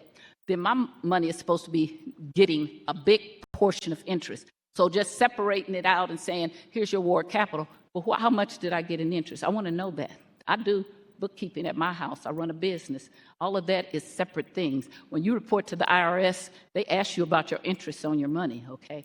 So when you're saying you're so confident, I want you to know what the most damning thing is the sponsor of the bill saying she still found more money that had not been attributed to her after perfecting the bill. So do you now tell me you just still have confidence anyway? Have you checked through yours to make sure that all of your money is accounted for? Well, from what I was provided, okay, going back to 2009, 2019, not 2009, looking at the old Fifth Ward, you know, I feel confident on it. I know when I came in, again, BPS provided us a list of how much funds we got left, how many projects have already been allocated, what was under construction. Mm-hmm. You know, this is a new conversation that is coming up now, and I wish that, not gonna lie, that this could have been, if we knew that there's been funds missing for almost 2 decades, I would have loved to have been aware of it, but I feel like we're here now, and I do feel confident that at least in the new 14th Ward, that every penny is accounted for in dollars checked. So we're not talking about from 2019. So or whenever y'all keep saying money's missing, where my money? That's, I mean. Okay, but what I'm telling you, so from 94 to 2001 or 2, when I asked the question, then they did account for that. I think it's 2002. And then there actually was a board bill done to put that money into the ward accounts, interest. That's what it's called, not ward capital, because that's something different, okay? Mm-hmm. But I have been failed to find any place from 2002 until now where the interest was credited, okay? Now, I've heard from people that say, well, sometime the interest was not given to the ward accounts. Why not? Even if it was 1%, 0.001%, 0.002%, whatever, what happened to the interest on those ward accounts? Because that was part of the original board bill that anticipated if you didn't get things done that we would get interest. I want to know that. Now, as far as not knowing what happened all those years before, as I told you before, because I was shocked when Rich Bradley told me he didn't have my accounting. So I have been digging, and I told you it's a lot of boxes, but I got the right boxes now. And the boxes will come up, and there's not anything for Sharon Tyus is saying. It's going to be kind of strange when I show you those letters from BPS, okay, where I submitted, and then the response back from BPS. So to me, Rich Bradley needs to be doing what I've been doing all Christmas. Not up to me. It was up to him and his staff to get in his files and find the money, because he knows there's nothing made up. If you go out there and look on that board, Sharon Tyus was the alderwoman from the 20th to 2003. Oh, I looked at them pictures. That means that was North St. Louis. Where's my money? So do you understand why I'm not comfortable when you? I totally understand why you're not comfortable, and I do want to say when some years interest wasn't applied. When I say this not being funny, of course, like all our hearings are public. They did mention that on YouTube, so if you want to go back, I don't know why some years don't have interest or don't. But those questions that you have on why wasn't, it's actually on record where you can go back and listen to it. I talked to the comptroller, friend of mine. She told me, well, some years we didn't do it. I'm like, and why? That still doesn't answer why didn't you do it? This is our money, you know, why wouldn't you have it in an interest-bearing account, that's what the ordinance says. Great friend, Darlene and I have been friends for over 40 years, okay? So that's not the question. Question is, why not? Not did you? If you tell me you didn't, why wouldn't you do that? Wouldn't you want all of your money in an interest-bearing account if you have money? I do, okay? And especially when you've been holding it for a long period of time. So that doesn't make any sense, and they needed to make sense for me, all right? So the other thing becomes, where was the money? Because we had the money. So where were you holding it? How do you hold it this way? Because they commingled, it was one big pot of money, but then they had funds for each ward. So be it 5 million, 18 million, 8 million, whatever it is, why wouldn't you have that money in an interest-bearing account and then withdraw it as you need it? So has not given me answers. And I've been asking the questions for a long time. And I didn't do it on the floor because I was just thinking I can make them understand I'm not going away, okay? So when you say that question was answered, I bet you they didn't answer why not, okay? Because that makes no sense to me. Even if it was a small amount, you didn't put the money in a interest-bearing account for just the first ward or the second ward or the third ward. It was a big account with all 28 funds, and then you gave, just like we're doing now, you gave interest based on how much money they have. Does that make sense to you? Yes, ma'am. Okay, so then when they say that, just because they say, oh, because I just didn't, that's like my mother saying, how come you didn't make it home for curfew? And I say, because I just didn't. That is not a good answer for me, okay? So if maybe that's good for you, but it's not. And then when you add on to that, when I looked through, I've been going through all the records. I pretty much have pulled all the records. And Paul Payne will tell you I've been on him because this is also going to be a problem with the major parks and some other things. As I pull the records, I see that in 2000, I left in 3, so it must have been 4 or 5, Matt Villa sponsored a board bill that attributed and put the money that I have found, we put that into the ward accounts. However, they didn't put it in the 20th ward account that was north. There has to be a separation of those accounts because the north money stayed north. They just put it in account for what I can understand. That's not okay. That was not accumulated because at that point, up until that time, that was the 10th ward. So they need to clean that up. And I told him that, and he's like, again, they don't have records. I don't understand why you don't have records. That's my problem right there. It's your responsibility to have records. And if you do not make people have records, then money goes missing. And this is not some billions of dollars. This is millions of dollars every year. That's pretty easy. If you tell every alderman, this is how much you get, which they did, and this is how much your interest is for this year. That's pretty simple. And when I came back here that you couldn't tell me that, and then I go to the 2 aldermen who would have gotten it. Troop, did you get that? Nope, I didn't get that money. Alderman Schmidt, did you get that? Nope, I didn't get that money. Where is that money? I deserve an accounting. So I appreciate you all saying that you're comfortable with it. I'm the only one here that was there from the beginning. And I'm the person that also is responsible because they used to put it, this is what they stopped doing. When they used to do ordinances, they would put whatever you were doing. So the first ordinance would say first ward, this is what they're doing with their money. Second, third. So it's real easy to follow up and see what happened.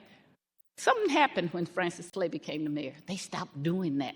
So it's a lot harder to find out but they used to put it in the board bill number 1, and you could easily find it. So the harder you make it for me to track things, the more I don't believe in you. And so you need to provide that to me. And so it wasn't just that I got my reporting, it was that everybody could read. And all you got to do is go back to 1994, 95 and look at the first one. And in fact, I'll provide it for you guys, and you'll see for many, many years you could just go through.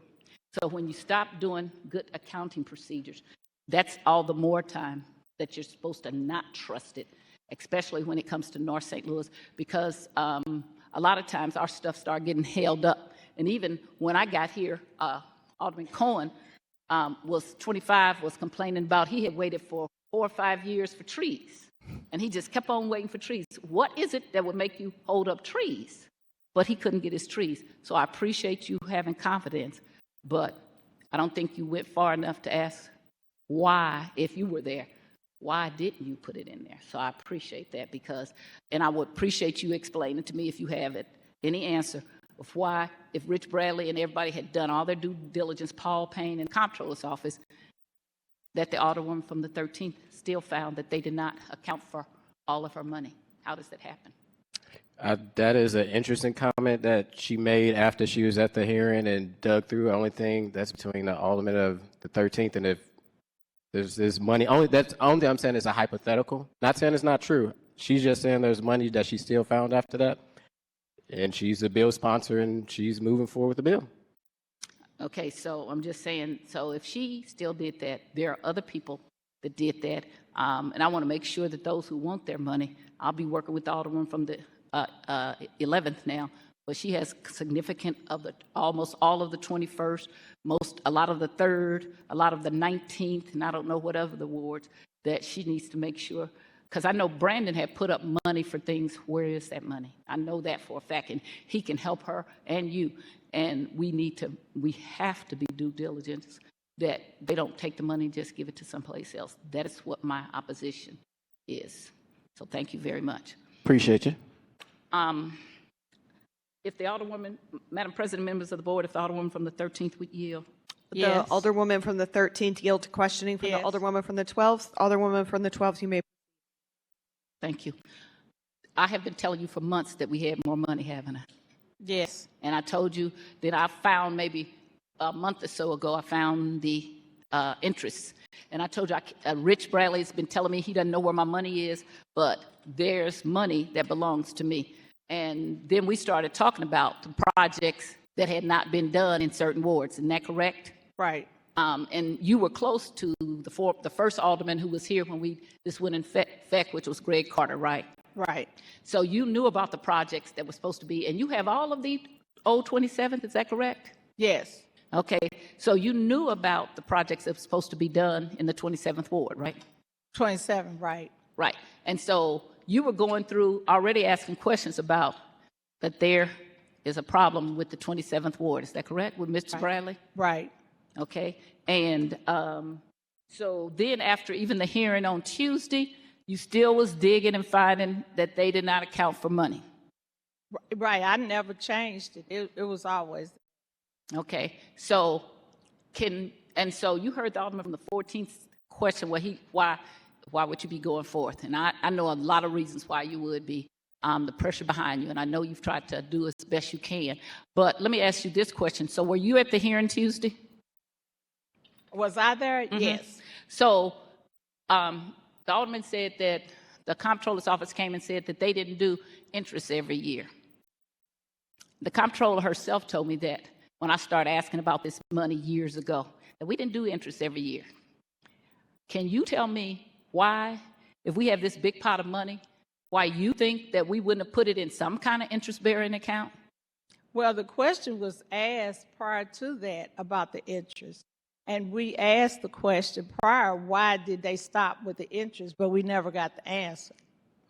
But if you have $1 million or $2 million or $5 million, wouldn't you, as a prudent person, put it in something that got interest? Right, to make sure that we gained from it, not lost. So them saying we no longer did the interest anymore, don't you think that requires something more than just we don't do it? Doesn't that require where the funds are, where they were put, show us how you didn't get interest? Where did you move it to? I don't understand that. Why would you move something that had been clearly getting $4.5 million worth of interest into an account that didn't have any interest? Does that make any sense to you? And it doesn't. And I guess my whole thing, Alderwoman Tyus, is I don't disagree with you. I agree with what you're saying. And you and I both know why I moved and pushed it. Right. So you know why. And then that's when we called the meeting. And then when we had the meeting, when Alderwoman Spencer, she called the meeting. And I brought it up again. I said again, Like I told my colleagues, it is dollars there. And if you don't want the dollars, you can put them in 13th Ward. I'm okay with it. When I find that money, I can put it right in my ward because I guarantee you we need those dollars. And those colleagues were very clear. No, we want to move forward on the bill. Okay, you gonna move forward on the bill, but I'm telling you, for exchange, there ain't no robbery. Correct. So if they don't get their funds, that's okay, because I'm going to get mine. And so then I'm looking at this thing called unencumbered funds. So one of the things that Paul Payne plays with that name, or with that term, all the funds are encumbered. They're encumbered in the wards in which they came. Now, they like to say, well, if you didn't sign the form. When we did this original board bill, the money went immediately to your account every year.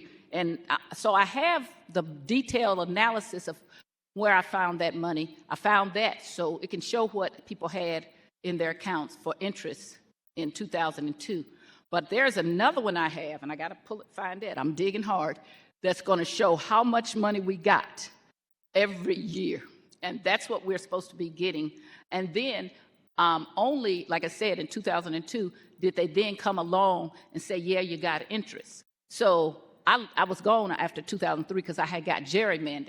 But to me, then when you give us our amounts, then they should say, this is how much you got for ward capital. Because ward capital for that year is different from how much interest you got because they haven't done your projects. Right. And that's how you can make money. And a lot of times, just to give you an example, banks and stuff will hold your checks for 5 or 10 days if somebody writes the check and say it's out of town. And I had to argue with my bank because I said, I got enough money to cover that. Because they were like, well, we have to hold it in case the check is no good. And I was like, so I got enough funds. So they finally stopped holding it. But when they hold your checks for 5 or 10 days, they get an interest off of that. Now, if you don't know what your interest is, then with the city, that interest can go someplace else.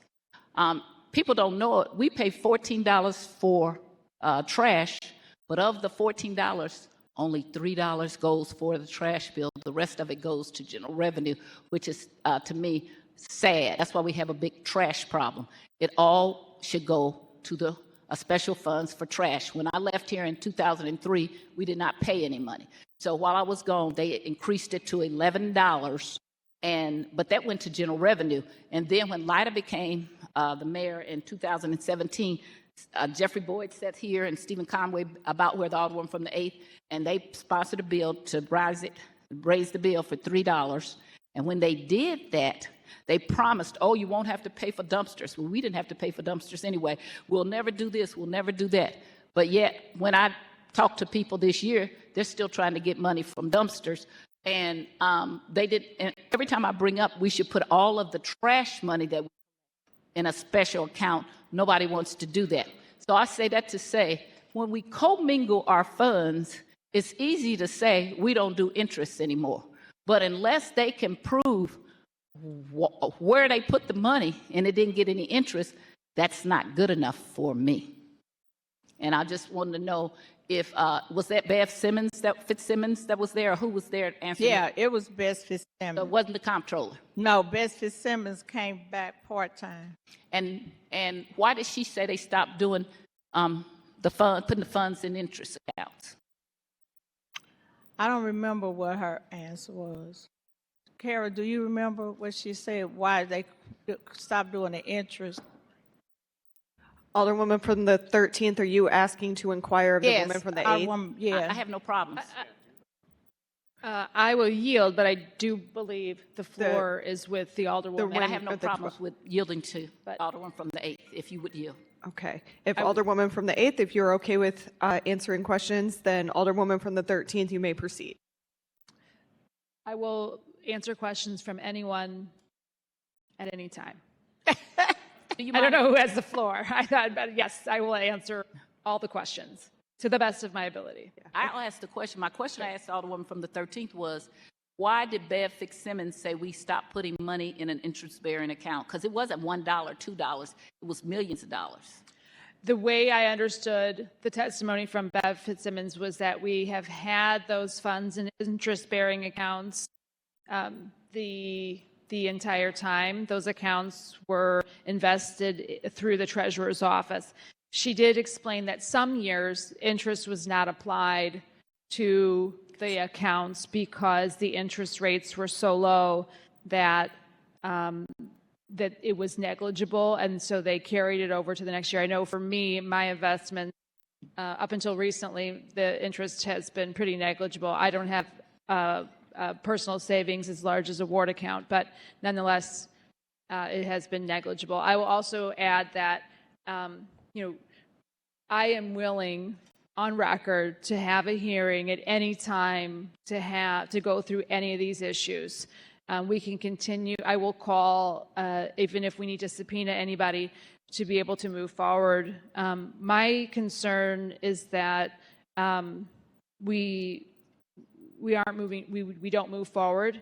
The issues could be going back years in time. If that's the case, we can rectify those moving forward if those are found to be issues. And I, as the chair of budget, am committed to having any hearings at any time as requested by any of my colleagues here at the Board of Aldermen.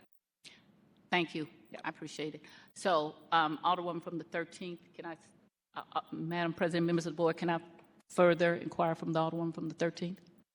Alderwoman from the 13th, will you continue to receive questions from the Alderwoman from the 12th? One more question. And you may proceed.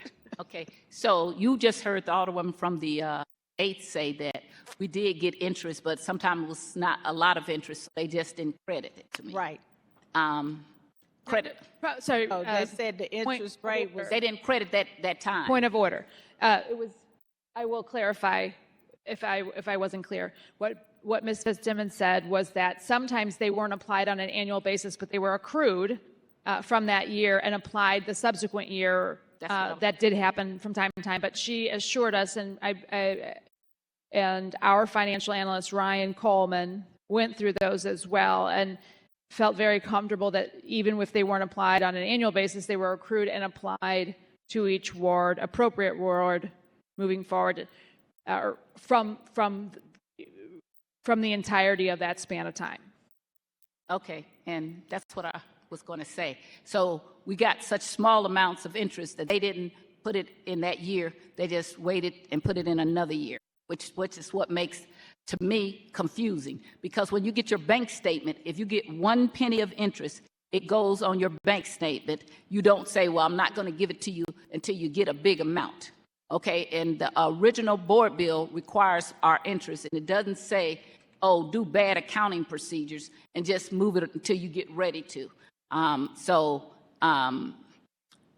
Again, I just want to say, I do know why you're doing this, but I disagree with it. I disagree with it because every time I ask questions, until I produce proof, they say we don't know what's going on. And I really disagree with it, that you still are having to find your funds even after they've assured you you have all of your money. That is so disturbing to me on many, many accounts of what is not good financial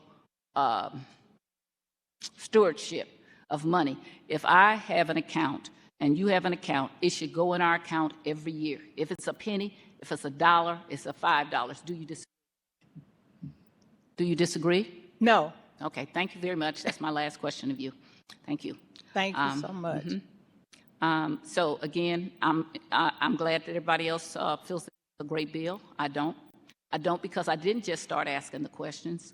I will produce emails trying to find out what was going on with it for a long time. I spent a considerable amount of my time not trying to hide it from anybody, but trying to find the facts, because when people tell me, I don't know what you're talking about, and they're the person in charge of it, that's frightening to me. As I said, coming back here in 2013 and having somebody steal $400,000, I still want to know where that $400,000 is.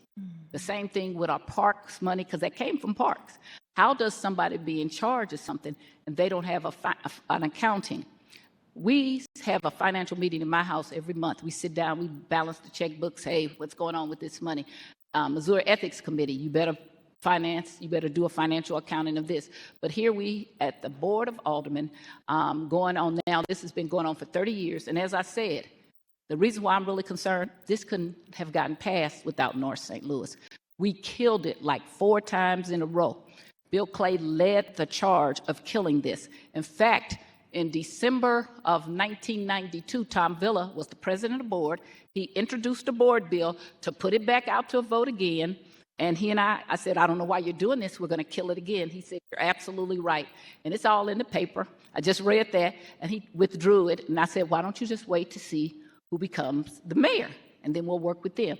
The mayor became Freeman Bosley in April 1993. And he assured us that everything was going to be all right. I still didn't support it because I didn't believe that they were going to do the paperwork right in that county, and they have not done the paperwork in that county right. And so I'm glad that all of you, I know you all want your projects done, but nobody has a project in before me that has not been done, and that's the reason. You cannot account for my money that was there, and it was for alleys and curbs, the very thing I've been waiting on for a long time. And the more you try to stall about money for me, the more it becomes that I don't trust your accounting. And I think we need to bring a separate person in to do an accounting, and maybe that has to be in a legal means, but they should have to account for every penny. If you are spending millions of dollars and putting out contracts, we should not have anybody here unsure about every penny of their money. So for that reason, I am going to oppose this bill. And I will continue to send Rich Bradley, Paul Payne, the comptroller, and everybody else questions about, which I have a big list of them, why you wouldn't put money in an interest-bearing account. I just recall not too long ago, we were criticizing the treasurer and the mayor about the Rams money and not putting it in an interest-bearing account. So why would you not do this when it's specifically called for in the ordinance? And why would you not give an alderperson an accounting of their interest every year if you were trying to do good accounting? I want to thank Donald Williams, who has been my person, because when I came back and I started asking questions, he said, Alderwoman, I can show you every one that didn't get done in troop, and it was a significant amount of money that was sitting there. And then that's why I wouldn't spend my money. I would spend all the old money because we did accountings, but he did that for me. But my problem is not the first ward's money, it's the 20th ward's money, and it's the interest for the first 6, 7, 8 years. And then the interest, then I want a breakout of the interest that you said you gave us. What years did you give us the interest, and how did you decide what years to give it to us, and who gave you the authority to do that? Who gave you the authority to disregard the ordinance? Why do we pass financial ordinances if we don't follow them? And it's for that reason I am opposed to it and going to continue and ask for a roll call. We don't need to talk about this anymore because there's only 2 of us that's going to vote no, but I am going to vote no. I do know you worked very hard on it, but and I know what's going on, but I'm going to get all of my money. Thank you. Thank you. I move for unanimous. I think there's one more. Alderwoman from the 1st.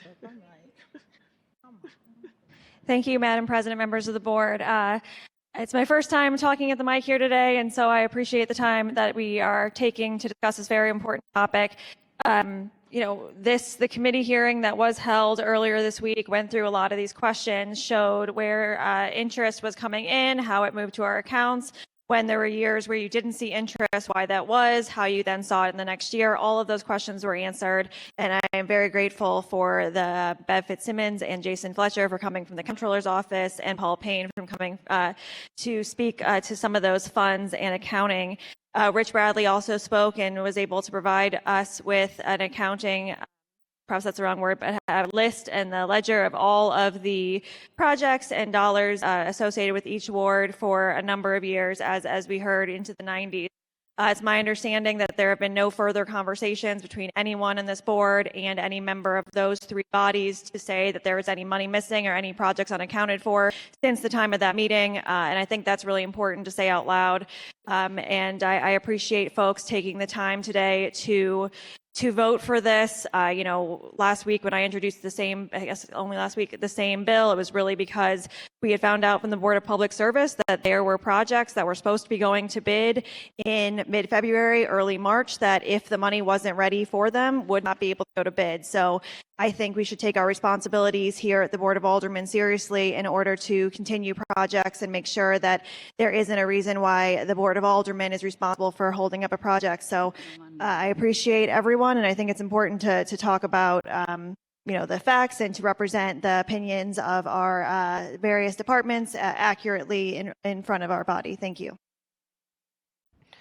Alderwoman from the 12th. Madam President, members of the board, I don't have to keep going after Rich Bradley because I got in writing the things he said.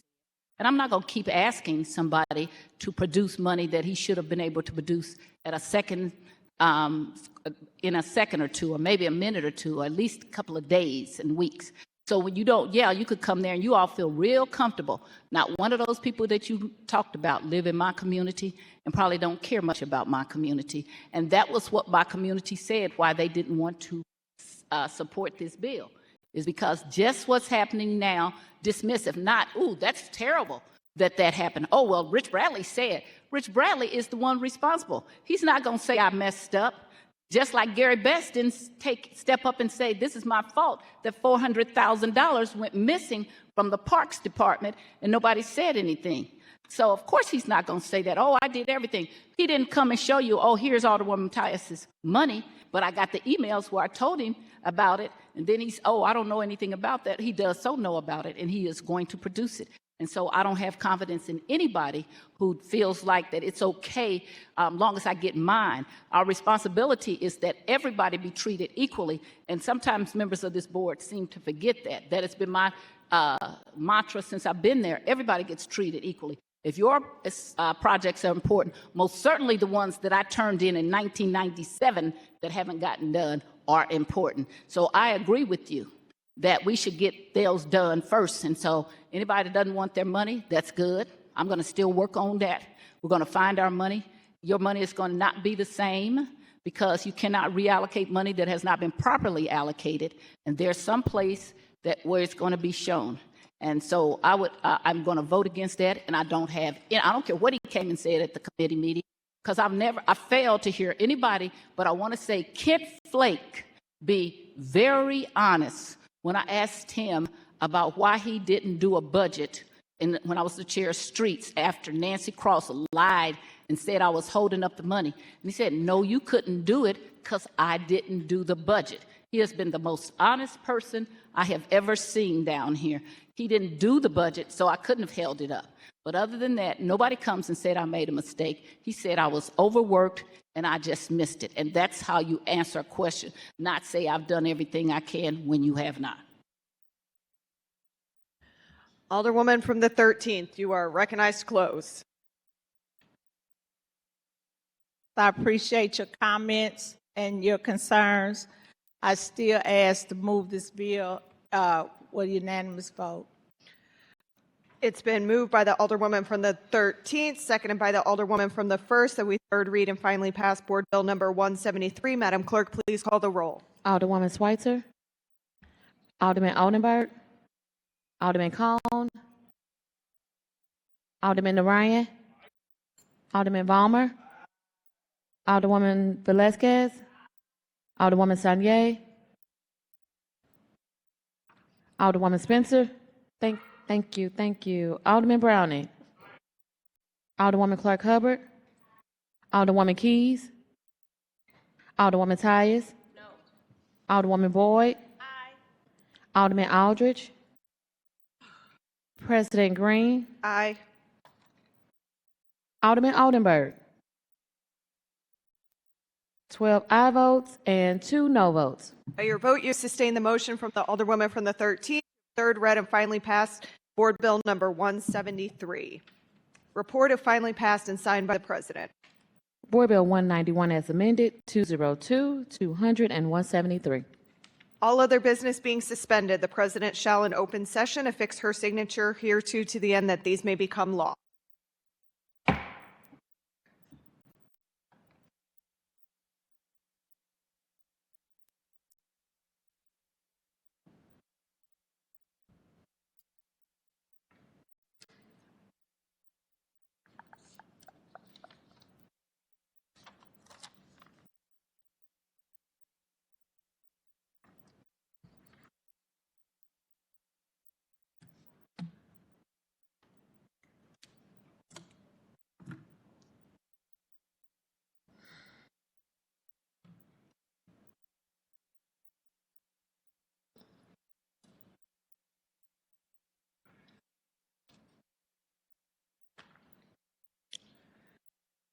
First reading of resolutions in reference to committees. We have none. We can dispense with line item 20. Second reading of resolutions, committee reports and adoption.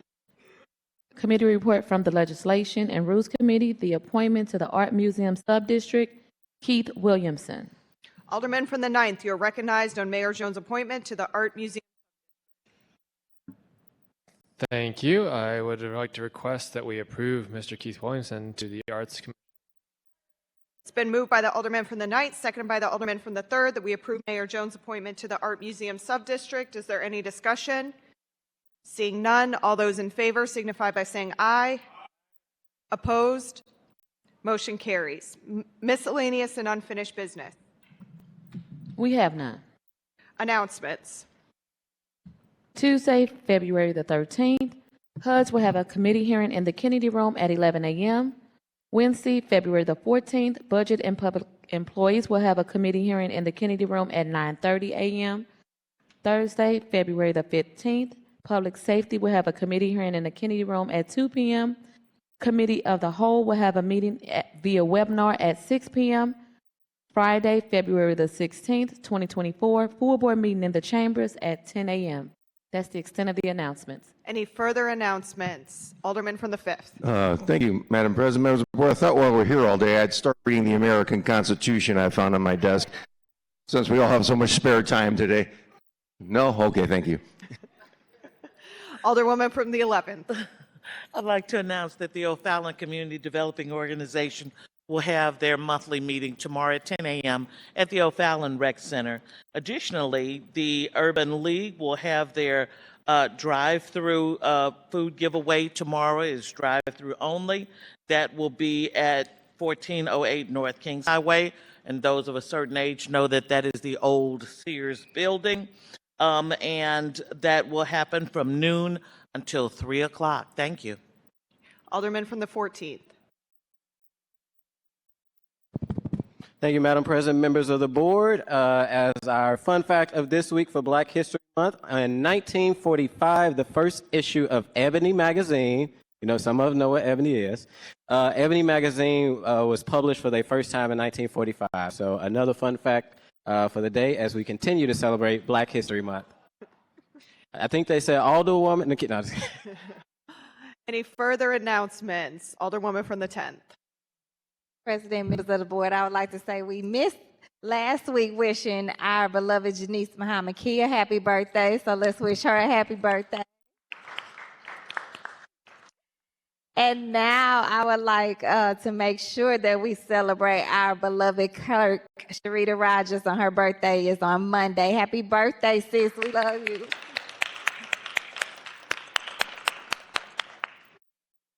Alderwoman from the 1st.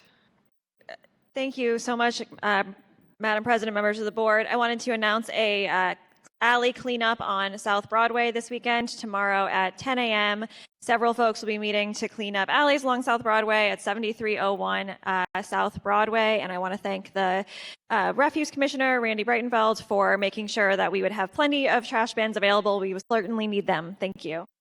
Any further announcements? Alderman from the 3rd, are you for announcements or are you? No? Yeah, I have. I have one. The Alderwoman from the 7th. Okay, Alderwoman from the 7th. Thank you, Madam President, members of the board. Tomorrow is Chelsea Murder's birthday, and so I wanted to make sure that I said happy birthday to her as well. I know she's going to hate me for putting her on camera and saying that, but happy birthday. Alderman from the 3rd. Thank you, Madam President. I think we'd be remiss if we didn't acknowledge that Mardi Gras weekend in the city of St. Louis. It's a wonderful, fun time and celebration. I encourage everyone to participate. I believe the Mayor's Ball is this evening at Union Station for those of you that choose to participate. You know, there's a lot of festivities planned throughout the weekend otherwise in the Soulard neighborhood and downtown as well. And it's always a good time. It was something that my mother always enjoyed doing. Just be safe and have fun. Any further announcements? Alderwoman from the 7th. This is my last time.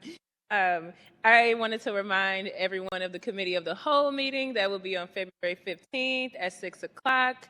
Again, I sent out an agenda to all of our colleagues here, but we will be discussing, have an update to give kind of like a summary of all the results that we got from the Ram Settlement Survey.